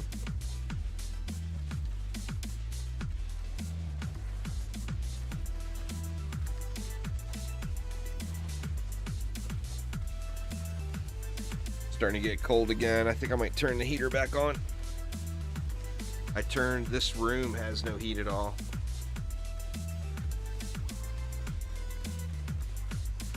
I keep a little space heater in here. Normally I just leave the door open and it's, you know, the rest of the house, the heat from the rest of the house warms this room up fine.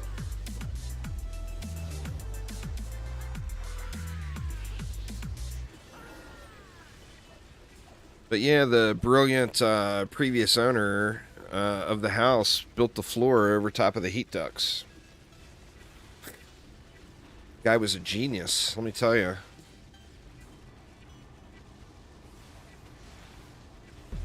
In our little pump house for our well, because we're on well water, he put in a wood burning stove and didn't bother cutting a hole in the roof for the chimney. So the chimney of this wood burning stove was going up to the roof and stopping. So if you lit a fire in it, it filled the little entire pump house full of smoke. And the smoke had nowhere to go. Dude was just a straight dumbass, man.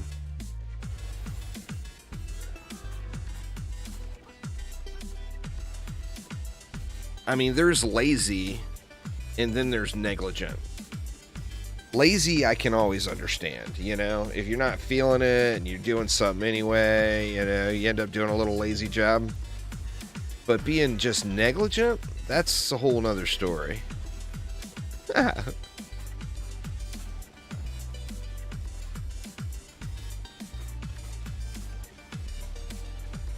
mean, you'd think the whole pump house thing would have been like a crime.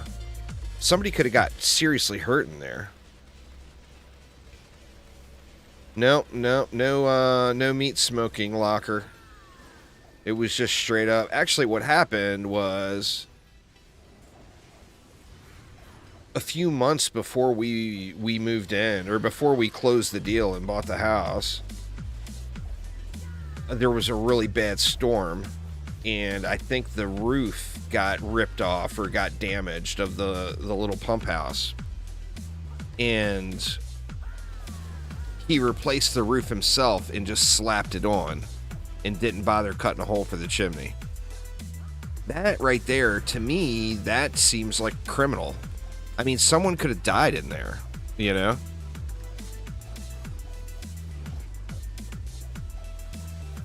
We noticed it right away the first time we built a fire. I mean, it was hard not to notice it, but we were actually there. I don't remember what we were doing. We were doing something out there, maybe painting the building or whatever. And we started a fire in there, and the whole thing filled up with smoke. And then I looked up, got up on the roof and looked, and there was no chimney. The chimney was just dead ending into wood.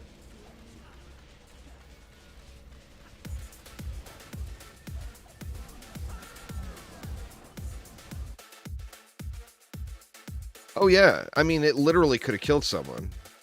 So that's what it amazes me that it wasn't. I told the realtor that we bought the house from, I'm like, this is like seriously negligent. If this is at all something that I can call the police and press charges over, I'm more than willing to, because this could have killed somebody in my family, you know? And the realtor's like, nah, they're not really, it doesn't really fall under any rules. It's like, Jesus, man. Because it was his house when he did it.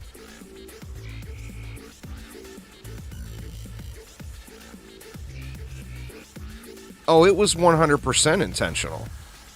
It was dude didn't want to bother cutting the hole because he was moving out and he didn't give a shit about the house anymore because he knew he was selling it. But the problem is the deal wasn't done yet, and it wasn't something that was a condition of us buying the house. Like, it was prior to us negotiating a deal, so he was still trying to find a buyer. It was 100% intentional.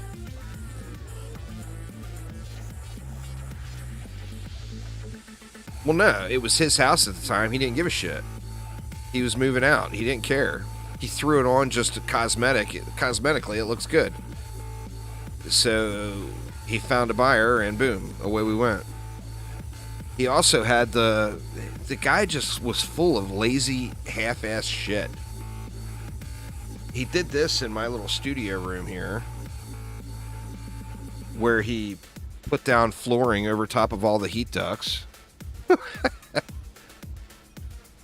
He took I don't know if any of you guys are familiar with anti-freeze plumbing, like out in a field or on a farm or whatever, where it's actually a hydrant that goes way down into the ground. How it works is it's a pipe that's going like 6 feet into the ground, and when you open it up to get water out of it, it's pulling a rod up that's going down inside this pipe all the way down 6 feet into the ground. And that's where the water is actually being stopped from.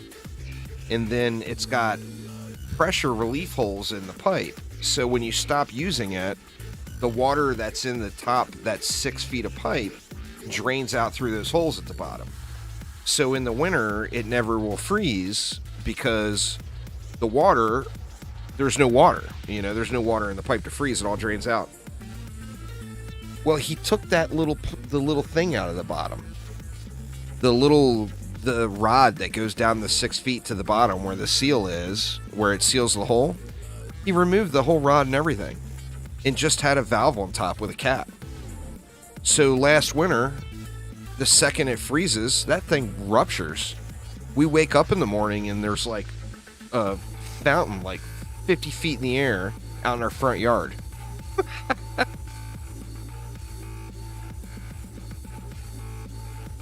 I don't know, dude was just seriously lazy as hell and just didn't do shit right and insisted on doing everything around the house himself.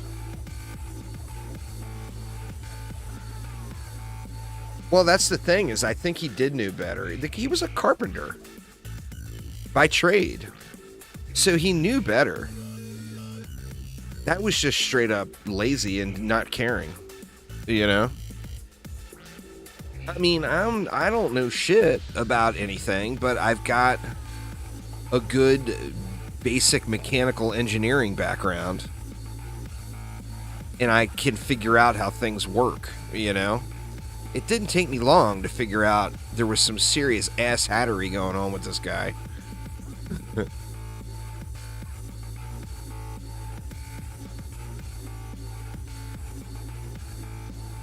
They said, I tried to pursue it, and they said that the time he made the repairs, he was the owner of the house, and you can do whatever the hell you want to your own house, is what they said. Because I was pissed, you know? I mean, besides the fact of it's a slanted roof, and I'm the one who had to cut that hole in that slanted roof and put the chimney through it, which was irritating as hell. No, that's what the lawyer said.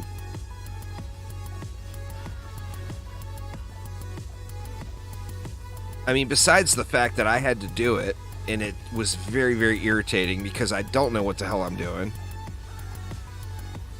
Because, it was a slanted roof.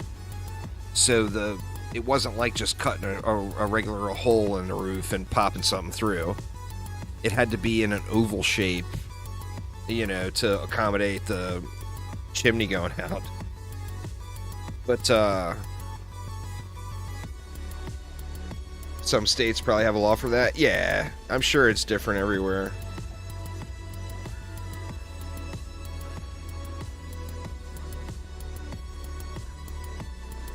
My mom, I mean, it's the same thing with everything. My mom was walking into a store in Maryland. She lives in DC. She was walking into a store in Maryland, and the little kick plate, like the little transition or threshold to go into the store, was not screwed down. And she tripped over it and fell and smacked her head and ended up getting like 10 stitches in her head. The store she was going into in Maryland barely even had to pay for her medical bills. And a lawyer, she was a lawyer, so she's got all lawyer buddies. A lawyer told her that if it would have happened like a mile down the road across the border into Virginia, she would have a multi-million-dollar lawsuit. And in Maryland, it was like, nah, we're not even going to give you $1,500 to pay for the stitches, So, I mean, yeah, every state has very different laws. But the kicker is, with that one, is it was straight negligence. There was the assistant manager of the property. It was documented. The assistant manager going in and putting a work order in with the manager to get it fixed. Well, no, it was a head trauma. So there was, it was a big-ass gash across the 80-plus-year-old woman's head. So, of course, they added everything in the world on. Scan her brain for this and that and everything else. You know how doctors do it.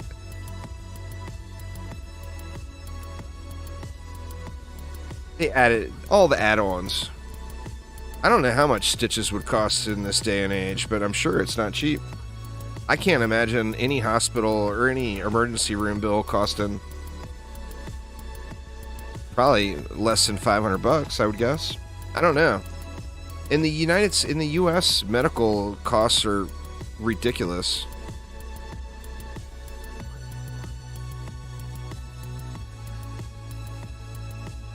There was a piece of metal in the bottom of the seat that ripped your leg out and they denied any liability. That's crazy.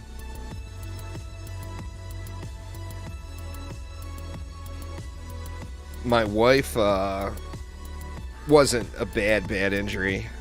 Once again, y'all, feel free to rejoin. Just making a new group, give anybody else an opportunity.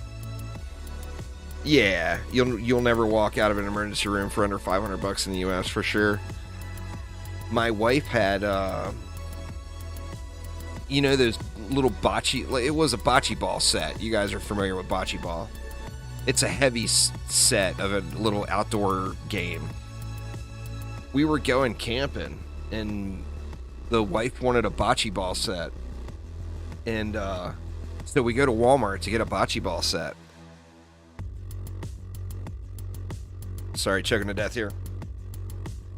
Anyway, she took the bocce ball set, or she picked the bocce ball set up to go put it in the cart, and the handle snapped.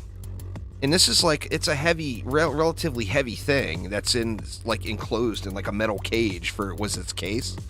Well, it slams into her foot. It didn't break her foot, but she had to get a few stitches on the top of her foot. Like 5 stitches or whatever. And they tried to deny any liability with that. And I went, before we even left the store, you know, because I was corporate guy for a long time, so before we left the store, I took pictures of everything in the store. I took pictures of the guy we talked to. I took pictures of everything, right? And I went over to where the bocce ball sets were, and I took pictures, and there was like 10 bocce ball sets sitting there, and like 8 of them, the handles were all snapped on. It's like, so clearly it was a defective or a handle from the manufacturer that wasn't capable of handling the weight of the set. You know, you pick it up, it snaps. And oh man, I threw a fit. They ended up taking care of all that, but I was ready to be noisy. And I think I may have even had a little booze in me, so I probably would have gotten real rowdy too.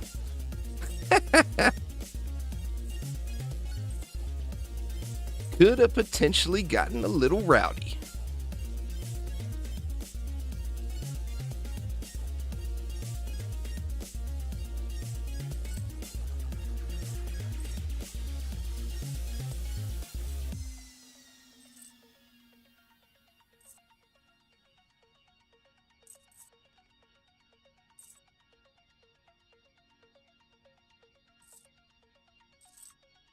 Yeah, I didn't get a single piece, huh?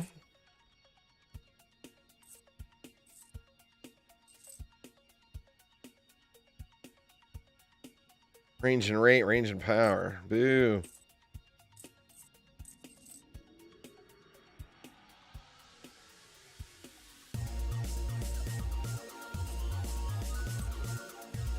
Oh, I got a little bit of a temper in real life. That goes way back to when I was a kid. I mean, I'm pretty chill most of the time. But if the button gets hit, I go 0 to 100 real quick. You know?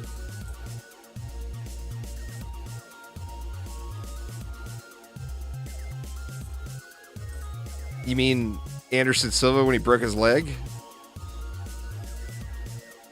God, that's such a bummer, man. Low rolls anyway.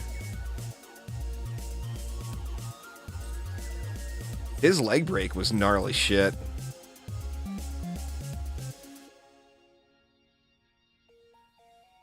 Do I keep that for a second? No, it's fort power and rate. Oh yeah. Wrapping around. That's a hardcore slow motion shot too.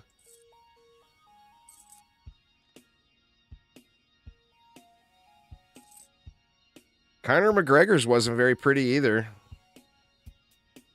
You know?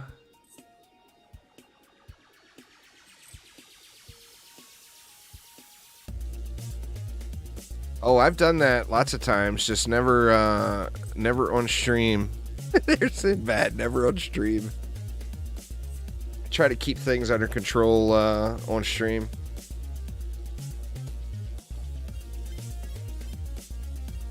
Gonna hit 100. Nah, not before the update. What am I at? I'll probably hit 60. Well, assuming the update lands Thursday, I probably won't even be at 60. I mean, getting 1 trillion a day is pretty safe right now, I think.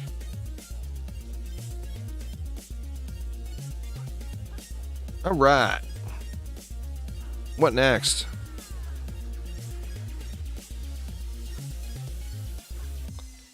Conor McGregor's was when he took that step back, you know?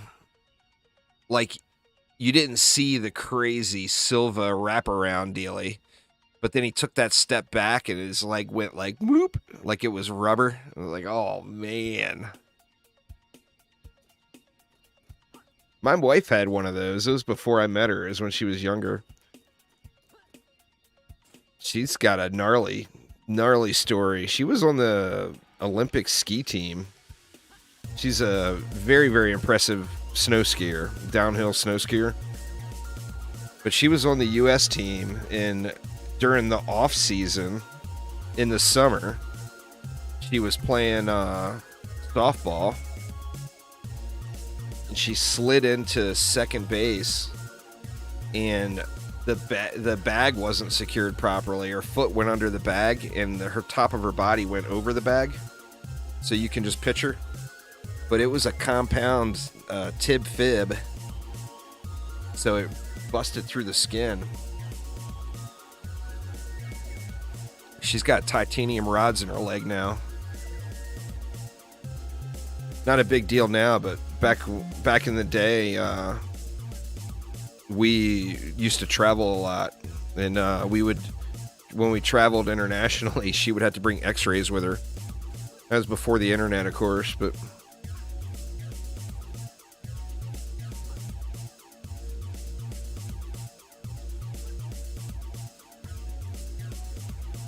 all right. I mean, lots of things to farm. It's an unlimited amount of stuff to farm, but what do we farm? I think we go back to the gardens and go for that guard chest, because I never got the guard chest yet. Pull this out. I got nobody to level, huh? No, I got every single character up to 105 now. Half of them I don't even use. Well, they're there if I ever need them.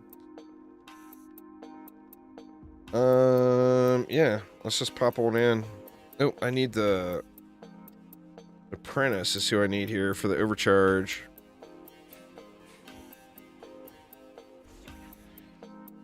Do a few gardens runs here.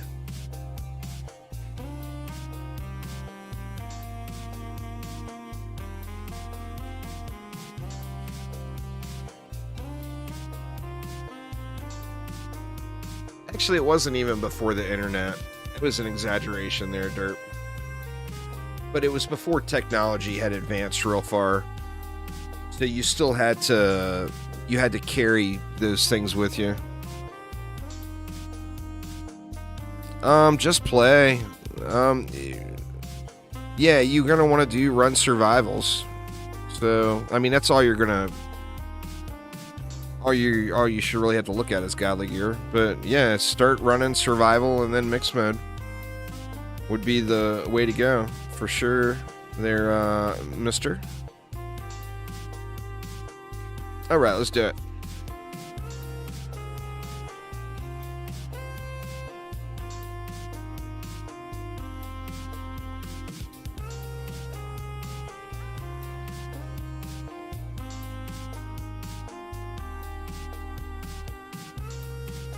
Oh yeah. Ultima Online is actually where the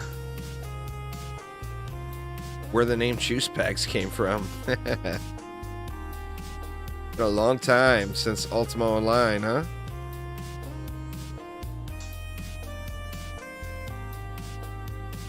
Kayla, what's up? How you been? Long time no see.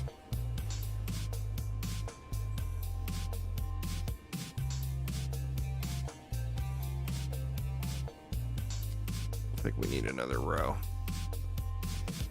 Did I make this private by accident?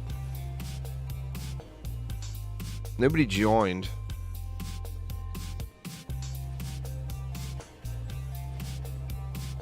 I did? Alright. Here, I'll go back out. Oh, just look at the stats. Godly gear is all you'll see. So... like, just ignore the fact that it's godly and look at the stats and passives on it. Like, you know, look at the number of upgrades, look at the passives. You know, this is on an Aura Monk, so I wanted range and power. So it's a perfect piece for me. It's got all the stats I want, plus range and power. Graduating college in about a year? Nice, nice. Well, congrats.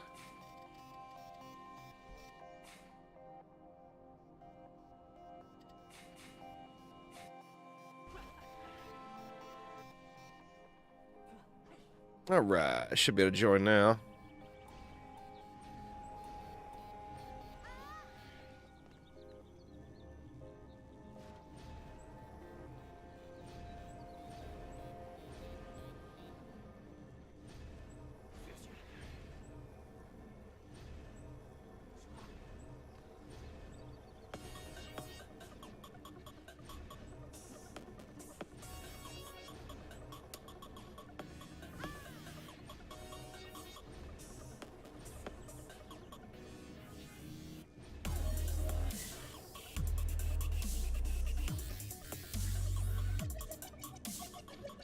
Well, if you're over level 83, Suck, you really want to be doing Massacre, man.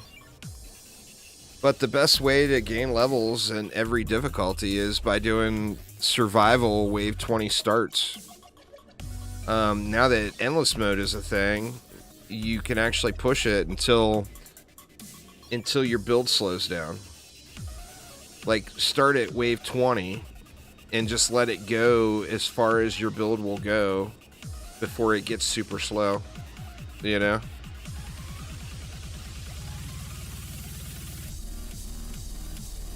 If you're level 83, just do yourself a favor and pop into Ancient Mind Survival on Massacre. You'll steamroll it.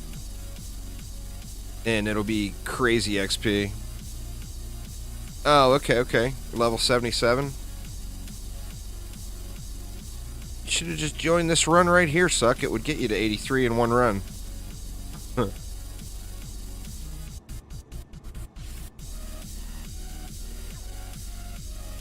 But yeah, survivals are where it's at.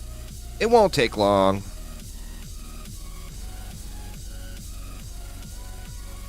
Just stopping in to say hi. Gotta get back to the college grind. Alright, well, thanks for swinging by, Kayla. Good luck. Don't work too hard. And, congrats early.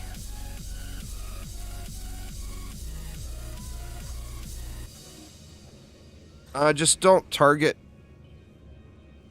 It's called the Smart Upgrading and Repair System. So you want to look under gameplay options and make sure you have enable smart repair mode and enable smart upgrade mode, and then just don't target anything.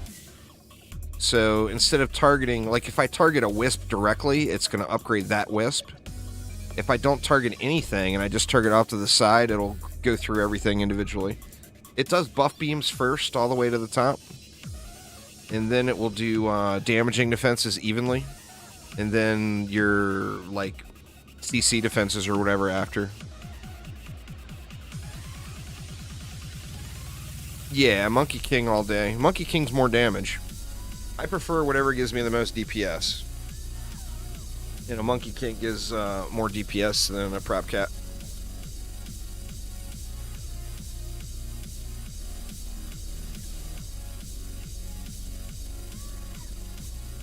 I guess it would depend. If you got a really good prop cat and a really crappy Monkey King, then the prop cat might be more DPS. But you should do whatever gives you the most damage. For a Squire, anyway. Because the range, you know, either one, you're going to have to be right up on top of things. I would look at a giraffe, too. But compare a giraffe, your best giraffe, your best prop cat, and your best Monkey King, and see what gives you the most damage. My Monkey King does like 160 million DPS without me hitting anything. So it's significant, you know?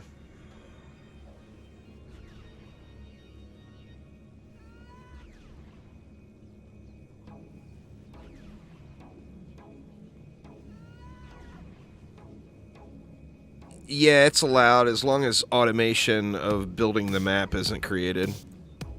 But if you're using like a AFK macro, that's fine.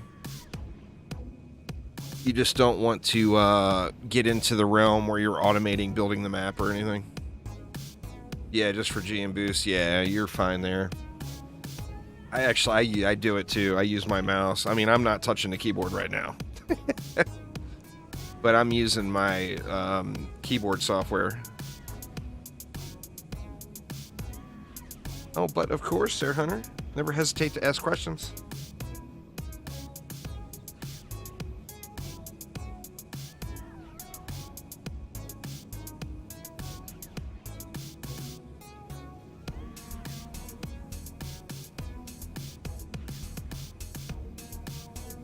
And you all thought my overcharge boosting was just perfect timed every 5 seconds, huh? Nope. That was a hotkey on my keyboard. Now I'm hitting it.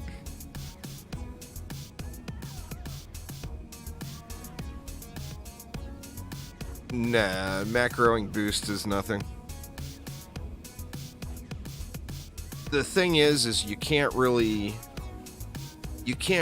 ban something that can easily be done just with a decent set of hardware. And like you could set that up with like any decent keyboard or mouse. So use an auto hotkey for it is not going to get you in any trouble because you're doing what they can't trace anyway. Now, if you set up some way to run around and build out an entire map and then G through it and auto collect the loot, yeah, that'll be a problem. You know, but if you're popping into each run individually and you've just got a macro hitting G and tower boost, that's just a non-issue, really.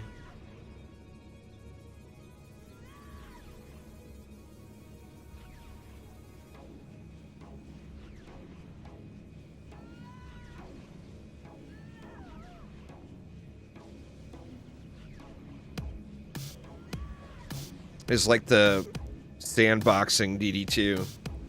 You can't tell PC players you can't use sandboxing and run 2 DD2 accounts because every single console player has split screen and can do that. So it's kind of one of those sorts of things.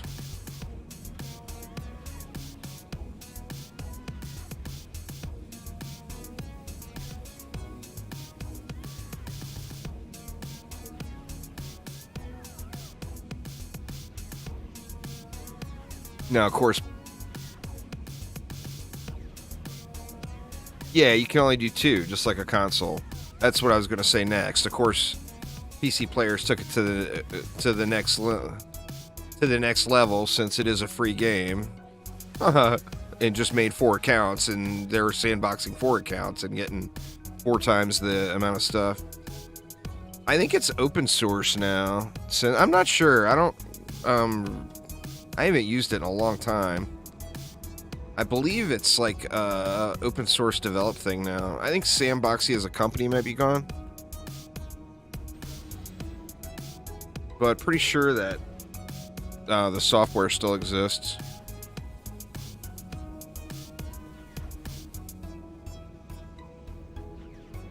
Yeah, I mean, it's just one of those things. Oh, that would be cool as hell, Suck. I used to do that. I don't even remember the software I used. But way back in the day, I used to have farming laps in World of Warcraft. Now, obviously, that's nowhere near as complex as building out a map. But I would have like a route in World of Warcraft that I would run a big loop in and kill enemies on. Fully automated.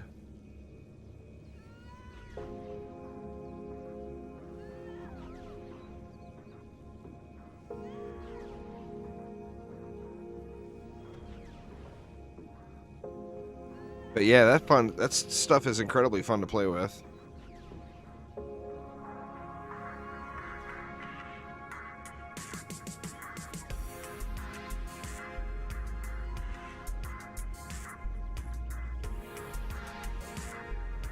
Well, there is 0 enforcement, the 2 account rule on PC. But that's the rule. That's the public rule, but there's 0 enforcement. I know a dozen people that quad box it all day long.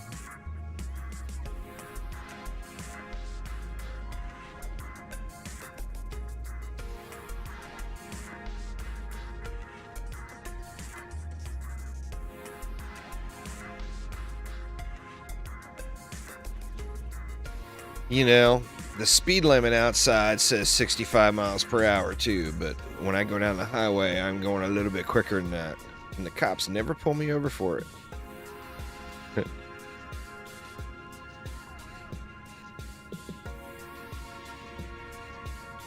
Oh, that would be cool as hell. That's way beyond my,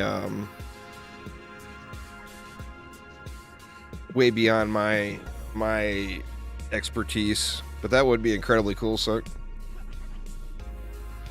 if there are speed cameras. If there's speed cameras in the United States, you still can dispute it because, I mean, obviously, if you're going 100 and a 55 or something, you're going to get in trouble. But if you're going 60 and a 55 and a speed camera picks it up, they wouldn't even bother sending you a ticket because it's easily disputable. Just the speedometer readings in cars are expected to be off anywhere between like 3 and 10%. So I mean, it could be off as much as like 5 miles an hour or whatever.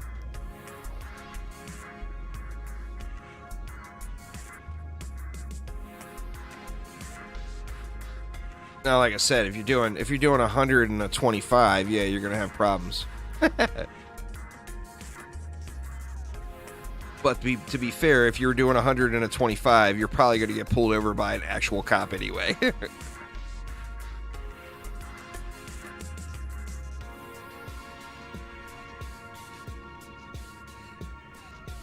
Motorcycles read like 5 to 10 over the speed you're actually going. That's my only real bad time. Boy, I did some stupid shit on a motorcycle when I was a teenager. I grew up in D.C. and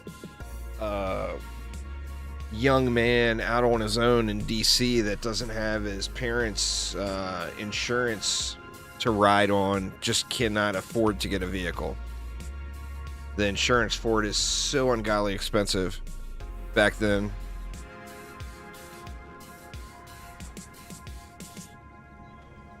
So the workaround is you bought a motorcycle. Motorcycle insurance was super, super cheap. And my very first motorcycle, I was 15 years old. Didn't even have the driver. I had a learner's permit for it. Didn't have an actual motorcycle license.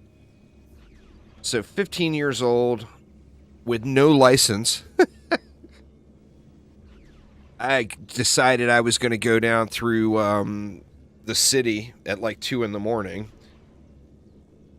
I ain't going to lie. I was looking for girls and the bars just closed. I was trying to find me a little older woman that had a little too much to drink maybe and was walking out of one of the bars. You know, I was 15. And coming back home, I drove right through D.C., like right down one of the main roads, doing like 100 miles an hour. And it was fun as hell until those flashing lights showed up. And the cop didn't even pull me over. I stopped at a 7-Eleven right by my house. Well, I mean, no 15-year-olds were going to be out drinking at 2 in the morning legally, mushroom cake. I was a youngster, but I went down to the bar district, if you know what I'm saying. But, yeah, anyway, the cop didn't even pull me over. I pulled into a 7-Eleven before I got home. And the cop pulled right into the 7-Eleven behind me and flicked his lights on there.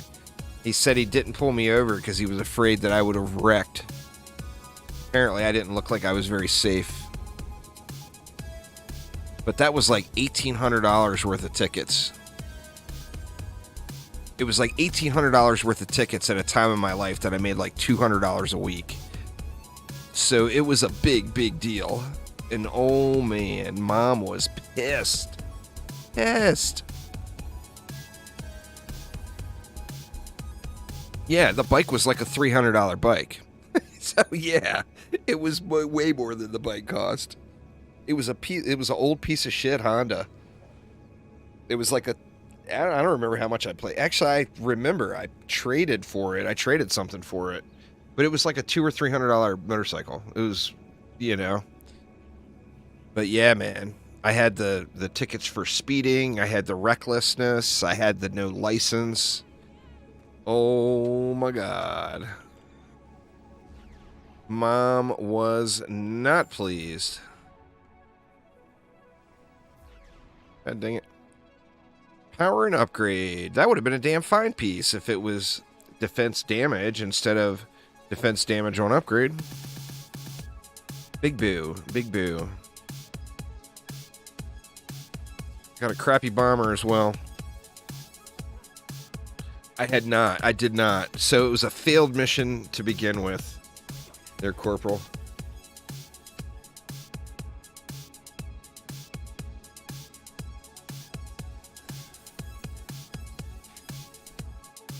First speeding ticket was... That's crazy.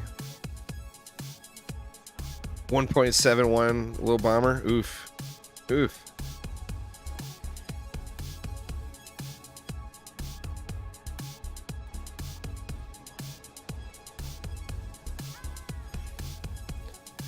Besides that, I've never really had any major traffic violations or whatever. I mean, I've had a couple of speeding tickets, but nothing like bad.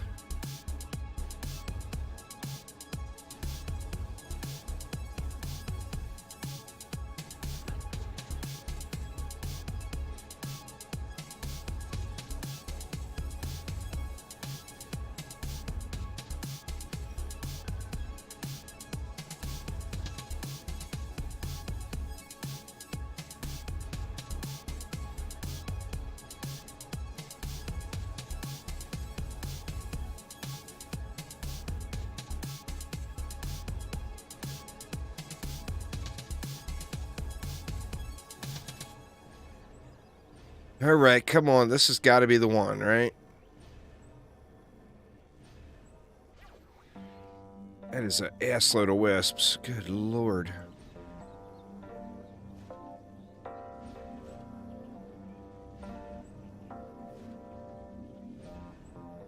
Just wasting DU on these reflects just to use it all up.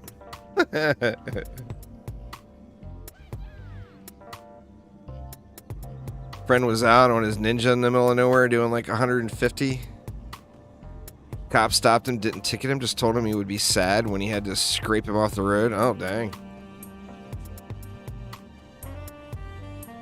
I've had luck with cops before.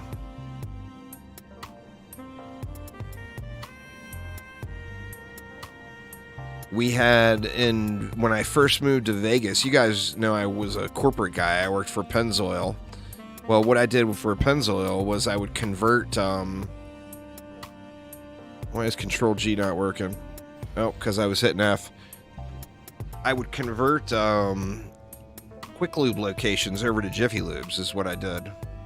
I would like bring on new franchises and etc. But anyway, when I first moved to Vegas, all of the Quick Lubes out there were attached to big full service car washes. And we washed cop cars, you know, for free. And part of it was some of the locations were not in very desirable parts of town. So it was very nice just to have a cop on the property almost all the time during business hours. Well, one of like a sergeant or something had come in and we like hooked his car up really big. We did the car wash, but then I was there on the property randomly, and we like did some carpet shampooing or whatever. We gave him some smelly good stuff in there or whatever. Anyway, we hooked him up, and just so happens that sergeant pulled me over that night doing something I should not have been doing. Won't get into that story, but same cop, same day. It was just that night, and he had me pull over and he gave me a ride home. That was crazy lucky. Or just the right cop at the right time, and I had just hooked him up, you know. But yeah, I don't have too many of those stories. I've done a lot of driving, but I'm usually smart enough to keep things, you know, keep things in a decent position. What's going on, Jack? How you doing, man?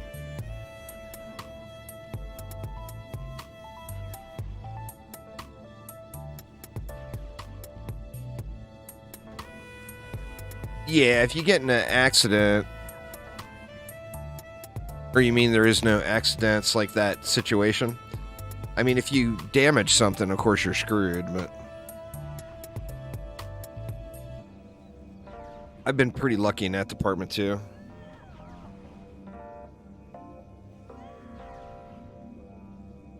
Need more cheese? Nothing wrong with cheese, man. I'm a big fan of cheese myself. We'll have like 4 different kinds of cheese in the fridge at all times. What's going on, Stavros? Yeah, quote from Kung Fu Panda. Nothing happens without a reason. That's fair. That's fair.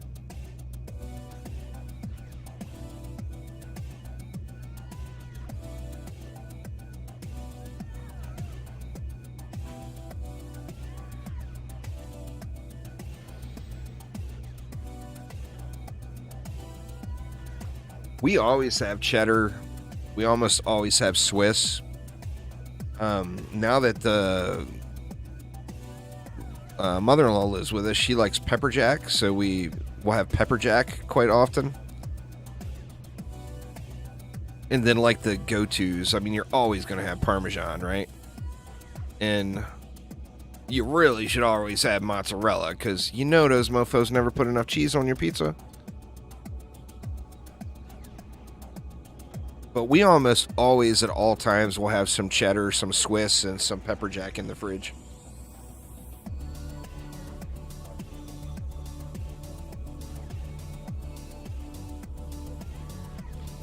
The wife's been pressuring me to make a homemade pizza lately. I haven't made one in a long time. I used to make pizzas a lot. When my son was younger. Well, I mean, eating Parmesan by itself is not necessarily the best, but it just goes so well on so many different things. Oh yeah, anyway, when my son was younger, I'd make pizzas a lot. But I think a big part of that was because the wife wouldn't let me buy them. So I had, if I wanted to have pizza, I had to make my own pizza, you know?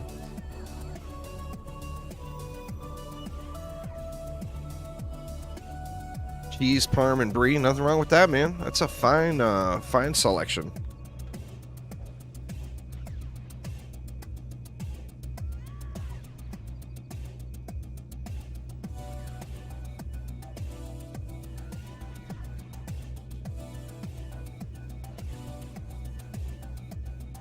You could eat spoonfuls of freshly grated. Well, yeah, if you like that flavor. Like pecorino. I really like pecorino. Most people think it's awful.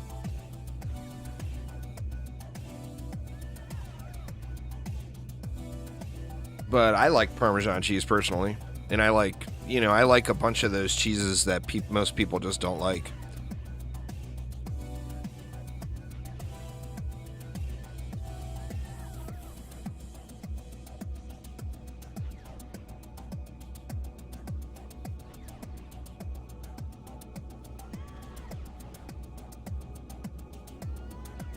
Come on, give us the shinies, please.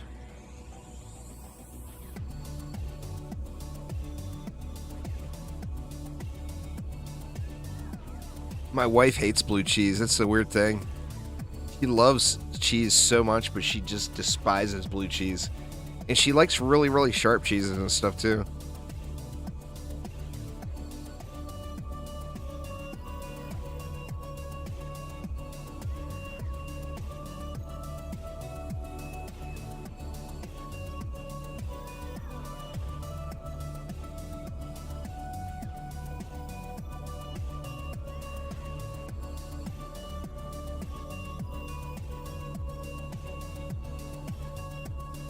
Best dressing for French fries? I think that's pretty fair.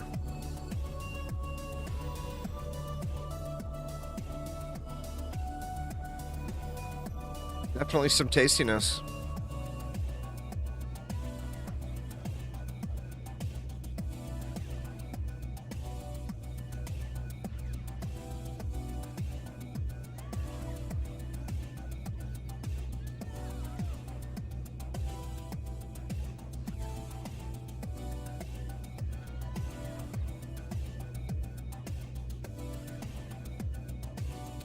Man, not one really decent piece of loot today. I mean, I guess it's not like a ridiculous day, but that's 5 hours of gameplay. More than 5 hours of gameplay. Figure 6 hours of gameplay, including what I did before stream. Not one decent piece of loot. Such a bummer.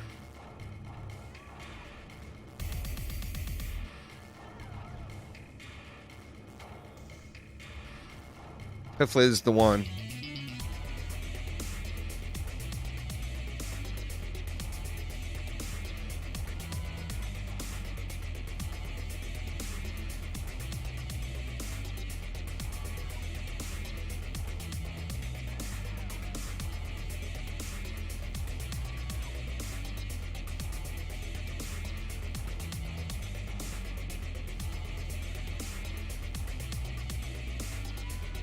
God of War. Yeah, God of War's out, huh?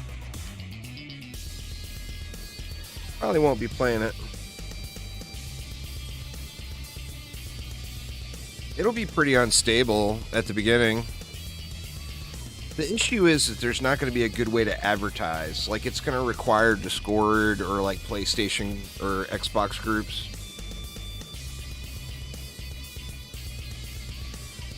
I think I'm going to put in a high-end auction bot on my Discord server.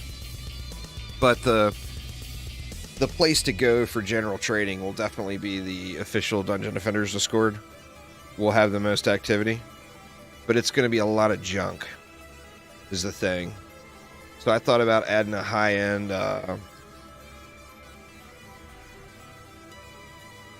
just down to time, Lost in Ease. I don't really have time, and I don't have the game, and it's going to be a premium game. I've been getting stung lately by these high-end games. The last few super expensive games I've played have just not been very good. But, I mean, right now, as it stands, I've just got so many games sitting to play. And God of War is not on the list.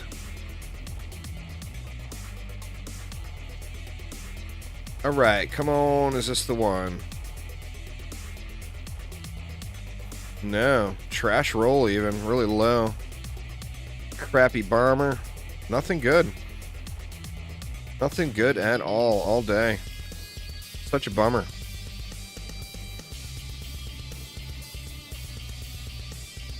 Indie games are... There's a lot of value to be had out of indie games. I mean, besides the obvious with the price... It seems like most indie games, you get way more gameplay out of than you do a AAA game. You know? But anyway, y'all, that is going to get it for me for today. It is approaching dinner time, so I'm going to go get me some yummies. There is a super slight, but not very realistic chance at all that I could stream a little Soulstone Survivors later tonight after dinner on Twitch. Not 100% sure if I will, and probably won't, to be honest with you. But there is that slight chance. But for Dungeon Defenders, I will be back tomorrow at 2 p.m. Eastern Time. Getting back to it. And, yeah. Anyway, hopefully a little better loot luck tomorrow. But anyway, that is going to get it for today, though. So thanks a ton, y'all, and I will see you soon. That's so triggering. My transition's not working. I got to look into that. Anyway, thanks a ton, y'all. See you next time.